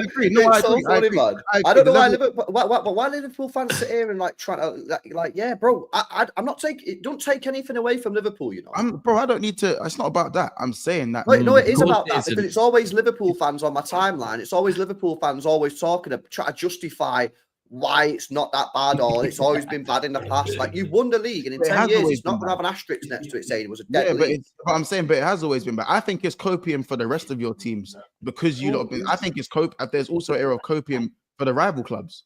Do you know what I'm saying? It's copium, and it shouldn't be copium. It should not copium because we all accept that Liverpool are the best team in this league. It should be. We are the best team in the league, but it should be anger. Everyone else should be angry. You should be very. We are angry. We are frustrated. But what are we going to do now? Yeah, exactly. That's the point. Is we are angry. We just you don't see us raging on 3 times a week on Lewis's channel. The 3 of us. Bro, we all know we're a couple signings away from actually seriously contending and not joking about the title race. Exactly. You man have let us win the league with Szoboszlai in the 10. Like just break that down for a second. Forget Szoboszlai in the 10. Why is everyone rather than everyone just saying the league's been shit? Be angry at your own clubs. Yeah, but we are angry. And we can still say that we are angry. I don't get where you're coming from. I don't think man are angry. I think a lot of Arsenal fans aren't angry. I think they're more like Arsenal fans don't think they're angry. Us into put the two teams here in the same category though. No, I'm saying. Cool, that's angry. We're still on point for the concourse for 97 points. So that's what I'm saying. I just think it's a reflection on everyone else. Yeah, but you've been good, innit? You're the exception to the rule. Everyone else is trash. Yeah, of course. I also but I've already said many times. I've always said many times if City were the same City, I don't think we would have won this league this year. Would be in the race, would be in the title race, but it'd be debatable whether we won the league this year if City were. Maybe, but it's not happened, isn't it? At the end of the day, Liverpool have been the best team. They deserve the league. Yeah, congratulations. But the league's also dead. Yeah, I know, but the league's been dead. This is just the deadest. It's got worse. It's regressed from last year. Correct. It's regressed. Yeah. But it's been dead. The thing is, LB, before the season existed, before the season had happened, when the league was the worst it's been a couple of years ago, no one was saying it's a dead league. Yes, they are, bro. People saying it's a dead league and boring for years. Who said it was a dead league? Who said it was a dead league prior to this season? Are you joking? Mons, if you put it in perspective, right? No. Don't tell me what. I'm not saying who's saying what. I asked everyone a question. Bro, people have been saying this league's a farmers league for years because City have been winning it. Cool. I haven't heard many people. I haven't heard many people say. You've not heard that. You've been saying I'm telling you now, as a City fan, and any City fans in the chat will back me up and say we've been told this is a farmers league. Can I ask a question here? Because I'm a bit confused. Like, what's the category of the worst league? Let's say I can go back to early 2000 or 2005 at least. That's the last time I could. I would say that it's just so we've got no title race, we've got no relegation race. The league was over when Saka got injured in December, January time, whatever. That was it. The league was done. The title was over.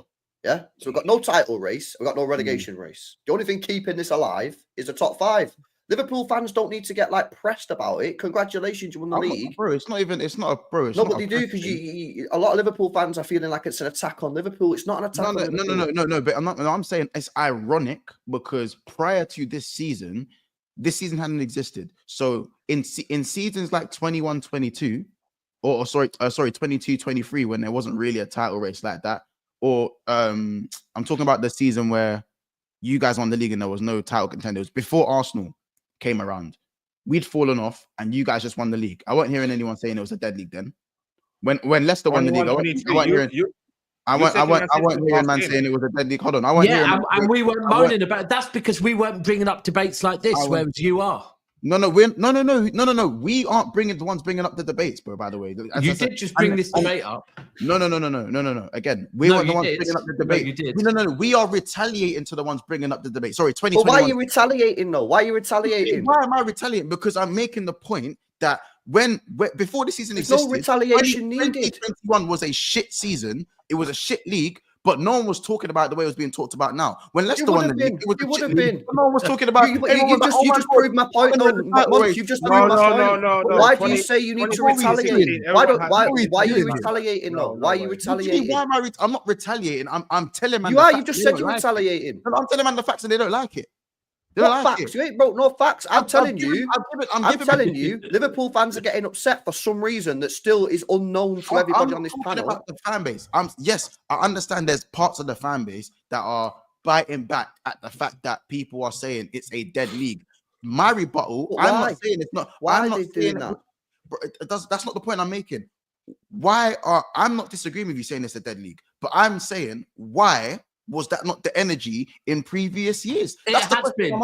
It has been.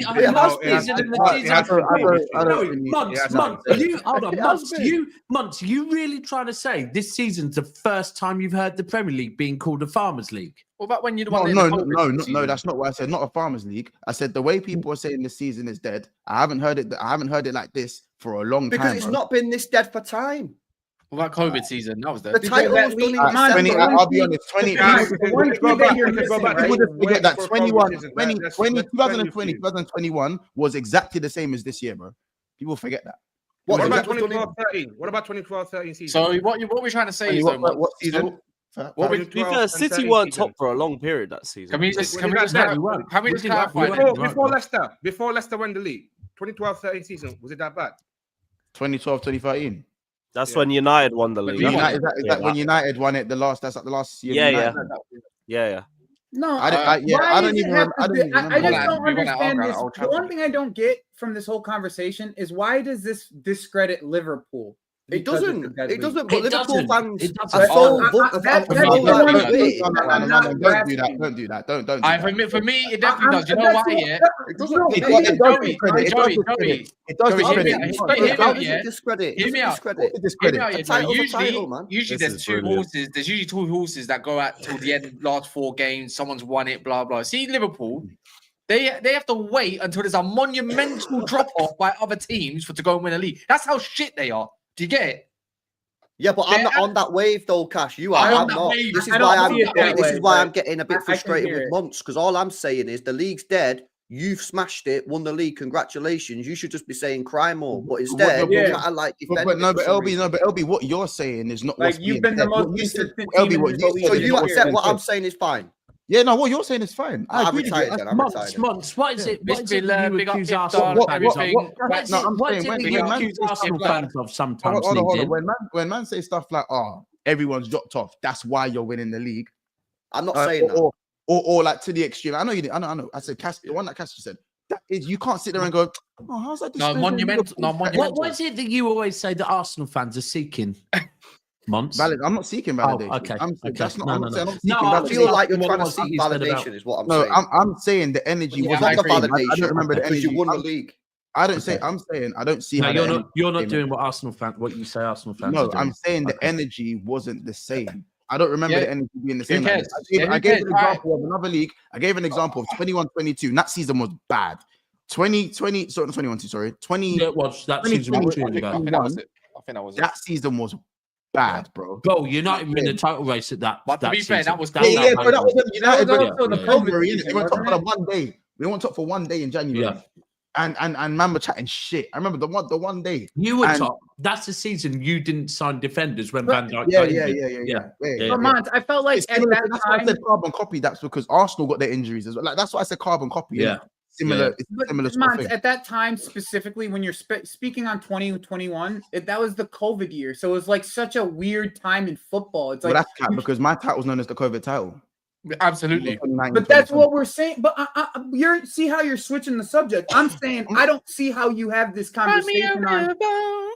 I don't see how you have this conversation on like how it was being spoken about during that time because of how weird of a year it was. Like you're bringing up this outlier of a year for your basis of your argument, and it was an outlier of a year. Overall, it was a year like we've never seen before. No, so like I don't see how you can like put the two together. I get where you're coming from when you say that, but it's like I don't see how you can correlate the 2 years together because this year and the year during COVID is like there was breaks. There was, it was just such an outlier. First of all, as I said, you're kind of meshing together 2021 and 1920 in it because that was happening in both seasons in it. But I'm saying that like from I'd say the last 5 or 6 years. In fact, even you could say across the last 8 years, bro. There's been 2 Premier League winners, bro. Right. This league has, as I said, I agree with LB, but this league has been cooked for a minute. This league has been cooked. As I said, the best Arsenal team got barebacked by the worst Bayern Munich team. Yeah, but once, but now you talk about Champions League, which is a different conversation. That's the point I originally made. That's the first point. Yeah, but you accept that in the last 2 years we've had title races. Yes, we have had title races. There's still some Arsenal fans that think they're still in the title race now. Nah, even though the gap's 12 points. Bro, this title is done. That literally said last stream, he goes, what was the gap when we came back from against Manchester United? There was 8 points and it was 6 games to go. And there was I must admit, I've watched one or two streams with Hooks on where you get him in the right conversation. Get Hooks in the right combo, he starts doing a little bit of maths, and all of a sudden, there are still Arsenal fans out there with the sickness in the core of their brain that this is still fair play to them, though, isn't it? But we all deep down, we all knew this league was cooked in December. No, I agree, bro. I said we was in the league in November.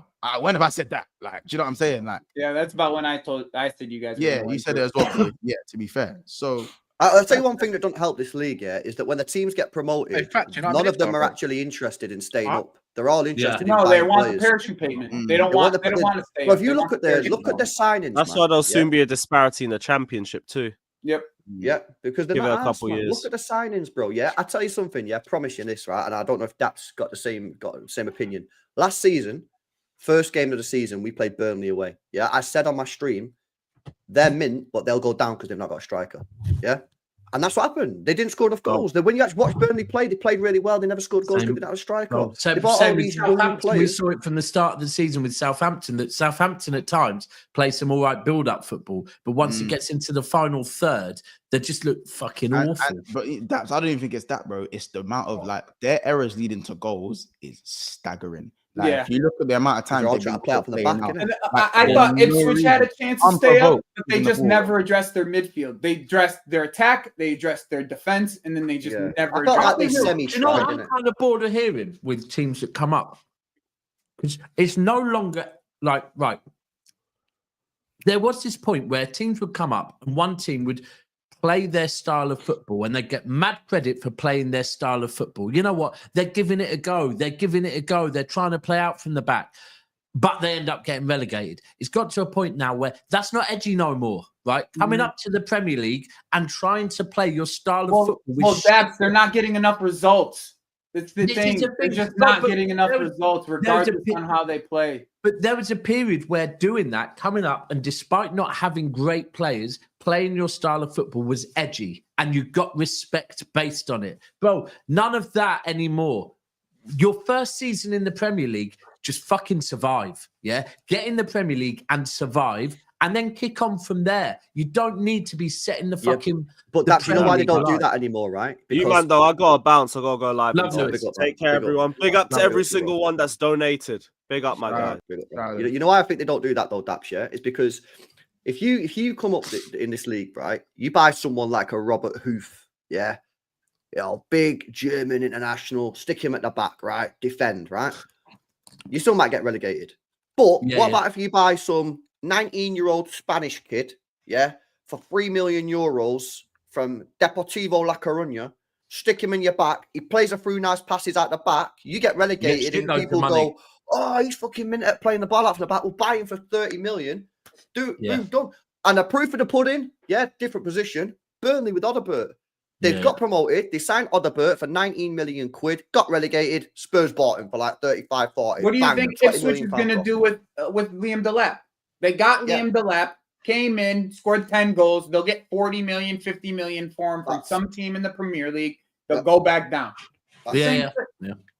But to be fair, LB, I heard you say something similar about this quite some time ago. To be fair, so you've been saying this about it is all about. Unfortunately, that's where I think when I was speaking before about how people are getting so excited about young players all the time now, and like it's because if they get excited about the young players, they get more money for the young players quickly.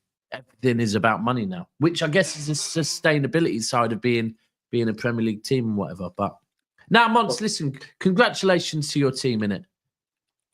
You still going on about that?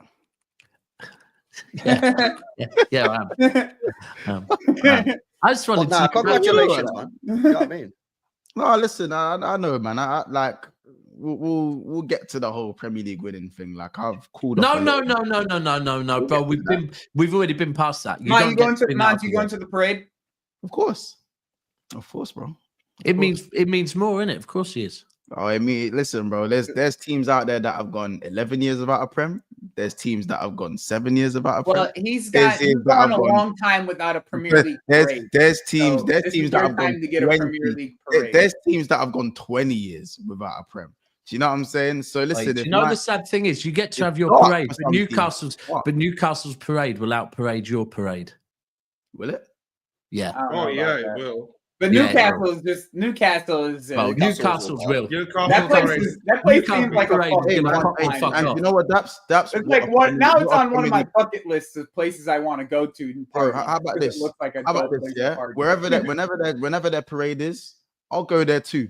You know what I'm saying? I wouldn't mind going to that. I wouldn't mind going to that.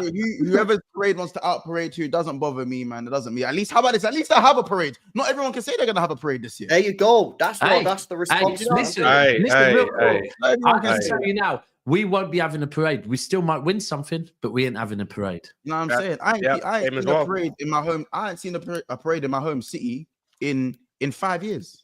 Yeah. You know what they ought to do, Daps, yeah? In 5 years, I ain't seen a parade in my home. Hold on, you did now. You did have one. You had one. No, I'm talking about in my home city where I'm actually from. My home. Yeah. They don't pop off down there. They don't really do them no more. You know what I'm saying? The parades? I don't know what that. They don't know the fucking meaning. But yeah, you know what I'm saying? I think he's kind of talking to you there as well, by the way, bro. Oh, really? Man, bro, it's been 3 years for them, man. You know what I'm saying? It's been 3 years for them, man. I mean, we could have had one at least. Bro, 3 years, bro. 3 years is mad for Chelsea. Don't think three years is for everyone else, but for Chelsea, 3 years is a mad thing. But they win 24/7, bro. Yeah, the thing is though, for Chelsea to have a parade now, they I think there wouldn't be a parade for anything. I mean, if we want to, if it's not the Premier League or the Champions League, we're not having a parade for nothing. Yeah, real talk. The bottom line is is that I'm seeing more Nottingham carnivals and parades in my home city. You know what I'm saying? Like, so, but listen, a parade's a parade. So yeah, man, I'll see you, man, at Carney as well. You see it? So yeah, that's just what it is. I mean, well, someone said parade for controversy. I mean, West Ham did it though years ago. So yeah, I know, but that's West Ham. We're not West Ham. I mean, he did the respectfully. He said the respectfully. You know what I'm saying? You know what, Joey?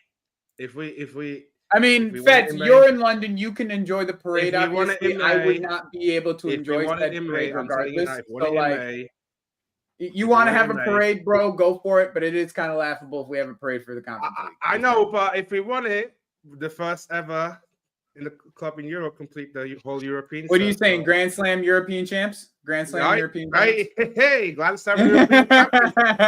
Hey, 28th of May, we'll be there. You know what I'm saying? As I said, you man should all be thankful that because deep down, I know you lot don't really mind Liverpool winning the Prem. I know deep down, you know what I'm saying? Especially about Arsenal, bro. I know you man. Yes, I'm saying I know you man deep down don't mind me winning this Prem. It's just because of me. Like as I said, me and a few other bro. I do a show with a Liverpool fan. It's obviously you. Yeah, like, that's what I'm saying. Like, you know, deep down, really my show is with a Liverpool fan. We get along every single day. This is what I'm saying. Like, this is why I don't know why Chelsea fans were beating me for so long. I don't know why Chelsea fans were beating me for so long because realistically, it's not that deep to Chelsea fans or some of you lot that I'm winning this Prem. It's more. You lot should be thanking me. You lot should be thanking me that I stopped them man in red from winning the title because you man already. I don't think you don't know what would have gone. Mons, if you didn't speak about Caicedo, I'm sure you would have gotten the thank you. But you spoke on Caicedo. Yeah, but you know, let bygones be bygones. There's some people, bro. I'm telling you, there's some of the chat right now that's in the chat right now. If you didn't do this whole Caicedo agenda, probably wouldn't have had any of the type of hate that you had with. Hey man, he could have been a Premier League winner, man. That's his fault. But the point is, all I'm saying is, hey man, hey. You don't want the hate, but you keep shooting. Hey man, you keep shooting, bro. You keep shooting. Hey, listen. You keep shooting. You don't want the hate. Europe is better than domestic, by the way. To say. All right. Well, I have enough of those anyway, so that's fine. The point is, I win every argument, bro. You know what I'm saying? The bottom line is, as I said, I don't think anyone really understands what would have happened or what could have happened if them man there would have won in it. Like, them man will chat shit from 19. You don't know. No, I heard you. I hear you, bro. You know what I'm saying? Don't get me wrong. I'm unbearable, but you don't only have to stream with me. Them man are everywhere. No, I got There's not a lot of monsters. So I know how a normal Liverpool fan acts, and then I got you. You know what I'm saying? Yeah, but there's not a lot of monsters. No, there isn't. That's why I know how a normal Liverpool fan acts. I speak with Link every week. You are, on the other hand, I also speak with every week, and you're the yin to his yang. No, Link's a sicko as well. It's just when he's with Liverpool. No, he's a sicko in a different way, though. He's a sicko, bro. He's a sicko. He's a sicko in a different way. Yeah, that's like bro, Darwin Nunez and Szoboszlai prop. That's the type of sicko he is. Yeah, but like, bro. But like you on the other hand, you're just a sicko of the type of. Yeah. But I'm just saying, I just come in. It's not YouTube need to thank you because, to be honest with you, like the algorithm. If Arsenal win the league, the algorithms will stink because every other fan base will go, "Hey, I am watching YouTube for about 2-3 weeks." If Arsenal win the Champions League, the most muted word on Twitter will be Arsenal. Real quick, that shit. I'd have to go to Mars, bro. I have to go to Mars. I know I'll be hearing this shit from my city, bro. I'll be honest. Like it'll be dark. Like as I said, like there's not many monsters in it. I'm not gonna lie to you, but there are a lot of Hookses and there are a lot of Vigals. There's a lot of Keys and a lot of Caseys. Yeah, they are everywhere. They are everywhere. No, I hear it. Bro, even I mean, Chris, you if you turn off my stream and not in my circle away from me, in my circle away from YouTube. But you're still funny though. That's a thing. Those guys, them boys, unbearable sometimes. Months. That's crazy. My group chat, my WhatsApp group chat, nothing to do with YouTube. My friends away from YouTube, that has not been. I actually thought I was out of the group chat because it hasn't popped up so long.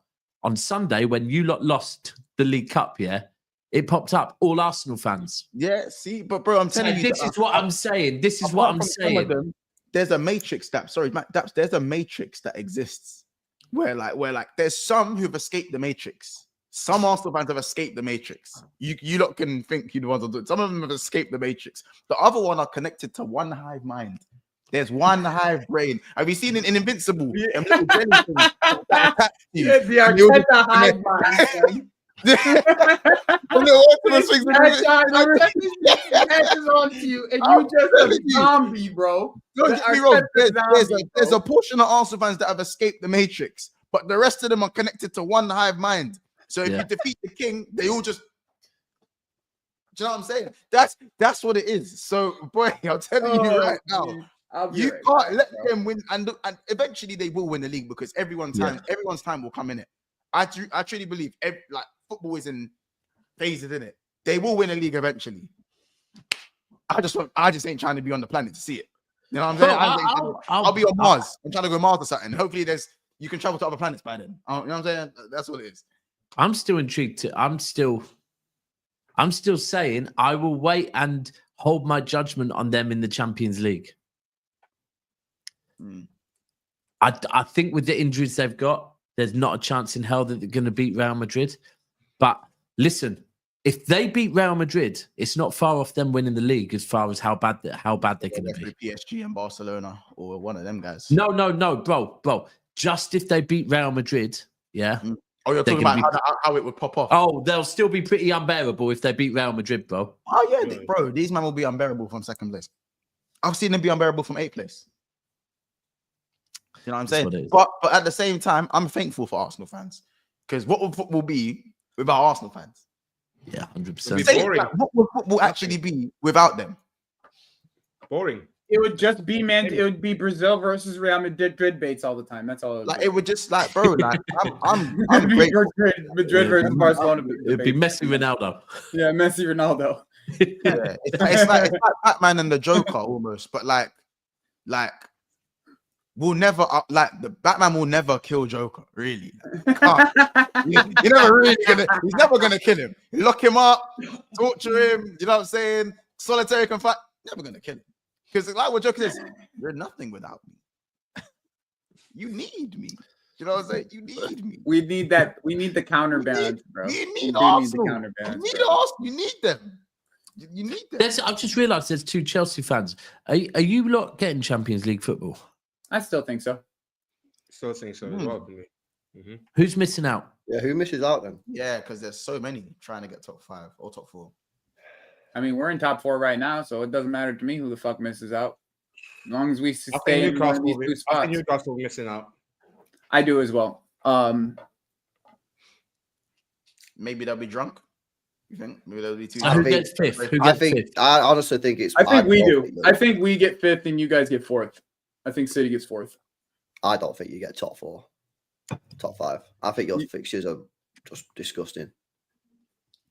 And I can't see it. I think Newcastle are going to come back from this international break and just be on it. And I think City. Well, I mean, but here's the thing though, LB. Like, we also have big injuries coming back from the international break that could really help our goal scoring. So, like, that's where my mind is at, really. Plus, Lavia is going to be back, and that's when we played our best football. Hold on. I hear the Lavia thing. I see how much better you look when you have Lavia. But in the last 2 years, how many times have you said Lavia is going to be back? Well, I mean, he did. He is back. He played in the last game. Yeah, I hear it, but he's been back before quite a few times, hasn't he? Yeah, no, I mean, I hear it, Dabs, but what am I supposed to say? I'm supposed to expect an injury from a player right away. I mean, I should have expected an injury from Reece James right by now, and he's played 12 games for us, 15 games. Yeah, for true. So I do think, to be fair, like, if we're really speaking on like our injury-prone players, like majority of them, like our real injury-prone players, like outside of Lavia, Reece has been an injury-prone player his entire career, and he's been healthy for the last half the season. So, Joey, like, I mean, to me, I think that's where, like, when we're talking, like, our entire team is pretty much healthy at this point. There's not like we don't have anybody. So I do expect the form to pick up a bit. Now, it doesn't mean I'm going to expect right in the beginning of the season type stuff, but like the next 4 or 5 games are pretty manageable games, especially to get our form back into rhythm. Like, we're talking end of the season. Absolutely 100% LB, you're right. We have 4 games at the end of the season that is going to be rough. Like, I think it's United, Liverpool, which Liverpool probably won the league by then. And then it's Forest. And I think Spurs. You got Newcastle at some point, aren't you? Yeah, no, Newcastle. That's the other one. Newcastle away before the. Yeah, because we play Spurs next. Well. So you got us last, Joey. Last game. Yeah, last game of the season we have you guys, Wolfie. So like, yeah, to me, it's like we have all of our injuries coming back after this international break. We'll be fully healthy. So there's really no excuses, in my opinion. Yeah, I agree. That's the point that I have. There's no excuse to not get into the top 5. Is my opinion. You will not make top 5. If you drop points in your next 3 games, you know what, Joey? I can be hopeful as I want. Like, what if what you said it doesn't happen? Because I'm prepared to work. Bro, I'm prepared to work, bro. That's what it means. Heads need to roll. That's what it means. Is Maresca getting sacked if he doesn't fit Champions League? I doubt it, but it should happen. I agree. It should happen. And I've got to shoot off, by the way. I'm gonna head out of here in like 5 minutes. Make sure you guys are hitting that link and donating to Patrick. How much have we made so far? 8.5 or 18.6. Yeah, so we're 1,500 away. Come on, people. Let's get this last. How long we got left? Last 25 minutes. Let's see if we can get this up over the over the 20K mark. Nah, cool. You lot, I'm gone. Big up. Now, LB, I've been here. I've been watching You're saying this a lot, isn't you? And I agree with you that ultimately, when he came into this job, the objectives must have been to win the Conference League and to get Champions League football. I think here's the thing. I think for us it's the Conference League. I think for ownership it's Champions League football. Just straight Champions League. Like that's as much as like I don't agree with that. That's like what their bare minimum is in this. Yeah, but Joey, they said because I think it was Maresca who slipped out that he had 2 years to get top 4. No, Wolfie, that's part of my point is I don't think that he's actually going to get sacked. Like regardless on what the scenario is I don't think he's going to get sacked, but he should get sacked. He should get sacked. He should get sacked. He should get sacked if he doesn't get top 5. I mean, Pochettino was sacked. He finished 6th. Maresca's come in a weaker league, and if he doesn't get top 5, he's been given an extra. I mean, it's the same with City, man. We've got to get. I'm not saying Pep out, but like it is a sackable offence if you don't get the top 5. Now, obviously, Pep's got credit in the bank. That's the difference. You're not going to sack Pep. No, 100%. And I agree with all this. No credit in the bank. I'm just telling you the reality and what I believe will happen, right? Yeah, no. You know what I'm saying? Like that's kind of the thing of it. Is like I have an understanding of who these people are up at the top now, like enough where it's like I kind of get what how they're gonna move, but also what my expectations of what should be happening is a totally separate thing that I also can speak about, but I just gotta make sure that there is a realistic expectation of what's gonna happen. Now, LB, I mean, I think we both had a bit to drink, but we had this conversation on Friday night. I don't know if we did or not, in fact, about Pep. That whereas this season, obviously, it's 100% a conversation that Pep, whether it be injuries, and the age of the squad and everything else, but Pep has underachieved massively this season. Credit in the bank comes in, and obviously he's been backed in January. He'll get backed in the summer again. If by November next season we're still underperforming, it's not a fuck off Pep. It will never be a fuck off Pep. And anyone that's saying fuck off Pep, get out my club, that's mental. But it will be 100% a conversation. Maybe it's time for the good of the club and the good of you, Pep, that we part ways. Isn't it? Like realistically, I think he'd probably walk if it. You think he'd walk in it? Yeah. I got a question for you boys. Do you think that this whole, like, obviously you guys expect results from this whole 1-1-5 situation to come out in the next week or so, right? But do you think that there may be like a transfer ban on the way, or like what do you think like the maximum? Nah. You know why it's not going to be a transfer ban, bro? It's because if we're guilty of what they've said, transfer ban ain't going to cut it. Yeah. I think that's a good point. To be fair. Yeah. Okay. What they're alleging is like mad fraud.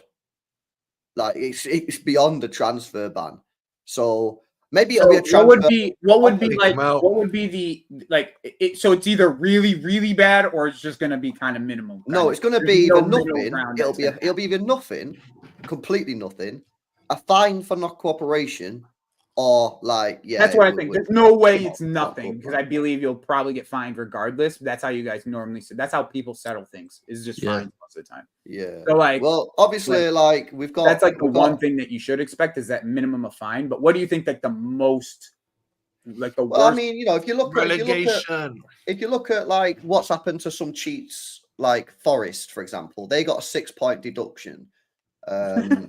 Obviously, they are confirmed. We got a speeding ticket, bro. That's all. No, I'm just let me explain. Obviously, like we've got one club on this panel that has obviously been confirmed to have cheated.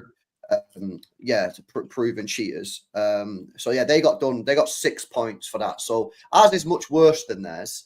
But yeah, the proven cheaters got about 6-point deduction. So we'd probably get at least 60-70. Going off the proven cheaters conviction 60, of 70 points. So it's like instant relegation. Minimum, yeah. I think you might stay up with the way that the fucking league is. Well, I mean, not based on this season. Fucking hell. Maybe. You'd be close, though. You'd be close to fucking staying up with 60 points. You know, if they kept their act together, they would have. A 60-point deduction. Let's see where a 60. I'll tell you what, right? I reckon that was coming into the thinking at the start of the season. Like, whatever the outcome was, let's just say it was to give Man City a 60-point penalty. They would have survived if they'd had a normal season because how shit the bottom. Yeah, they would have survived. You're right. They probably could still survive. Probably still could, yeah. You could.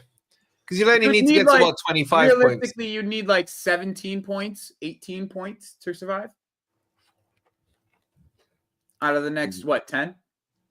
So 6 out of 10. It's still not like impossible. And their running's not that hard. But do you know what? The truth is, the frustrating thing is that we think that the hearing or the results, the decision will be out in the next couple of days or weeks. Yeah. But could be months though. But it'll be out. It'll be. You want to know why? The initial, this is like a dead the initial will be out of like news. This is like the best news. It will be out. It will be out in the next days, weeks, or within the next month. Yeah, but I don't think month. I think it's going to be very, very soon. But that won't be the end of it. Appeals. And that's the frustrating thing, that this shit's just going to drag on that little bit more. Either way, I mean, I I'm intrigued though. If we get found innocent of ultimately the ones that we want to be found innocent of, can the Premier League then also appeal that? They can appeal, but it'll be the same. It'll be the same thing, which is basically they're appealing the way it's handled, is what Stefan said. So the appeal isn't like, oh my god, this is a completely wrong decision necessarily. It's more like the way that the case was handled. Right. Okay. When you appeal, or I can speak on this. Though, you have to have like new evidence or new evidence to allow yourself to even appeal to begin with. Mm-hmm. So it's like it has to have some type of. There has to be some type of misconduct happening within the process of how the court system was being done. Yeah, or literal new evidence has to be brought to it to be able to appeal. You know what it is for me. Yeah, people always ask me like, "Oh, Albie, what do you think is going to happen?" I've always said I have no idea what's going to happen. I've not seen the evidence. You know what I mean? So I don't know. It's wrong to ask you guys. I just think it's like, what do you think the far one side is going to be in the here's far what I think, side is really my question. So here's what I think. Yeah, I think if the club had done what the Premier League said they would have done, I think the club obviously knew that the Premier League had evidence. I think the club would have entered into some sort of settlement agreement with the Premier League years ago. And they would have said to the Premier League, let's not go through this. Yeah, because if you go through this, we're going to have to defend ourselves. And we'll defend ourselves strongly. We'll take you to court. We'll do all this stuff with the APT. We're going to make this difficult because we've got to do that to defend ourselves. Let's enter into an agreement. We'll take a little point deduction. We'll take a little reduced squad size. We'll take a little transfer ban, a little fine. And you can have that. You can be the guys who, we cook City, innit? Yeah, I mean, but has that ever happened? That's more a court, it happened. Really. It happened with UEFA. City entered into a settlement. Yeah, but in the Premier League, has that happened? We've seen it with the Premier League. Yeah, Chelsea done it. Chelsea have agreed a couple of years ago. Yeah, Chelsea done a settlement with the Premier League to avoid going through everything. We didn't get that option. We report ourselves. No, because you went guilty. Yeah, because didn't you say you were not guilty and got found guilty anyway? No, that was Everton. No, they went guilty. So you accepted you were guilty. Yeah, but ours was different, bro. Ours was we went 40 and a 30. You know what I'm saying? We got a fine and some points on our license. That was it. We weren't criminals, man. Unless you think anyone's speeding is a criminal. But don't you guys think as well? Depends where you're speeding, doesn't it? Depends where you're speeding, mate. It weren't in a school zone, bro. It was like, you know what I'm saying? It was just like one of those out to get you mobile cameras. It wasn't even a fixed camera. They were out to get you round a bend and what have you. I don't know, man. I don't care. Look, I'll be honest with you on this City stuff. I don't care if you get away with it. Yeah, but I won't just let it slide. That's why I'm not doing shows with you. Yeah, but my point is the whole money thing is a joke. Yeah. It's a complete joke. But that's fine. But that's why we don't let it slide, and that's why we call you cheaters, isn't it? And that's why when you finish in the top 4 this year, it's tainted.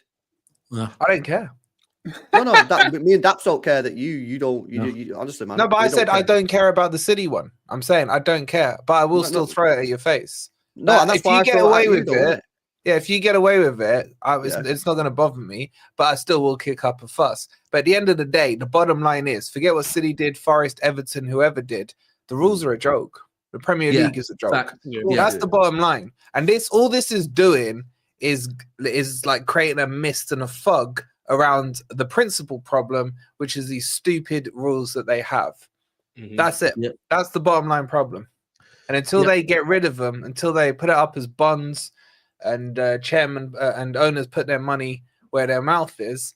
The problem you've got here is you've got the likes of Liverpool, Man United, and other kind of American-based ownerships who like to hide behind PSR, and they are happy with the PSR rules because they can always turn around and say, we'd love to spend some more money on players for you, United fans or whoever, but PSR's holding our arms behind our back. We got the money, we just can't spend it.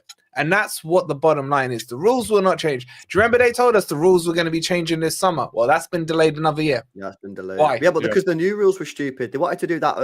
What's 70%? Wage cap. Sorry, no. What's the thing called? Where it's like an anchor. Profit versus they wanted to do the anchor though. Sustainability. Yeah. Go on, Mark. You are absolute waffle on Wolfie. Your charges and our charges are daylights apart. I know. Wolfie, know. you got them riled. Right, You got the right, entire right, City right. fan base riled up now, bro. Why? Because I said I don't care what happens to them. I don't. No, but you said get away with it. What do you mean get away with it? That's saying that we're guilty. I don't know if you're guilty or not. I haven't seen the document. If City get exonerated, we get exonerated. You can't go. Yeah, but you know very well, Martin. Yeah, that come what may, they could come out and say City didn't break a single one of the 115 for 130, whatever it is. You know, every single opposition fan has you guilty in the court of public. In the, what's the thing? In the court of public opinion. Public opinion.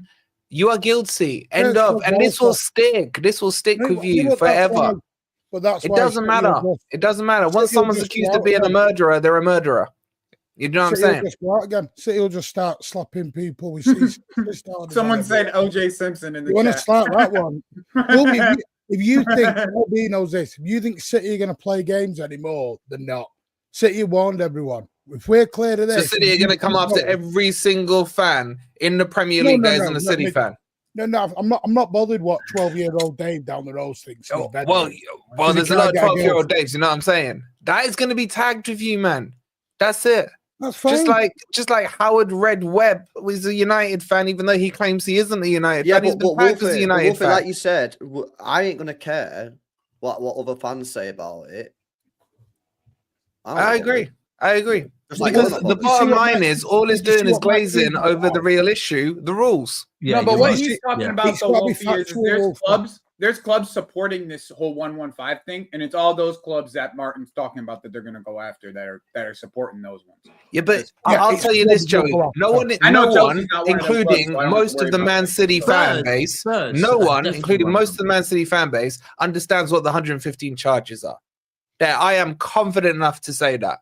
Right, I think most fans that are not City fans think what they're being charged at is the same as Forest and Everton got charged with last year and things like that. Because people don't really care about the finer details, right? Most people probably couldn't tell you what Forest got charged for last season. But also most people are sheep and don't actually do their own. That's my point, LB. That's my point. That's my point. No, when I say those slap, I'm talking about why do you think Mike Keegan's come out with that piece today or last night, whenever it was? It was to get everyone ready to say you have to go on a factual basis. Because there was a report about 3 weeks ago, was it LB, that City had stuck out, that the 1894 put out saying City were going to go after people now. I'm not talking Billy. Hey, Martin, I'm talking Martin, is Mike Keegan reliable for you guys? Because he speaks on Chelsea finances and he gets it wrong every fucking time. The trouble is with City, a lot of people. Is he the one in the Mirror or Mail or whatever it is? The Mail. He gets it wrong every time, though, Martin. The only reason I bring that up is because I've heard this Martin. Yeah. Stop the convo. Sorry, boys. Something more important. We've hit 20K. We've hit 20K for Patrick. Are you sure, man? I swear to God, 20,310. What, man? That's amazing, bro. That's amazing. This myself. Big shout out to the chat, man. They did 5K. So someone's done fifth. I think we're 1,500 away, about 10 minutes. Yo, we did it, man. 20K. 20K. Someone's put in 1,000 anonymously. That's taking it over the edge. Wow. Whoever's done that. Well done, everybody. Well done. Do you know what? The anonymous ones, the fact someone's dropped 1,000 and doesn't even want people to know who it is. That's just beautiful. That's just beautiful. Yeah, probably Blaze. And you know what? It will really help. Goosebumps that. I'm not going to lie. Cat is currently at the hospital sorting something out now. So when he comes out, that'll be. Mate, he's gonna be like awesome. That is so over the moon. So well done to everyone. To the last couple. Maki LFC. Ishmael Mahmoud, big up yourself. I don't know how to say this, but Tunmise. Pros Batilla. Ahmed Yusuf, big up yourself. Eleanor, big up. Anujit, I think that's a Sokna. Ilya. Michael, as well. Haman Deep, big up. Sean Cousins, Courtney Smith. Again, Ismail Mahmoud, again. Kahinde, big up. Danny, Chris Till. Yeah. Chris said he was putting something in there. Ilyas as well. Ilyas Ibrahim. Alexandru Morasan as well. We got Kiza. I think I said that one, and Kada. Thank you so much to everyone, man. I'm telling you, it's Jack Grealish. Everyone's put in the comments. Jack Grealish has dropped him a Jack Grealish. Except for Jack Grealish. That one, isn't it? Jack Grealish. Well, and you know what, boys? As much as we sit here, we're talking about football, and my club's bigger than yours, and my dick's an inch bigger, and what have you, dick measuring. It doesn't matter. At the end of the day, the reason we're here is to make sure Patrick could get the treatment, and this community has just done that, and they should be so proud of themselves. 100%. Football should be a release. It shouldn't be the centerpiece of everyone's lives. You got family, kids, parents, whatever it is, and it just shows that don't matter if you support Forest, Chelsea, Man City. I guess it does matter if you support Man U, but outside of them, it doesn't matter what your club is. You just unite together for a great cause, like Patrick. 100%. He just always smiles, guys. He just always smiles, and it just breaks your heart. It really does. He's got a kid, his mum, and everything. It's crazy, man. Well put, Wolfie. Well put. For real. See, Wolfie is a nice guy, people. He's a wanker. But what's it called? Well, it's fitting as well because we're literally 6 minutes before we end, and we've cleared it. So shout out to everyone, and like I said earlier, shout out to the Twitter community, the X community. However much I think at times you can be scummy, you set the standards in the first couple of days, I guess. So yeah, man, it's mad. Since we started off 14K this went in the afternoon. Now it's like I don't know if it's us or through Twitter. It could be for anyone, to be fair, but. It doesn't matter. It doesn't matter. I don't care. And hopefully by the end of tonight, he's got another 6. Yeah, let's get him to Germany. Let's get him to Germany. Let's get to Germany. We need to get him to Germany. Get him the best care. Change the target. But yeah, suppose we can. That's a lovely way to call it. He's just said. Yeah, that's a good way to end it, man. He's just said he doesn't know how to thank you all. Yeah, so. Yeah, man. Big love. Big love. Big up to Cass as well, and obviously that's for like getting it organised and shit as well. You guys deserve a lot of credit there as well, man. Do you know what I mean? All Cass. Yeah, big up Cass. Big up Cass. And it's a joint effort, man. Yeah, for real. Actually, I'll give a shout as well. Apparently, an hour ago, Hassam started a stream.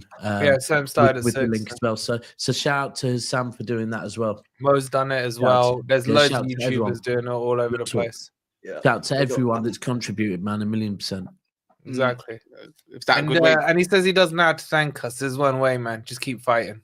Real talk, bro. Beat it. Beat it. Yeah. Help. It's important. It's important. Number one. Yeah. Yeah. Copish as well. Shout out to them. Sava was on. And Lee. Saeed. Lewis. Yeah. Thank you everybody for coming on. Is this a fitting way to end then? Yeah, I guess so. We will be over to We Are the South Stand, where myself and Martin will be joined by Steve, Tone, and Nobbins to cook Martin.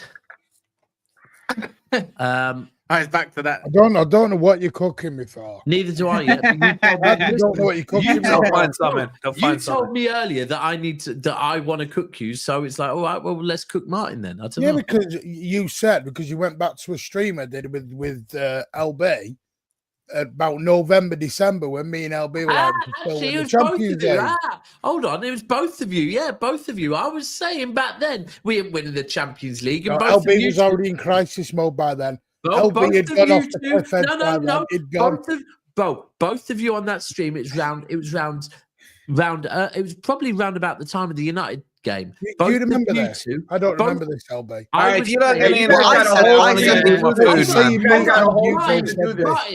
was saying I think we should follow the Champions League. Yeah, we should. I don't want to qualify. Let's get out of the Champions League because we ain't winning it. What did I say? And you and Martin were saying, nah, man, we can still win it. I said that. Yes. Was I drunk? No, but I'll tell you why we said it, and it's preview for South Stand. It's a cup competition, and you can fluke your way in a cup competition. Yeah, that sounds like something I would have said. That's what we said, as we're doing in the FA Cup. No problem. I won't ask Happy Clapper Martin, ask you, LB. Are we beating Bournemouth away? Nah, because it's in a cup competition, isn't it? I don't think we are. Well, we'll find out on the next episode of Dragon Ball. Love to everyone. In a bit.